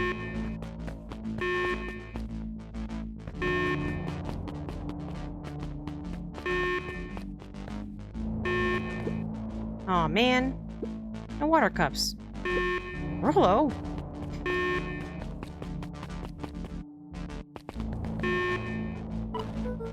Rollo, you okay? Rollo, come in. Mr. Kerr approached with a sneer and spoke into his walkie-talkie. You can turn off the alarms. They're trapped. With self-satisfaction, he called into the hallway. That, my dears, is a dead end. Nowhere to run. Rollo, where are you? Are you okay? Yeah, I think we lost him. Making your way back to Nellie's office.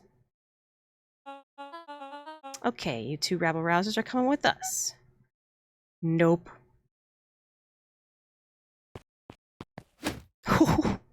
Make a break for it. Did that little shit just kick me? Don't just stand there after them. Okay, I think that worked. Roxy and Fitz have them on a wild goose chase. Perfect. I'm having trouble following what just happened. Like I said, it's good to have friends. Rolo, how long do you think Roxy can distract them? How long can Roxy keep someone so pissed off they can't see straight? Let's just say we've got time. Entering Nellie's office now. Mom! Oh, honey, what did you do to your hair? I thought you'd be happy I finally used the Young Chemist lab kit. You sure have a knack for making me incredibly proud in the most frustrating ways. I need to get you out of here. Same thing she said when Luca kicked her. We? Who is your adult friend? Oh, I'm not an adult. Ever heard of a growth spurt? I had more of a growth spew. No, that's not possible. Nellie leaned over to examine his teeth. Substantial banding on the enamel of the molars consistent with Tempest liquamine exposure. Is that what you call that gunk they forced me to drink? You drank it? Oh no. They told me it was only being tested on plants. Oh, Beck, sweetie, I promise I didn't know. Mom, what the hell is going on at this place? I was brought here to work on the discovery of a lifetime. A novel chemical compound was discovered under Beacon Pines in a wellspring they called the Source. They named it Tempest liquamine. Or liquamine. It pulls energy from its surroundings in order to fundamentally alter matter's relationship to time. It was the secret to Valentine's fertilizer. They harvested the source, infusing small amounts of Tempest liquamine into the product. It worked wonders, drastically accelerating plant growth. Crops would be ready to harvest in a fraction of the time. But it led to complications. The foul harvest. Perennial harvest came in to clean up the mess, to succeed where Valentine failed. But Tempest liquamine is rebellious. Rebellious? You could think of it as a manifestation of change itself. It's volatile by its very nature. Hey, doofus! So the more you try to force it to do a specific thing, the more it resists, yes. I can relate to that. My role was to finish the work of my predecessor, Dr. Prescott, harnessing Tempest liquamine to reliably manipulate an organism's age. Just imagine how many people we could feed. Mr. Kerr was very insistent that we achieve a successful result before today's festival. But you didn't, right? Nellie sighed. You know how much I love a good puzzle. I poured myself into the problem. It wasn't long until I discovered oddities in Dr. Prescott's notes. Oddities? They contained obvious errors, mistakes that someone of his reputation would never make. So I fixed them, and now I get to replace my entire wardrobe? I really am truly sorry. Meh, those clothes are all hand-me-downs anyway. Sounds like Dr. Prescott figured it out, got cold feet, and intentionally sabotaged his own work. I had considered that possibility. I've sent a letter asking him to clarify his thinking. Mom, Dr. Prescott is dead. Kerr had him killed. What? I overheard them talking about it on the radio. It's why we've got to get you out of here. I just... like now. Wait, the vial. I finally solved the chemical equation allowing direct control of aging. Mr. Kerr picked it up just before you came. All the more reason we gotta hightail it. Luca, we got Dr. Modwill. Heading your way now. Roger that, be careful. Alright, everything's on track. And what's your plan for escape? We'll go over everything when we get here. In the meantime, maybe we can dig up some more info. Malice 80 proof whiskey. A hard drink for a hard man. Wow, even his alcohol is arrogant. Solomon muttered inaudibly. I should just smother you right now. What's that? I said I shouldn't bother you right now. Don't be silly, you're not bothered at all. Let's see what else this bad boy has on it. Security system, time card logs, payroll. You know, for being so evil, this guy sure is boring. Solomon once again muttered under his breath. Just you wait. Huh? Oh, nothing. Luca tugged on each of the cabinets. Dang, this must be the good stuff. They're all locked. Perhaps he's not as careless as you suspected.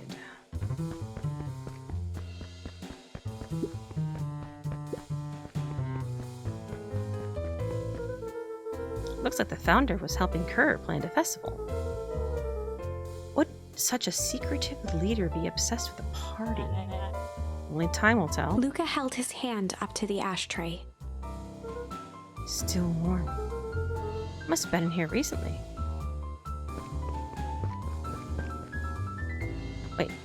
Wait, you smoked? You're smoking? In kid form?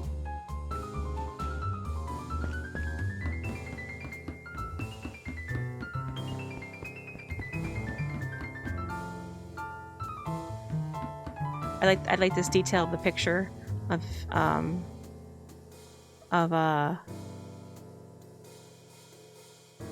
that'll stun his growth. Of him with the two kids, and he's got like darts thrown at Augustus. Poor Gus. I'm really sorry you got dragged into this mess, Solomon. You needn't worry about me. Well, I feel bad either way. We're gonna get you out of this, I promise. With a subtle, quivering lip, a smile crawled across Solomon's face. They heard the trampling of frantic footsteps from the hallway. Lock it, lock it, lock it. Locked. That was close. When we left Nellie's office, it was swarming with clipboards. We barely got away. Did they follow you? Rolo? Before we start tossing blame around, it is possible someone ordered a pizza? We'd love to hear your thoughts. Definitely not pizza. What now? Don't look at me. I'm officially retiring from the heisting business. We're so sorry for the inconvenience. We just have a few quick questions. Just let me think. Can someone watch the door? Of course. Everyone else, huddle up. Oops. So,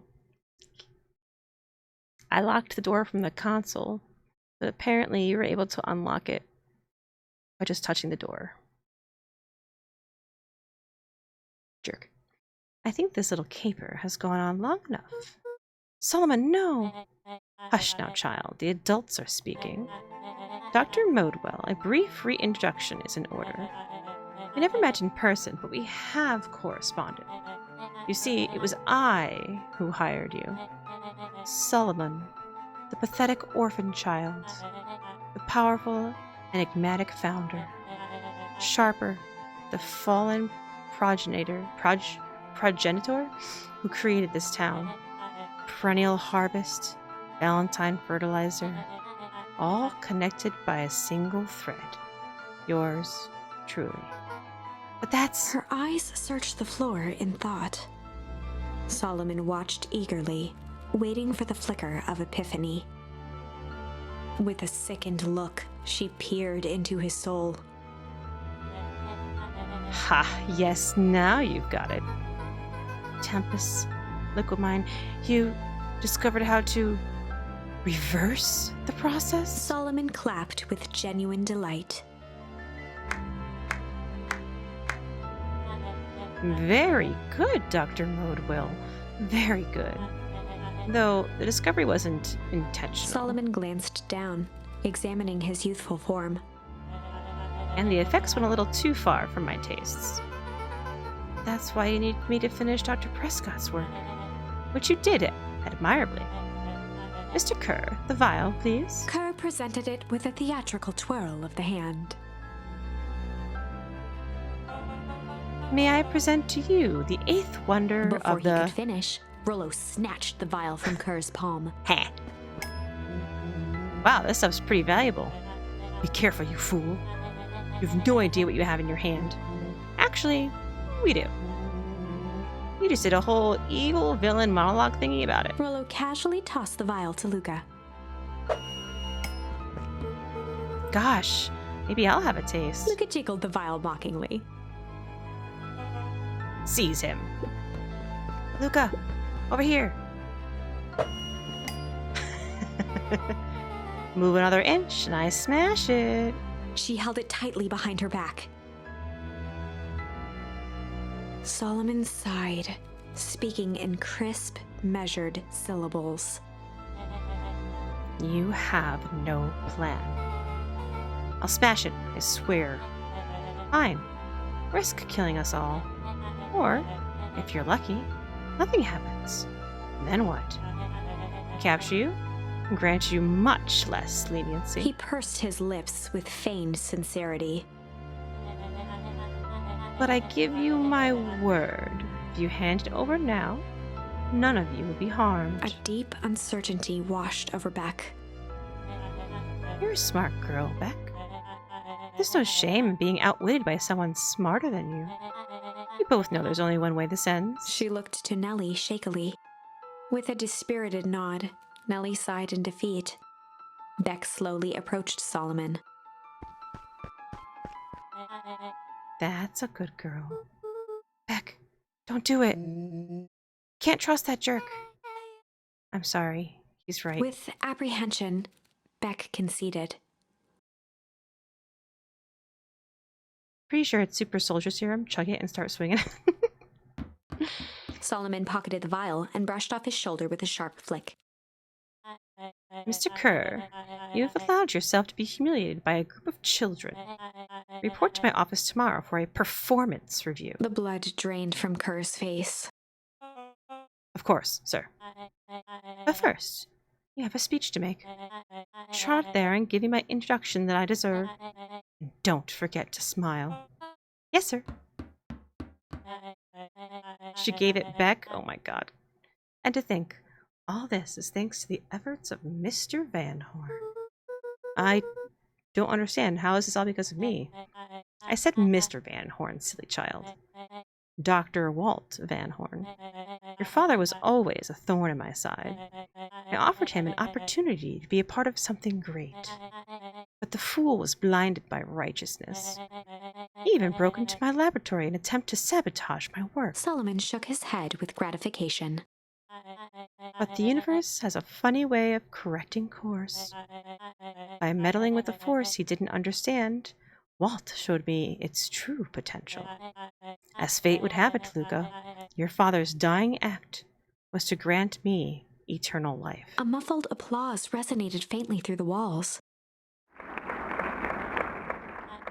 Well, that's my cue. After the festivities and my subsequent ascension, I'll return to deal with you all. Until then, I suggest you use this time to reflect on the magnitude of your failure. You three, keep post outside the door.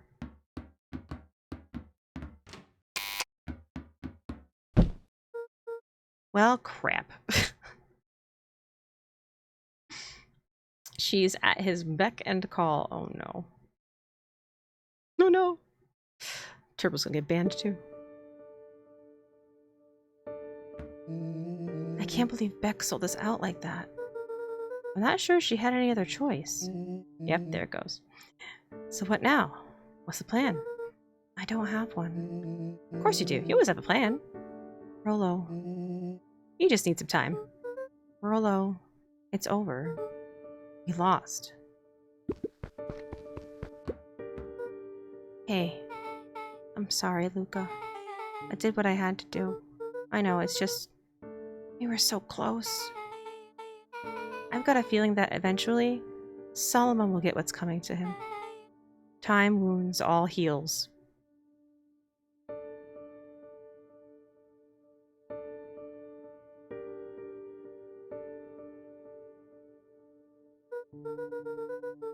Well, time seems like less of an issue for him now.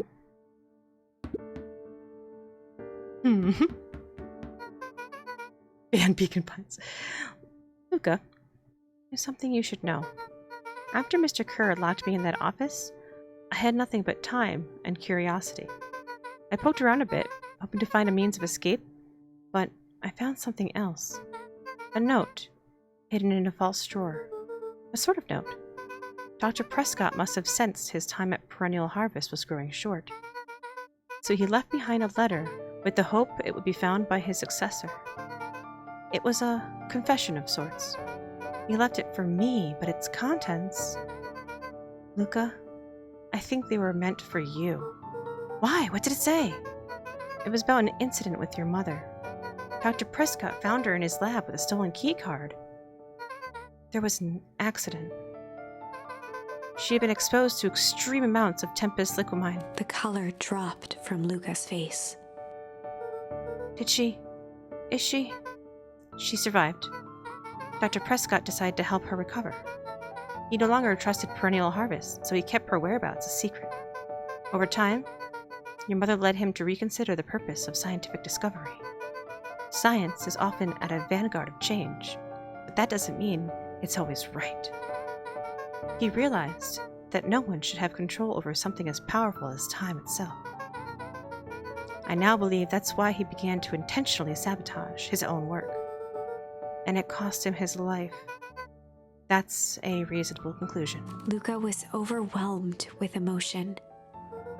But if she's alive, where has she been? Where is she now? A sudden explosion sounded from the hull.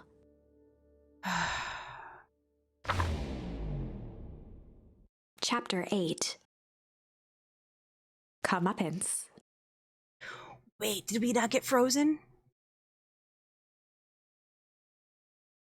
Ears still ringing, Gran picked herself up off the ground. Wait, Grant, it didn't freeze? Through the dust and smoke, she looked over to see Mrs. Fratelli helping Hiram Tolliver to his feet. She'd had to beg, borrow, and steal to acquire those explosives. How many nights had she spent visualizing how she'd use them to make things right? And now, her one shot at destroying the source, that damned hole that swallowed so much of her life, was gone. Oh. Traded for this jagged hole in a wall and a foolhardy shot at rescuing Rollo. She used the explosives elsewhere. With Fratelli and Tolliver at her side, she stepped through. It was a strange feeling. The last time she'd stalked this maze of hallways, it was in a different body. They quickly rounded a corner to find a group of clipboards guarding a door. Something worth guarding is probably something worth seeing. She leapt forward, brandishing her cane. If her last chance at vengeance for things lost was truly gone, she would just have to fight to keep what she still had.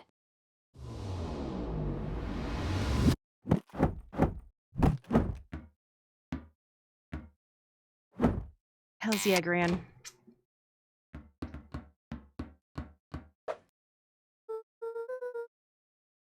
Gran, what are you doing here? Luca, what are you doing here? We're here to save Nellie. We're here to save Rollo. Hey, Mrs. Lucas Gran. That's awful nice of you, but I'm fine. Oh, no, what did they...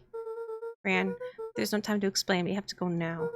Come on, everyone, we got a party to crash.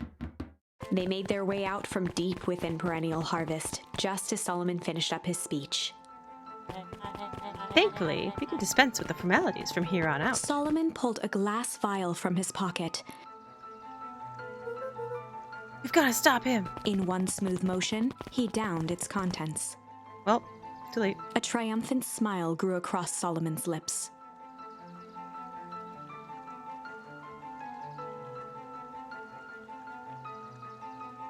I knew she was evil? You mean badass, yes.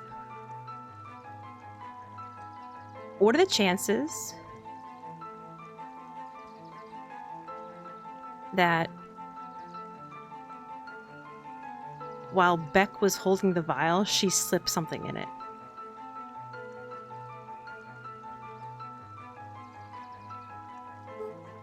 No! Well, I guess that's it. We lost. I wouldn't be so sure, but yes! I knew it! Let's go, Beck. Fucking got him, dude. With a mischievous look, Beck elbowed Luca. Remember when I had the vial behind my back? I might have tweaked his wonder potion with a little... Ooh.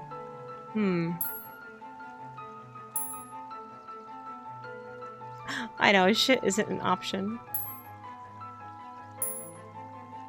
I want to start with the ones I think won't work, so I'm going to start with I junk. might have tweaked his wonder potion with a little junk. Can't wait to see the look on his face when he realizes he drank his own cigar ash. Oh my god. How did ashes get into the vial? It's pretty easy to mess with the vial when it was behind my back. Oh, that's sneaky. Well, it's a bad habit anyways. I always said bad habits are like 50-yard field goals. Huh? Hard to kick.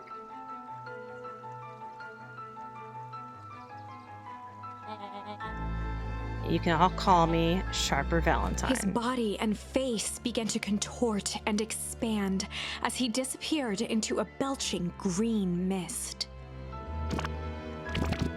And then he turned into farts.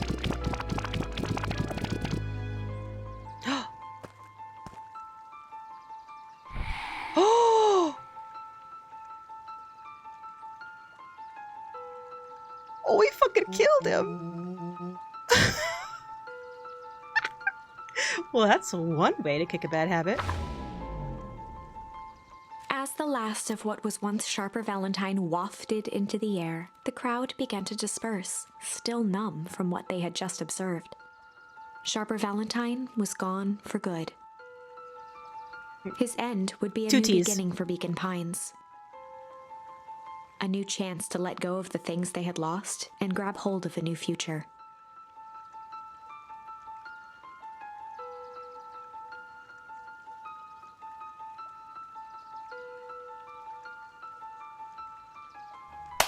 Got him. The end.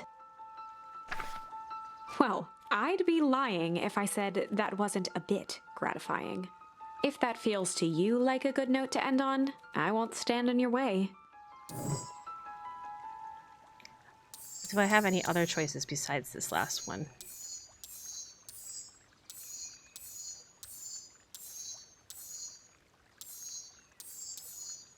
No, no other choices. However, there's something I wanted to do.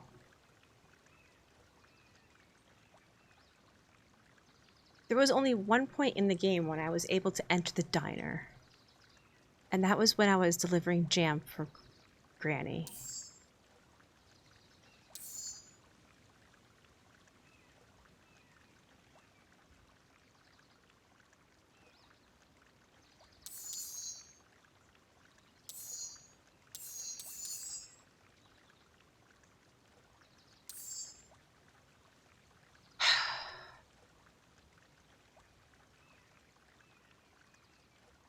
I don't remember when that was, though.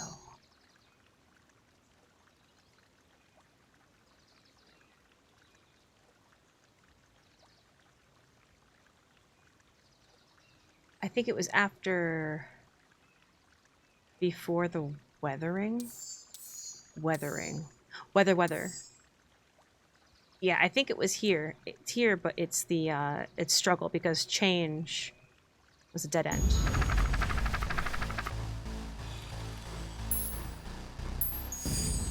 This is a story about struggle. He felt around his hands, he yanked it, let. Luca swung, he heard with a muffled, Luca was, he never. Everything's, the next morning. Everything's only fine. the sound- How's Pecan Pie going? It's going very well, Arguments. How are you?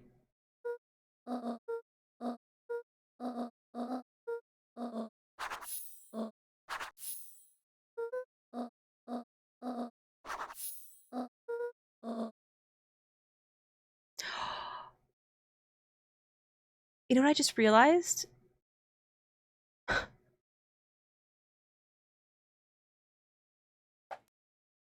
Nun Creed. When she reveals for the first time that she's my mom, he didn't know. So this whole time, he was hitting on his best friend's wife and didn't realize it. Gross! Sorry.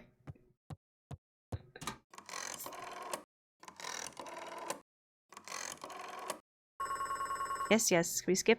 Skip.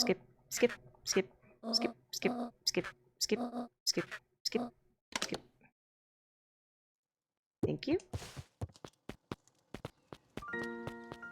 Yeah.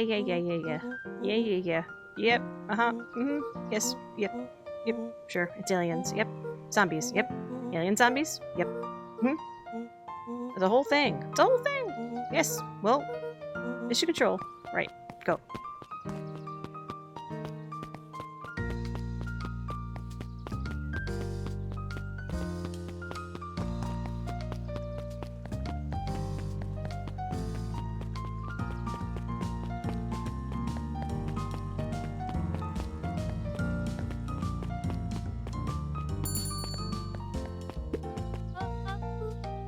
She leaned forward.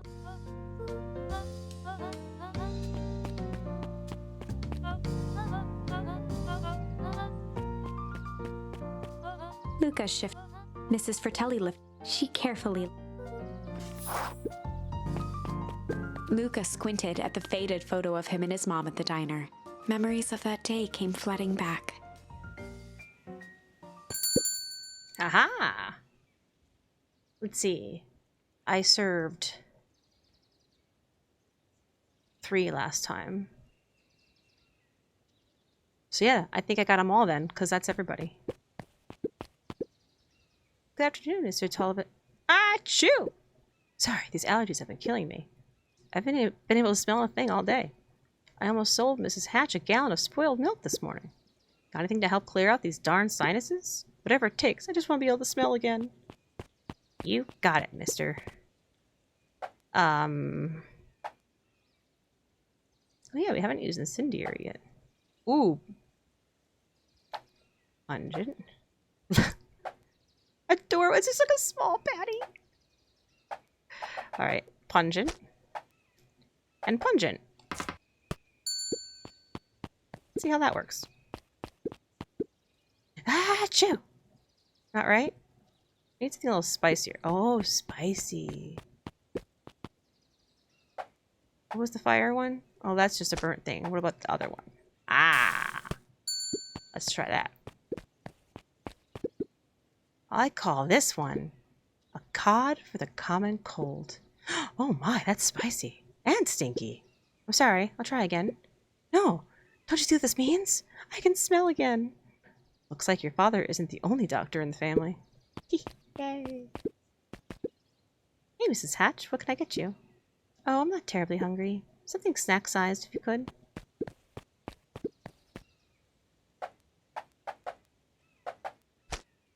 Adorable. See, they're adorable. Oh, is that fish eggs? I bet you that's fish eggs.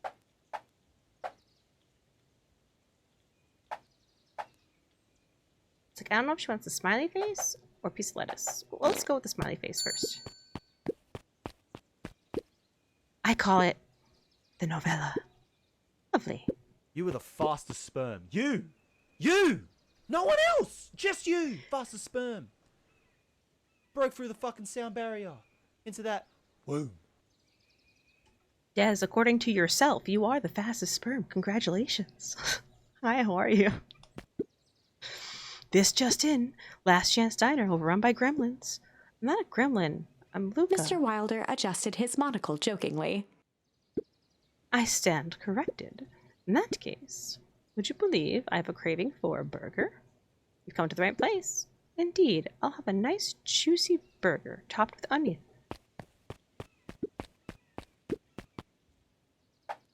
That's correct. Thank you, Des, for gratification. You're welcome, Des.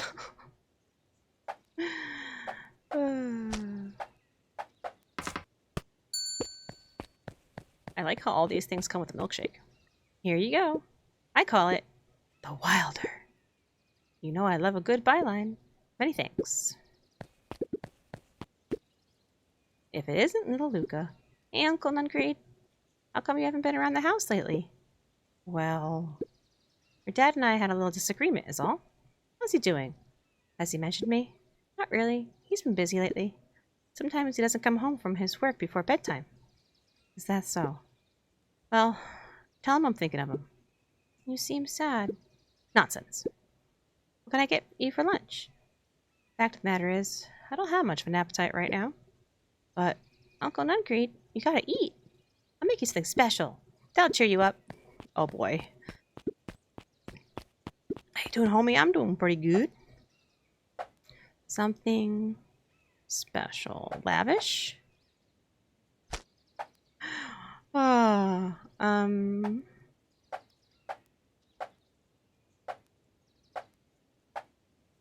kind of feel like the smiley face again. Or do I do bacon? I lied, guys. There is bacon. I'm so sorry.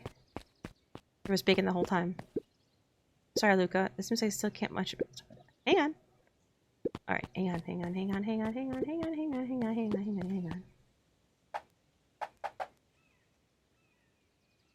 Wait, what's chill? Oh. I knew it!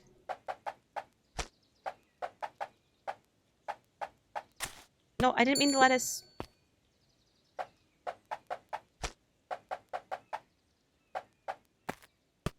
No, wait. I did the bacon. I want to do the smiley face this time. Because it's to make him happy. I call it the cheers looking at you, kid. One burger, the side of good vibes. Oh, Luca, you sweet boy. Mr. Nuncreed reached down and patted Luca's shoulder with an enormous hand. You got a lot of your daddy in you, don't you? I guess so. Run along. I'll do my best to clean my plate. Listen well, child. I'm only going to say this once. I require a well-done burger. Got it. When I say well done, I mean it. Well done. No problem. I fear you aren't grasping my request. I want the burger charred beyond recognition. I want it bitter and black. One burnt burger coming up. And top it with the most expensive thing you have. It's like, I'm going to say this once, and then I'm going to say it 5 more times in different ways. Here. Have some fucking fish eggs. May I present the row you're burnt? I can hardly believe it. You've done well. Mrs. Fratelli had caviar stashed back there? Woman is full of surprises. Very good. This will suffice. I have a coupon here for 1 free burger. What'll it be? Well, I have a lot of mouths to feed. Give me the biggest burger you have. Must eat a lot, huh? You have no idea. Oh, and throw some lettuce on top.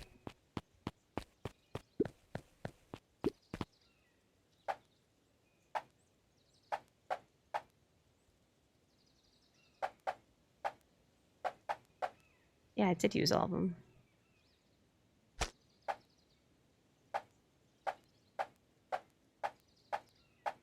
Oh no, I didn't use bacon. Someone took the bacon.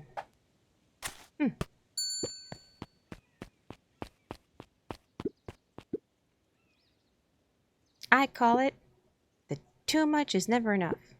This should keep them at bay. Thank you. Or maybe... I can't remember what the original 3 were. I can't look at the ingredients again. It's fine. Alrighty. Looks like we got everything we need. Let's get to feeding these folks. Oh, I already fed everyone. You made all the food yourself? What on earth did you put on those burgers? I just used what was lying around. Oh dear, that can't be good. Thanks again, Luca. Best burger I ever ate. Surprisingly competent. Everyone seems happy. You really are a remarkable boy, aren't you? Yay, I got a Chivo! I did it!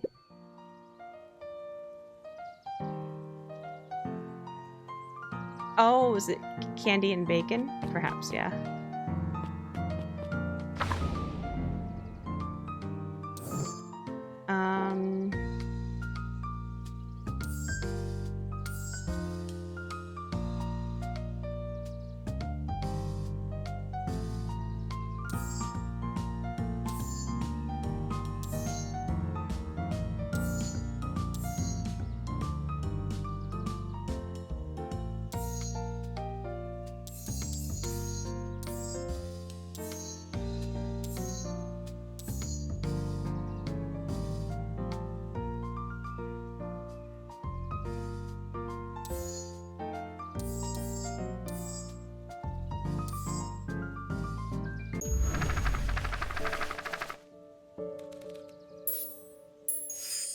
Luca began to respond, but the sky answered for him as the clouds above began to break.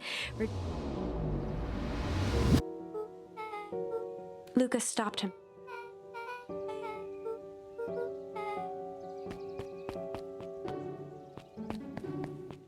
Luca saw Beck's. Oh, I have to listen to this whole conversation first.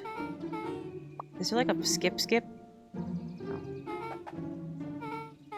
Beck grabbed.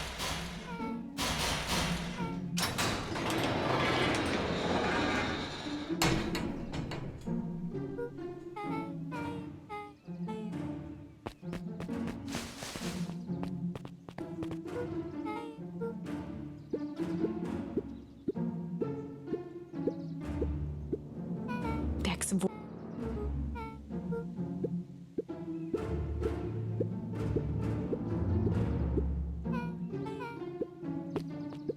The mysterious. A chill his vision. Beck stifled. Gran tussle. Gran gave air.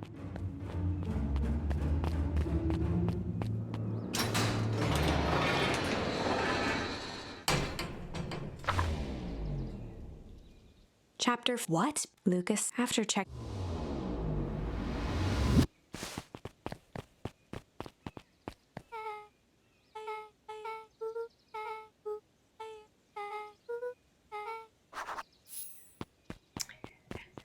Okay.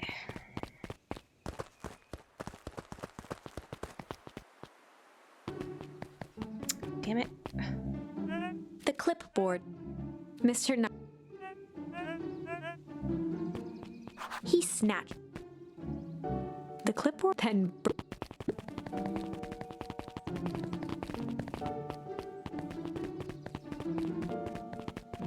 Not even gonna talk to you.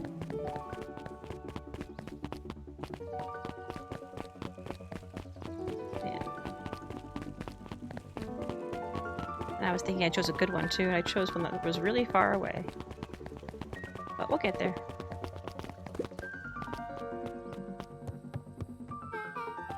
Oh, wait, first we gotta have another dialogue.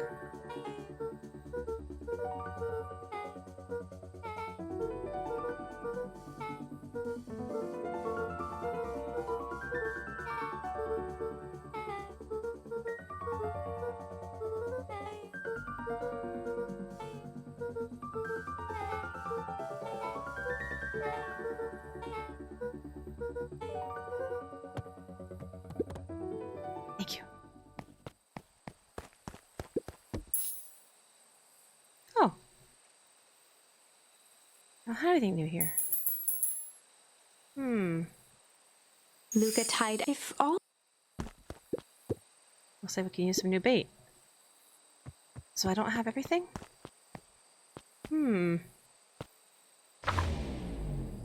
Alrighty then. So.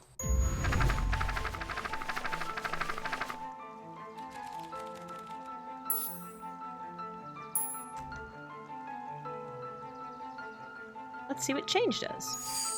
I might have tweaked his wonder potion with a little change. Like, pocket change? You're a lucky penny. Yeah, I plopped it in the vial and no one was looking. What's that gonna do? No idea. That's the beauty of science. Now, we observe. You can all call me Sharper Valentine. His body and face began to contort and expand as he disappeared into a belching green mist. And again, gets transformed by the power of farts. It reversed it. Yes. Holy crap, he's a baby? Yeah, but he's still Sharper, right? What he was no longer matters. This is an innocent child. I apologize for all the harm my father has caused you. Eris awkwardly cradled the squirming child.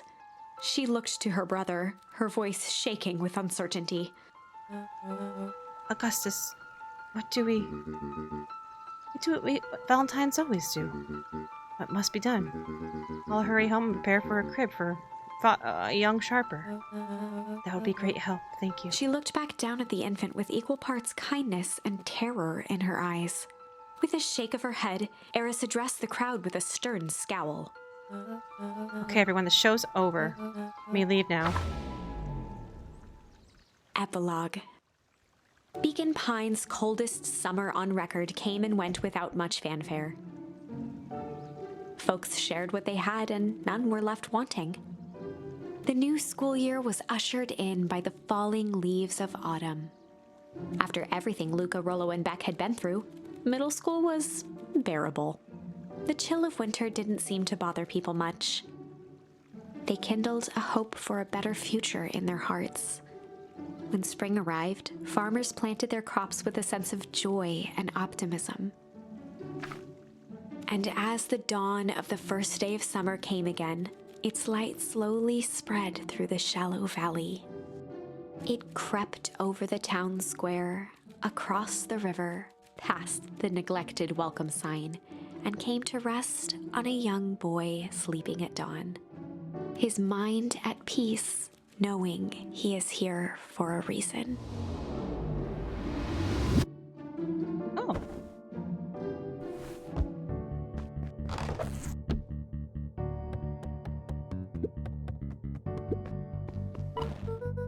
Rollo, you up yet? Roger that. It's a beautiful day at Mission Control. You gonna swing by? Be there in a minute.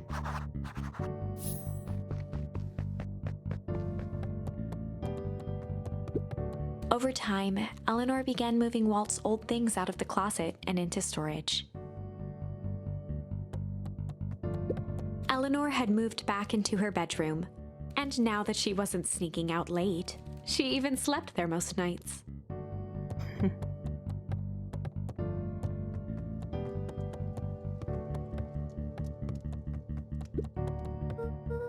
Mom, I'm ready to go now. You go on without me, I'll meet you there. Got a batch of jam to finish jarring. It's funny. I only started making jam as a way to send messages without anyone noticing. But now, I enjoy it.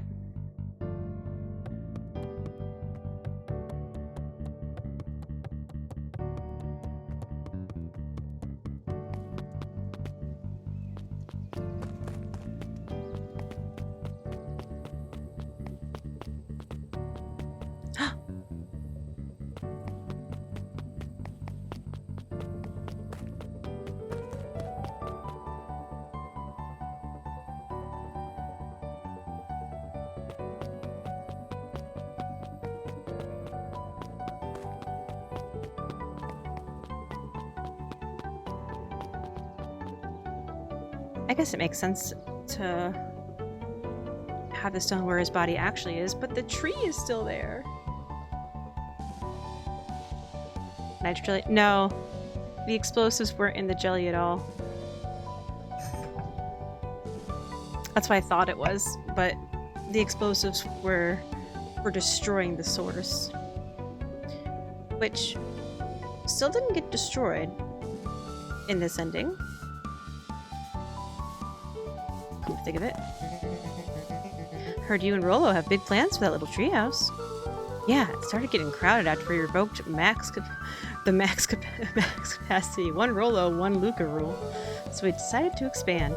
But at least we've got some help with that. How's the internship at Nellie and Iona's shop going? It's been great.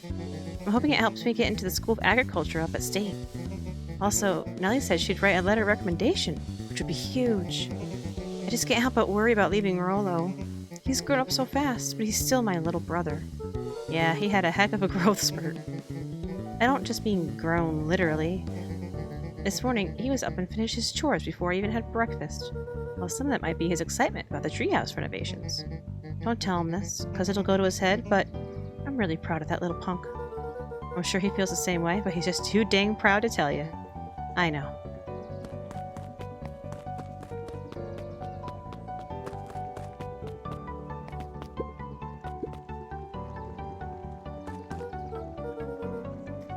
Hey Gus, how's the tree planting going? Couldn't be better. I'm so grateful to Iona and Nellie for letting me help. Just wasn't built to be a mayor. Too much bureaucracy. Gus, we finished cleaning up the sidewalks. What's next? When Perennial Harvest collapsed, most of the clipboards skipped town. But some stuck around and dedicated themselves to making things right. Anyone with a knack for art can help paint the new offices. You can count on us. Well, it looks like you really found your calling. I never really felt comfortable telling people what to do. Now this right here, this is something I can be proud of.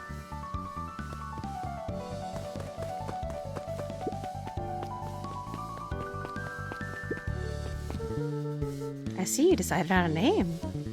Yep, we had to clear out all the old stuff before putting the final touch. Slow and Dirty Harvest is now official. I like it. It was actually Nellie's idea. There's still a lot of work to do, and the name serves as a reminder. Just because progress is important doesn't mean it should happen fast. In fact, I've learned that the more you care about something, the more important it is to take things slow. Our motto is, go slow and fix things. Amen to that.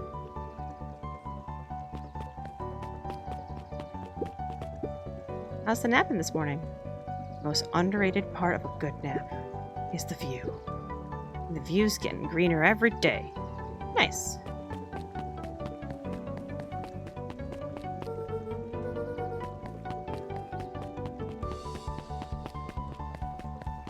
Slow and dirty. I know, right? Luca, get this. I managed to reel in an actual fish this morning. Seriously? Yeah, an honest-to-goodness flip-floppin', swim-swammin' fish. I don't think I've ever caught an actual fish here. Been at least 7 years since I've caught one. I'd say it's a good omen. What'd you do with the fish? Oh, I released it back into the pond, hoping to catch it again tomorrow.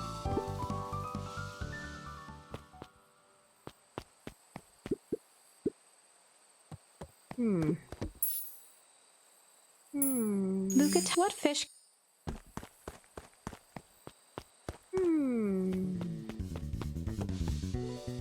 Oh boy. A little higher. Yep. A little lower. Yep. A little higher. Yep. I'm telling you, the angle isn't the issue. We need more power to the radio. Luca, there you are. Would you tell him it's not the angle? Hey, I'm not in charge of antenna redesign. Fine, Iggy, just don't do anything drastic until we get back. Oh, me? Tish, you're in charge while I'm gone. Yep. They'll be fine, right? He'll be fine. If we really want Mission Control to turn into something bigger and better, we have to loosen our grip a bit. You're right. Lead the way. Check in with Beck at our house.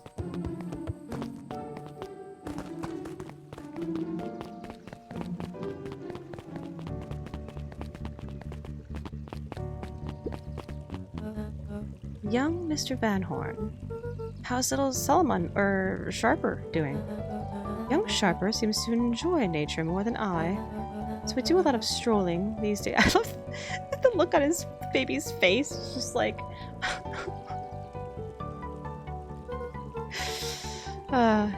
has he,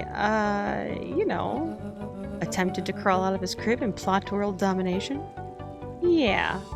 Thankfully, no. I spoke at length with Dr. Modwell, and she feels that Sharper's infant mind was not developed enough to retain his previous memories. For all intents and purposes, this child is unmolded clay.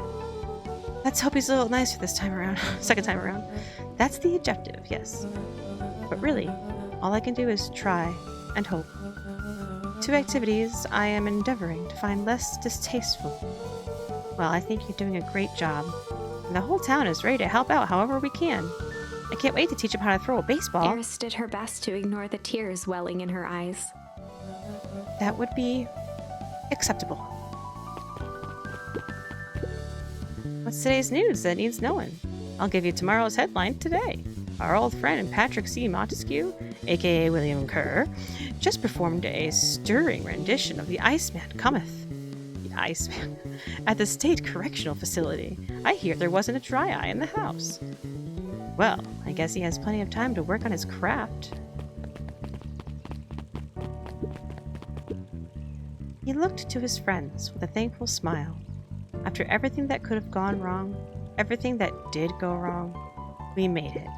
The end. Closing her eyes, Miss Hatch took a deep, relaxing breath.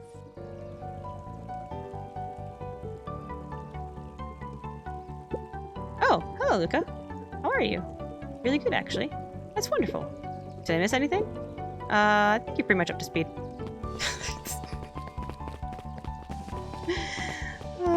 Lol.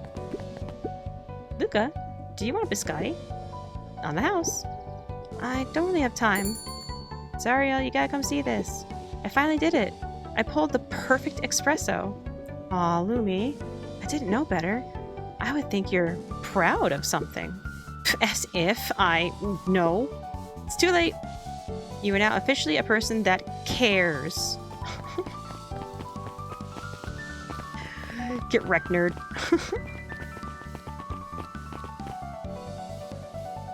The watermelon's still there! Wow, back for seconds? If it's not too much trouble. For the longest time, I didn't understand the appeal of ice cream. It serves no purpose, other than to be briefly enjoyed, and then it's gone. But it's pretty tasty while it lasts. I'm inclined to agree. Hey Luca, can you tell Roxy I'll be free in an hour?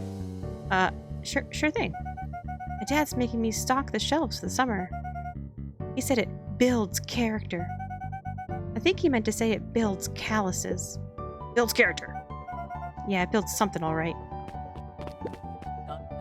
Luca, can I interest you in a delicious He apple? playfully waggled an apple. No thanks, just saying hello. Well, hello then. Mind telling your mom we need a new Create a Jam? Already? It's funny, I used to hide this stuff in the back, terrified that someone would find out about our secret messages. Now everyone wants to get their hands on Eleanor Van Horn's famous Spy Jam. Spy Jam. Yes!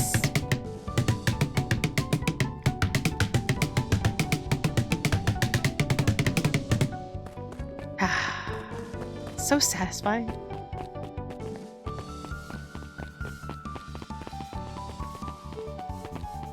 Oh, look it. I wouldn't have been able to go in the... I didn't have to reload to go back into the diner. The whole game, like, the diner wasn't open again, so I was just like, well, looks like I gotta go back to that one part in the game where it was open, and it's open. Damn it. I'm glad you swung by. More follow-up questions for your story? Nope. I got everything I need. Thanks again for that. I sent a draft of the story to the reporter in Capital City. They offered me an internship. Of course they did. You're an amazing reporter. I don't know about all that.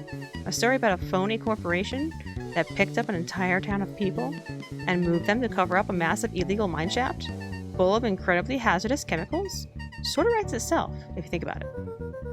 Just don't forget us when you become a fancy big city reporter. Capital City isn't that far away. I'm gonna have to come back from time to time and check in and see what sort of new trouble you've gotten yourself into. Sorry to disappoint, but my adventuring days are over. Ha! Both know that's not true. What makes you say that? Call it a reporter's intuition. Mrs. Fratelli glowed with a carefree smile. Is that your suitcase? That is 2 weeks of unencumbered tranquility. Excuse me, would you be so kind to take my order? 2 weeks of sand, margaritas, and forgotten obligations. Excuse me, I'd love to place an Mrs. order. Fratelli sighed with a zen-like calm. Just as soon as the lunch rush ends, I'll be a feather on the wind. You're going on vacation? For the first time in years. And I've got you and your mom to thank. Why is that? She didn't tell you yet? You two are gonna fill in for me at the diner while I'm gone. Just like old times. It's fine. I'll wait.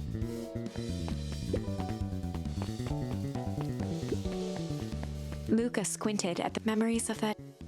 I don't think they'll be... Yeah, they're all done already, right?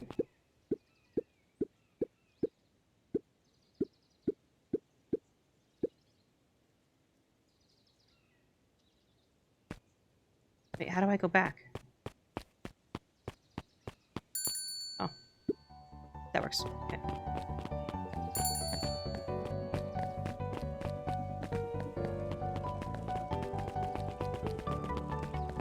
weird. I got everything for that, but not for the fishing.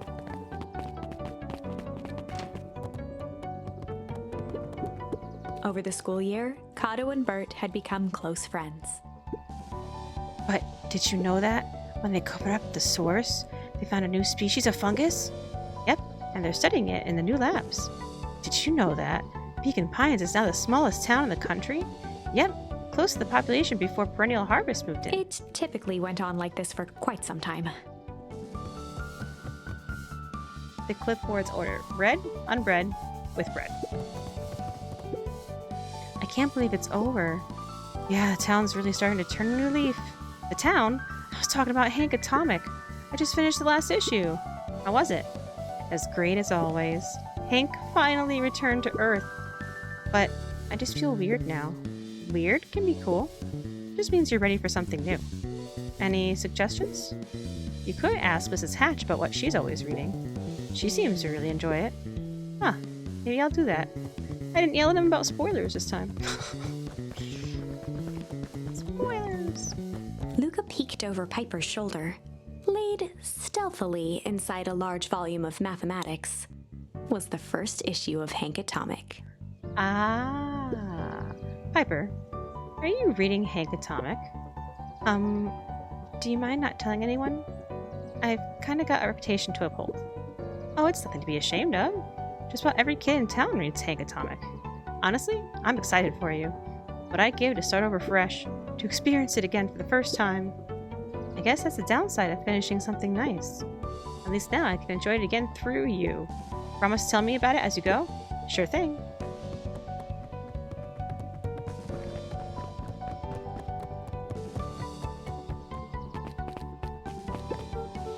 Hey, Mr. Nuncreed.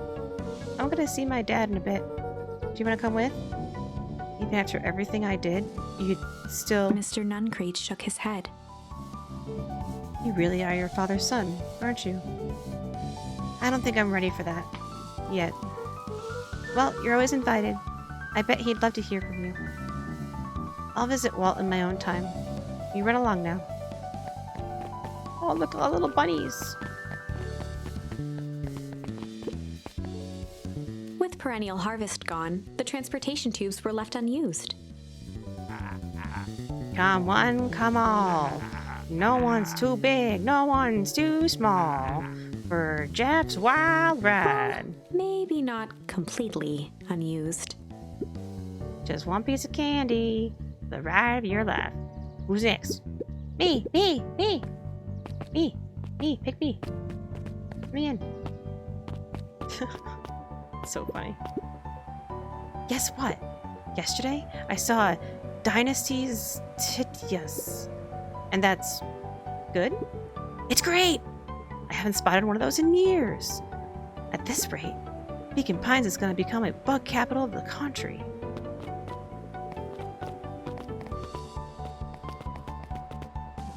This is still the same. They got rid of that barrel that was here. And no more goo on the ground. That's good.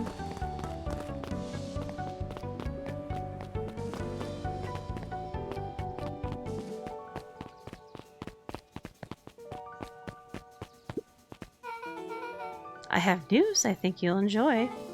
This morning, I unpacked my last box. You're officially moved in. It's just a box. Let's not blow this out of proportion. It sounds an awful lot like putting down roots. I guess I decided this place is root-worthy. You're going to be stuck with me for the foreseeable future. I do have to warn you, most years aren't going to be as interesting as this one. I think I'll manage. Ready? Before we go, there's a bit of a surprise. Oh?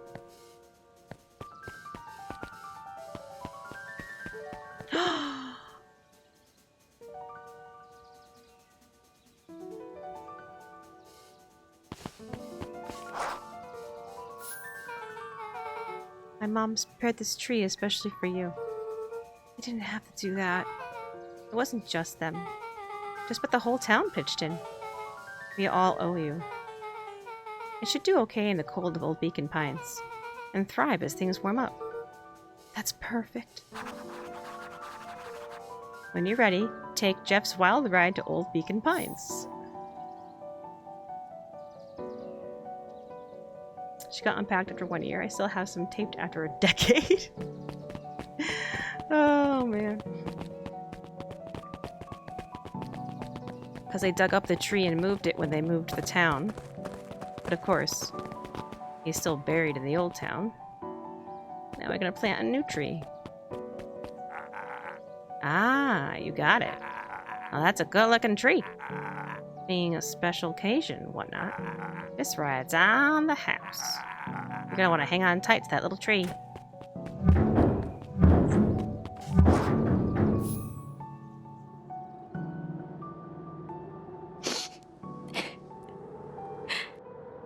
I think this is it. The narrator's crying. The end I've been waiting for. Honestly, I began to lose hope of ever finding it. But then you came along. I don't know exactly how to thank you. It's hard to explain how much this means to me. It's funny, now that our time together is finally ending, I'm at a loss for words.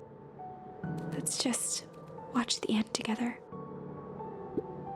Done. A good little tree. The best little tree. Thank you, children. This means a lot. Yeah, thanks for everything. Shucks, I only did what any super awesome best buddy would have done. We should probably give you some time alone now. You good? Yeah, I am. It's been a wild year. How are you feeling? Everyone keeps asking me that. I'm fine, really. Pa always says the only thing fitter than a fiddle is a cello. I feel like a dang cello. Well, if you ever stop feeling like a cello, I'm here for you. I know. You don't even have to say it. You two make an awesome pair. Excuse me? We're a trio now. Yep. Thanks. There's just one thing missing now that you're part of our group. Missing? Let me tell you a little story about a man named Hank Atomic. Oh, God. I won't be long. I'll be waiting for you back at the phone booth. I found a perfect way to start our summer. Oh, boy. You've got some good friends. I'm so proud of you. Your father would be so proud. I know. Mom, can I ask you a question? Do you ever dream about Dad? Not a night goes by that I don't. Are you ever afraid that you're going to forget him? Forget what he looked like? Forget his voice? No, because so much of him lives on in you. He loved that old tree, but I know he would have loved this one more, because his two favorite people planted it. Thank you for the follow! I'll give you two a moment.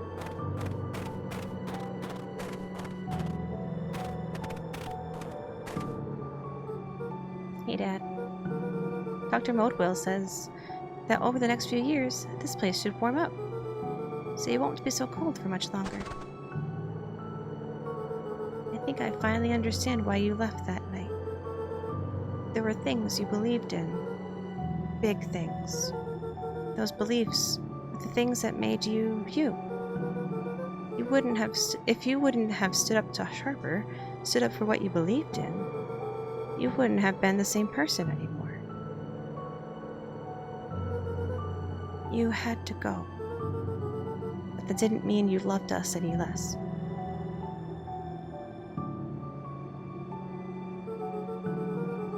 I might not visit you as much as I used to. I know you understand.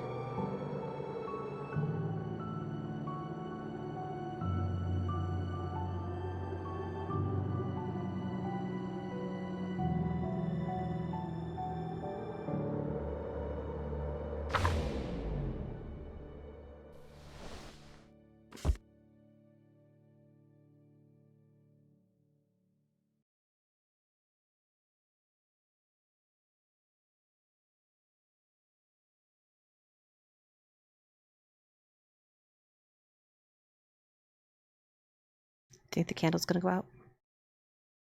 If I wait.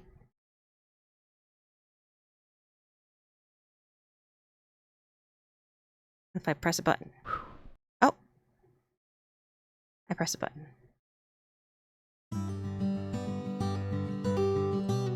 I did it!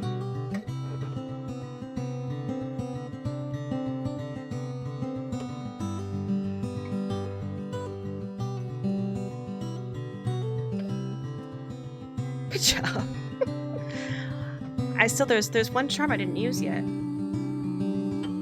I might have missed a charm because I didn't. It kept. I don't think I got all the fishing ones. Game over, yeah.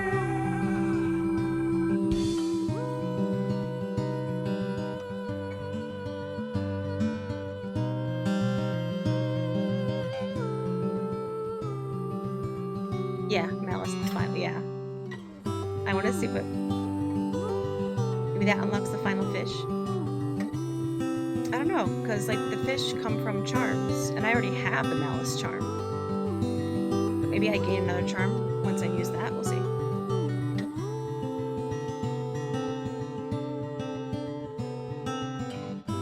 I felt like it got a little awkward when the narrator started to cry, like she was having a moment with us as the player, because I was like, no, this is the part where you just let me cry. You ruined it. Oh, producers. Cat barf. Of course.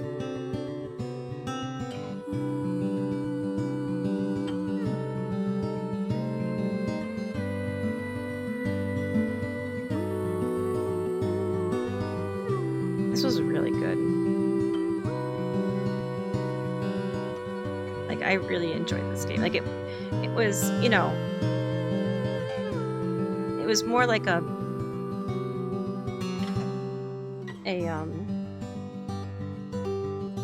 visual novel kind of a thing,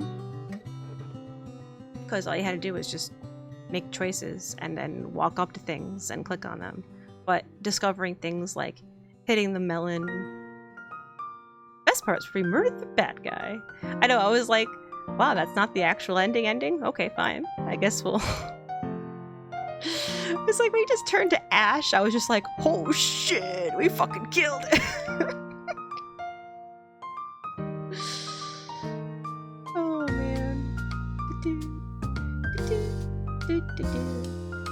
But yeah, this was a pleasant ride, and there were definitely twists and turns I didn't see coming. I did not pick up on who Solomon was until he appeared at the festival. Then I was just like, oh god damn it. Because of course it makes sense now that we know about like the age thing. He just did it backwards somehow. And the interesting thing is, though, I didn't figure out Gran was mom right away. Like when we found the article about her being dead, or Gran's obituary or whatever. I didn't think of it then. I thought of it a little later. I forget what sparked that in me, but I was just like, oh.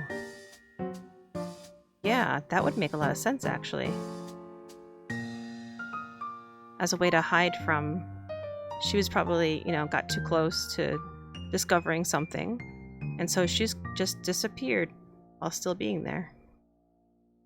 It was perfect cover. That must have been, like, the hardest thing to do to, like, the hardest thing to do to Luca, though. I'm surprised she was able to keep that up, you know what I mean?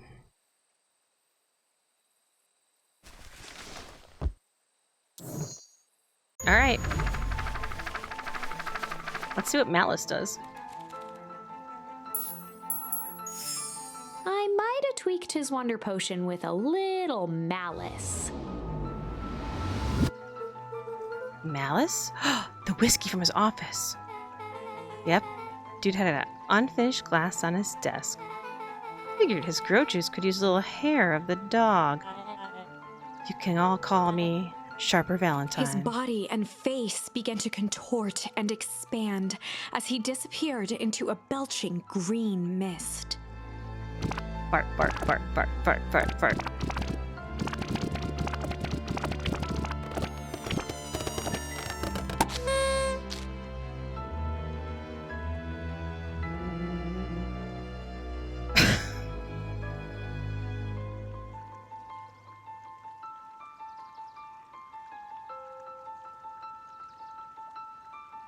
Now that's what I call 80 proof whiskey. Damn, dude. I just got an achievement. It's called Pop Goes the Weasel. Damn, dude. The crowd gazed in stunned silence at the now empty stage. The quiet was broken when William Kerr sprinted off stage and into the distance. He was never seen around Beacon Pines, or anywhere else for that matter, again. Watching the silhouette of Kerr disappear over the horizon, Luca began to laugh. First, a low chuckle that became uncontrolled, heaving laughter. Through his tears, he was vaguely aware that the crowd had begun to laugh with him. This child just murdered somebody into confetti and then just starts laughing. The end. That was unexpected. Good night, Risu. Thanks for being here. I Perhaps appreciate a you. bit of an absurd ending for my taste, but who am I to say? I'm only writing the damn thing.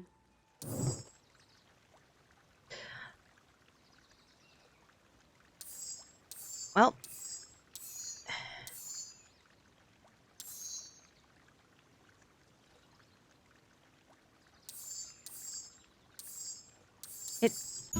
Here's the thing. This very first one, it taught me how to use this by going back and changing it. But I only chose chill and then ponder. I never actually chose hide. So I wonder why. We're just gonna go hide for the day. I don't know why it checked it off. Probably because it probably just checked it off because it doesn't change anything. Like they specifically said this first question, this first like choice doesn't change anything. It was just to teach you the mechanic. Traditionally, when one is trying to hide something, they avoid literally using the word hide. Yeah, I guess roll up, bet some other kids we can beat them in hide and seek. Aren't you a little old for that? It's not like there's much else to do around here. Make sure your boys are done playing your little game in time for supper. All's well that ends well. That worked.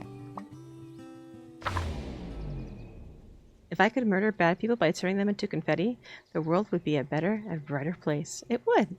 And more colorful.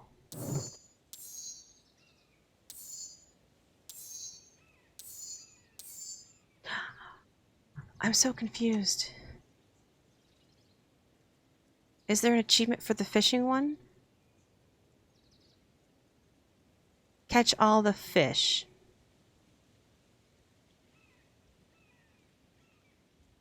I'm missing one. No, that makes me cranky. Achievements. All achievements.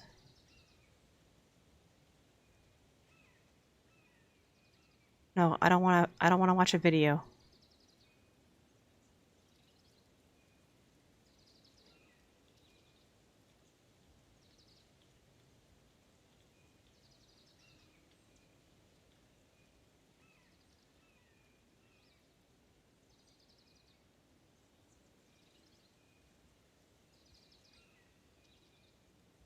Tickle, junk, pull? I don't have pull. Smack, cling. I don't know if I have cling either. Struggle, pungent, crooked. In chapter 2.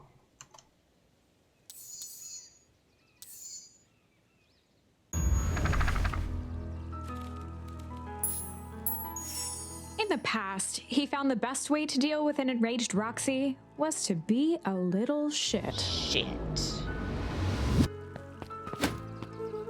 Make a break for it. What have you done? Ah! Did that little shit just kick me? Hey, Enzo. Sorry. Okay.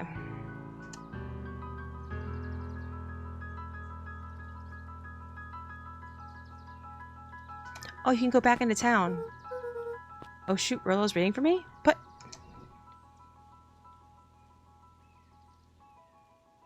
after using the shit charm at the rendezvous with Roxy turning point, head into town and talk to Yisun, who's been outside the History Museum tent south of town square. But I can't. Oh, maybe I need to talk to Solomon first. Solomon, current war huffed.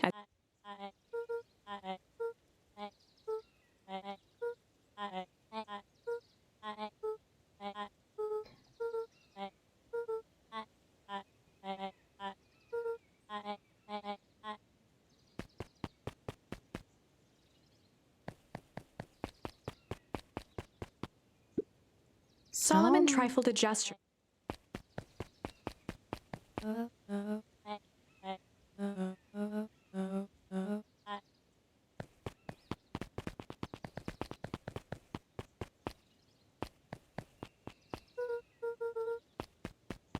This guide is lying to me.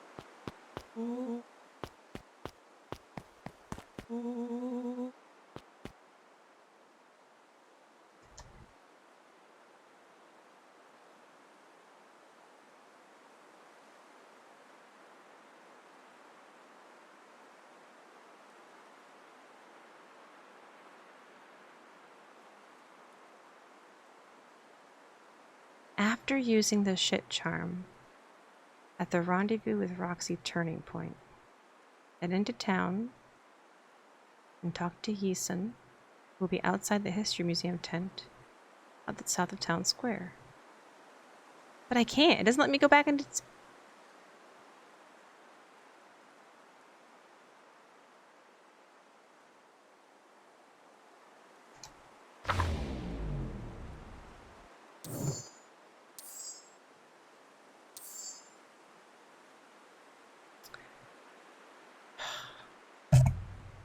Yeah, the artwork is so good. Science! Oh, itchy. And then the other one says in chapter 2, of course this doesn't show me chapters, does it?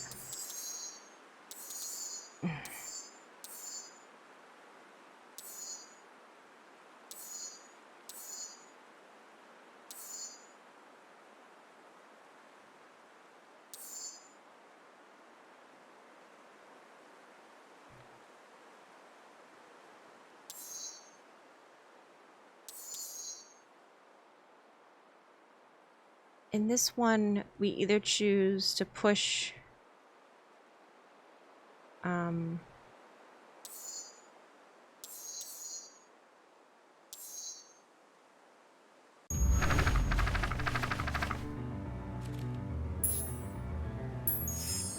Well, time to bust out the strange. so many stars in the story tree. Bex, the only... At the side, Iggy's voice.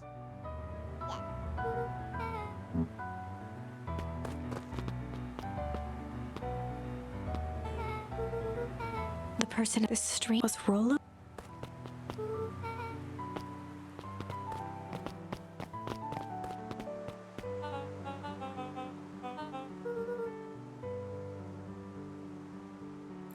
Okay. If I choose the other option, we don't run into him, because he sends us straight home. Well, time to bust out the tickles.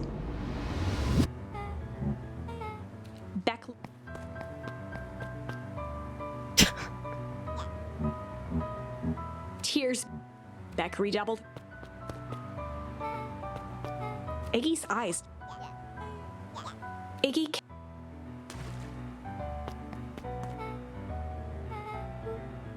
Beck shook the ooze.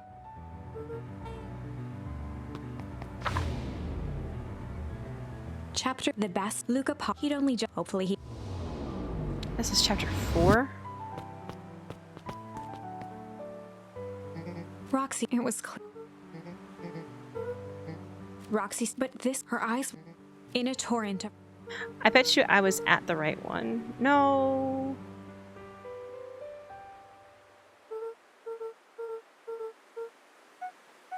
Roxy with a Roxy drew.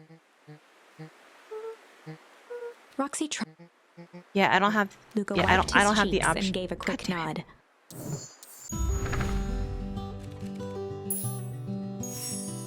We were just gonna go ponder for the day. This was nailed it. I'm out. See you, Gran. What? Yeah, we'll stay out of trouble. Get into trouble. Of course.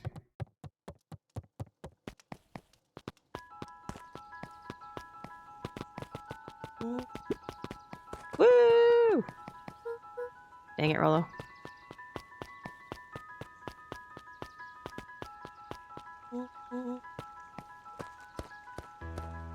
Yeah, go. Chapter 2. Welcome. okay, here it is. It wasn't over the net until in the sixth.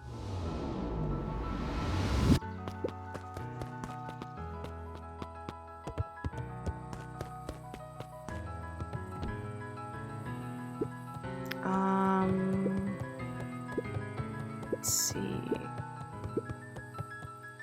Oh, I can go out. I didn't realize I can go out here. Luca looked up at the satellite dish. There it Rolo is. nearly killed himself putting that up into the tree. There it is. While it didn't turn the radio into an interstellar communicator, as he'd hoped, it did at least boost the signal enough to overhear truckers one town over.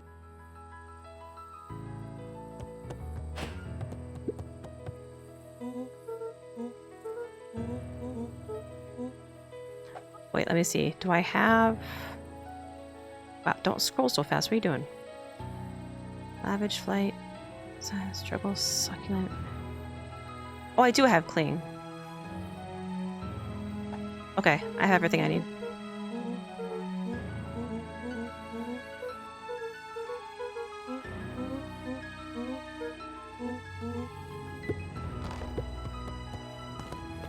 I think I could just go fishing right now. No.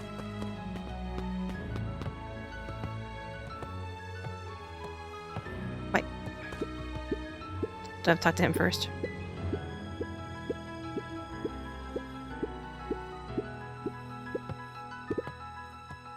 Whenever Lucas, it reminds. Here we go.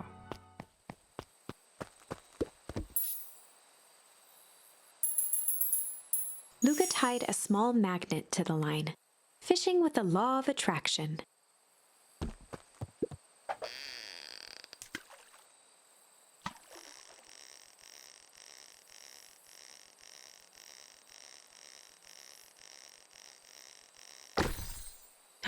A key! Where do you think the lock is for this key? Now, why would we want to find that? Because then we would know the secret. Gah, that's no fun. The second we know what it unlocks, it just becomes a boring old key. Right now, this key could unlock anything. Cool. Yay, Chivo! Well, that's quite a haul. Feels like a good time to pack up. Aw, just a bit longer? If things lasted forever, they might not feel as special, huh? I guess. I'll make you a deal, Buckaroo. You ever feel like you need to talk about anything at all, you just say, "Let's go fishing," and I'll know what you mean. Like a secret password? Yep, top secret. Neat. What a perfect day. Yeah. Oh, it's so cute.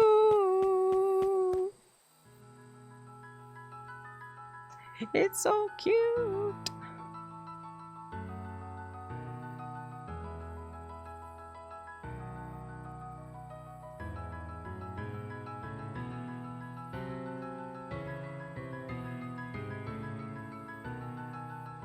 Oh my god. The only other achievement I don't have, I'm not going to do it right now. I just wanted to see, like, the end of this thing. The last achievement that is called, let's see, it's called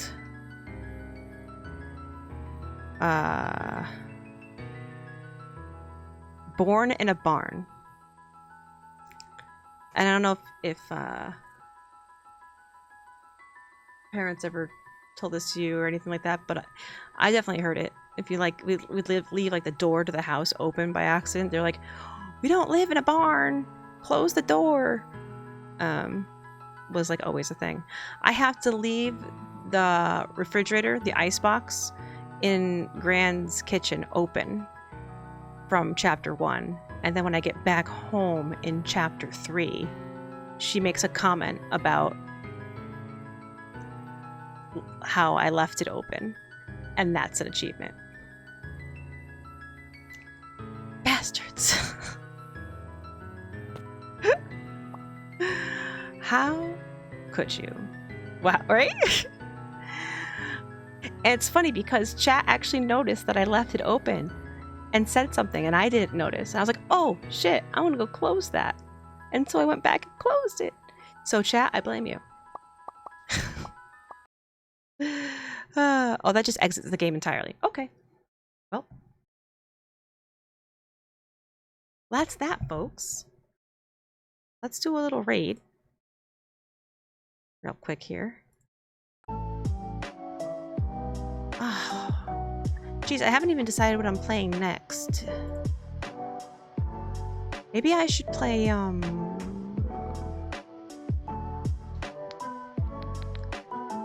what's that game called? Death's Door. Maybe I should play that next.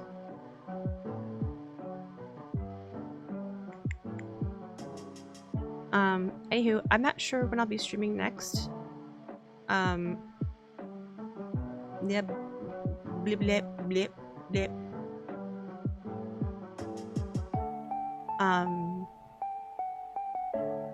Mom's gonna be back in town Wednesday for the weekend, and then she leaves Monday. Her birthday is Friday and stuff, so I might be busy with mom stuff. I could stream tomorrow, but I'm not sure if I will. Pencils in, blah, blah, blah, blah on the calendar. Pencils in, but, blah. Butt spot? It's a date. Oh my god, who has a badger emote? That is so great. I love it. Mushroom, mushroom. Oh shit, I didn't realize. Okay, it wasn't important.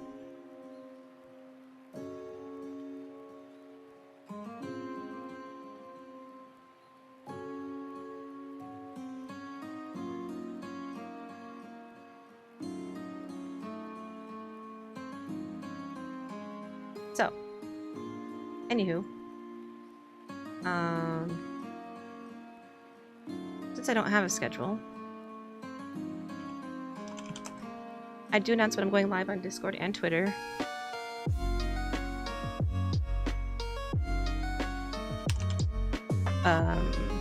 Let's see who's online. See who we can raid.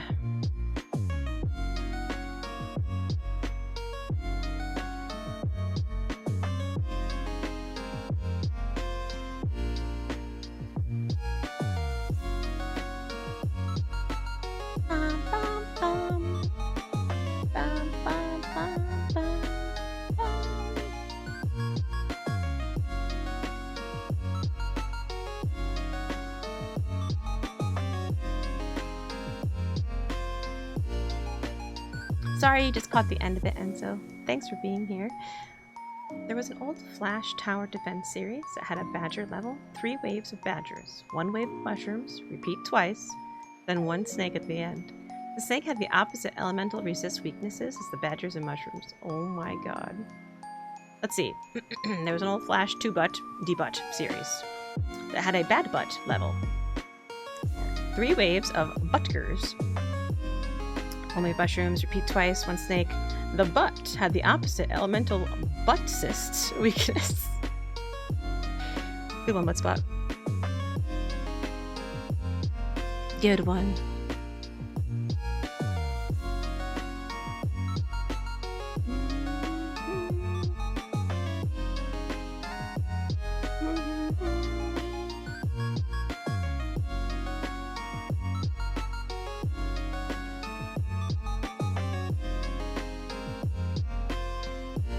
Butt cysts.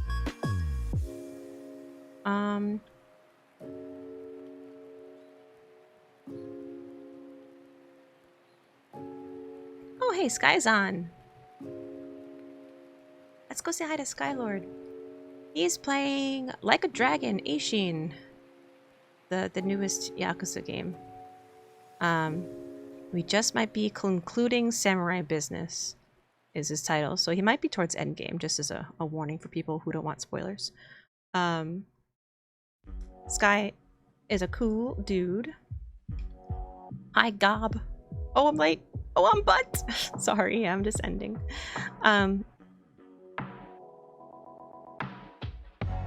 Sky is really cool. I got to meet him at TwitchCon 2019, you know, the before times. And we got to hang out at Coin Op, which is a bar / arcade, like real arcades, like the old school arcades. It was so good. It was so good. But yeah, let's go say hi. Spooky Skylord.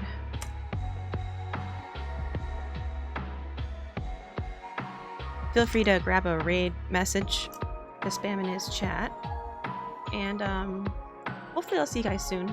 I might be playing Death's Door next, that really cute crow game. If not, I'll figure out something, because you never know. Sometimes my brain just wants something else, and then I get latched to something else.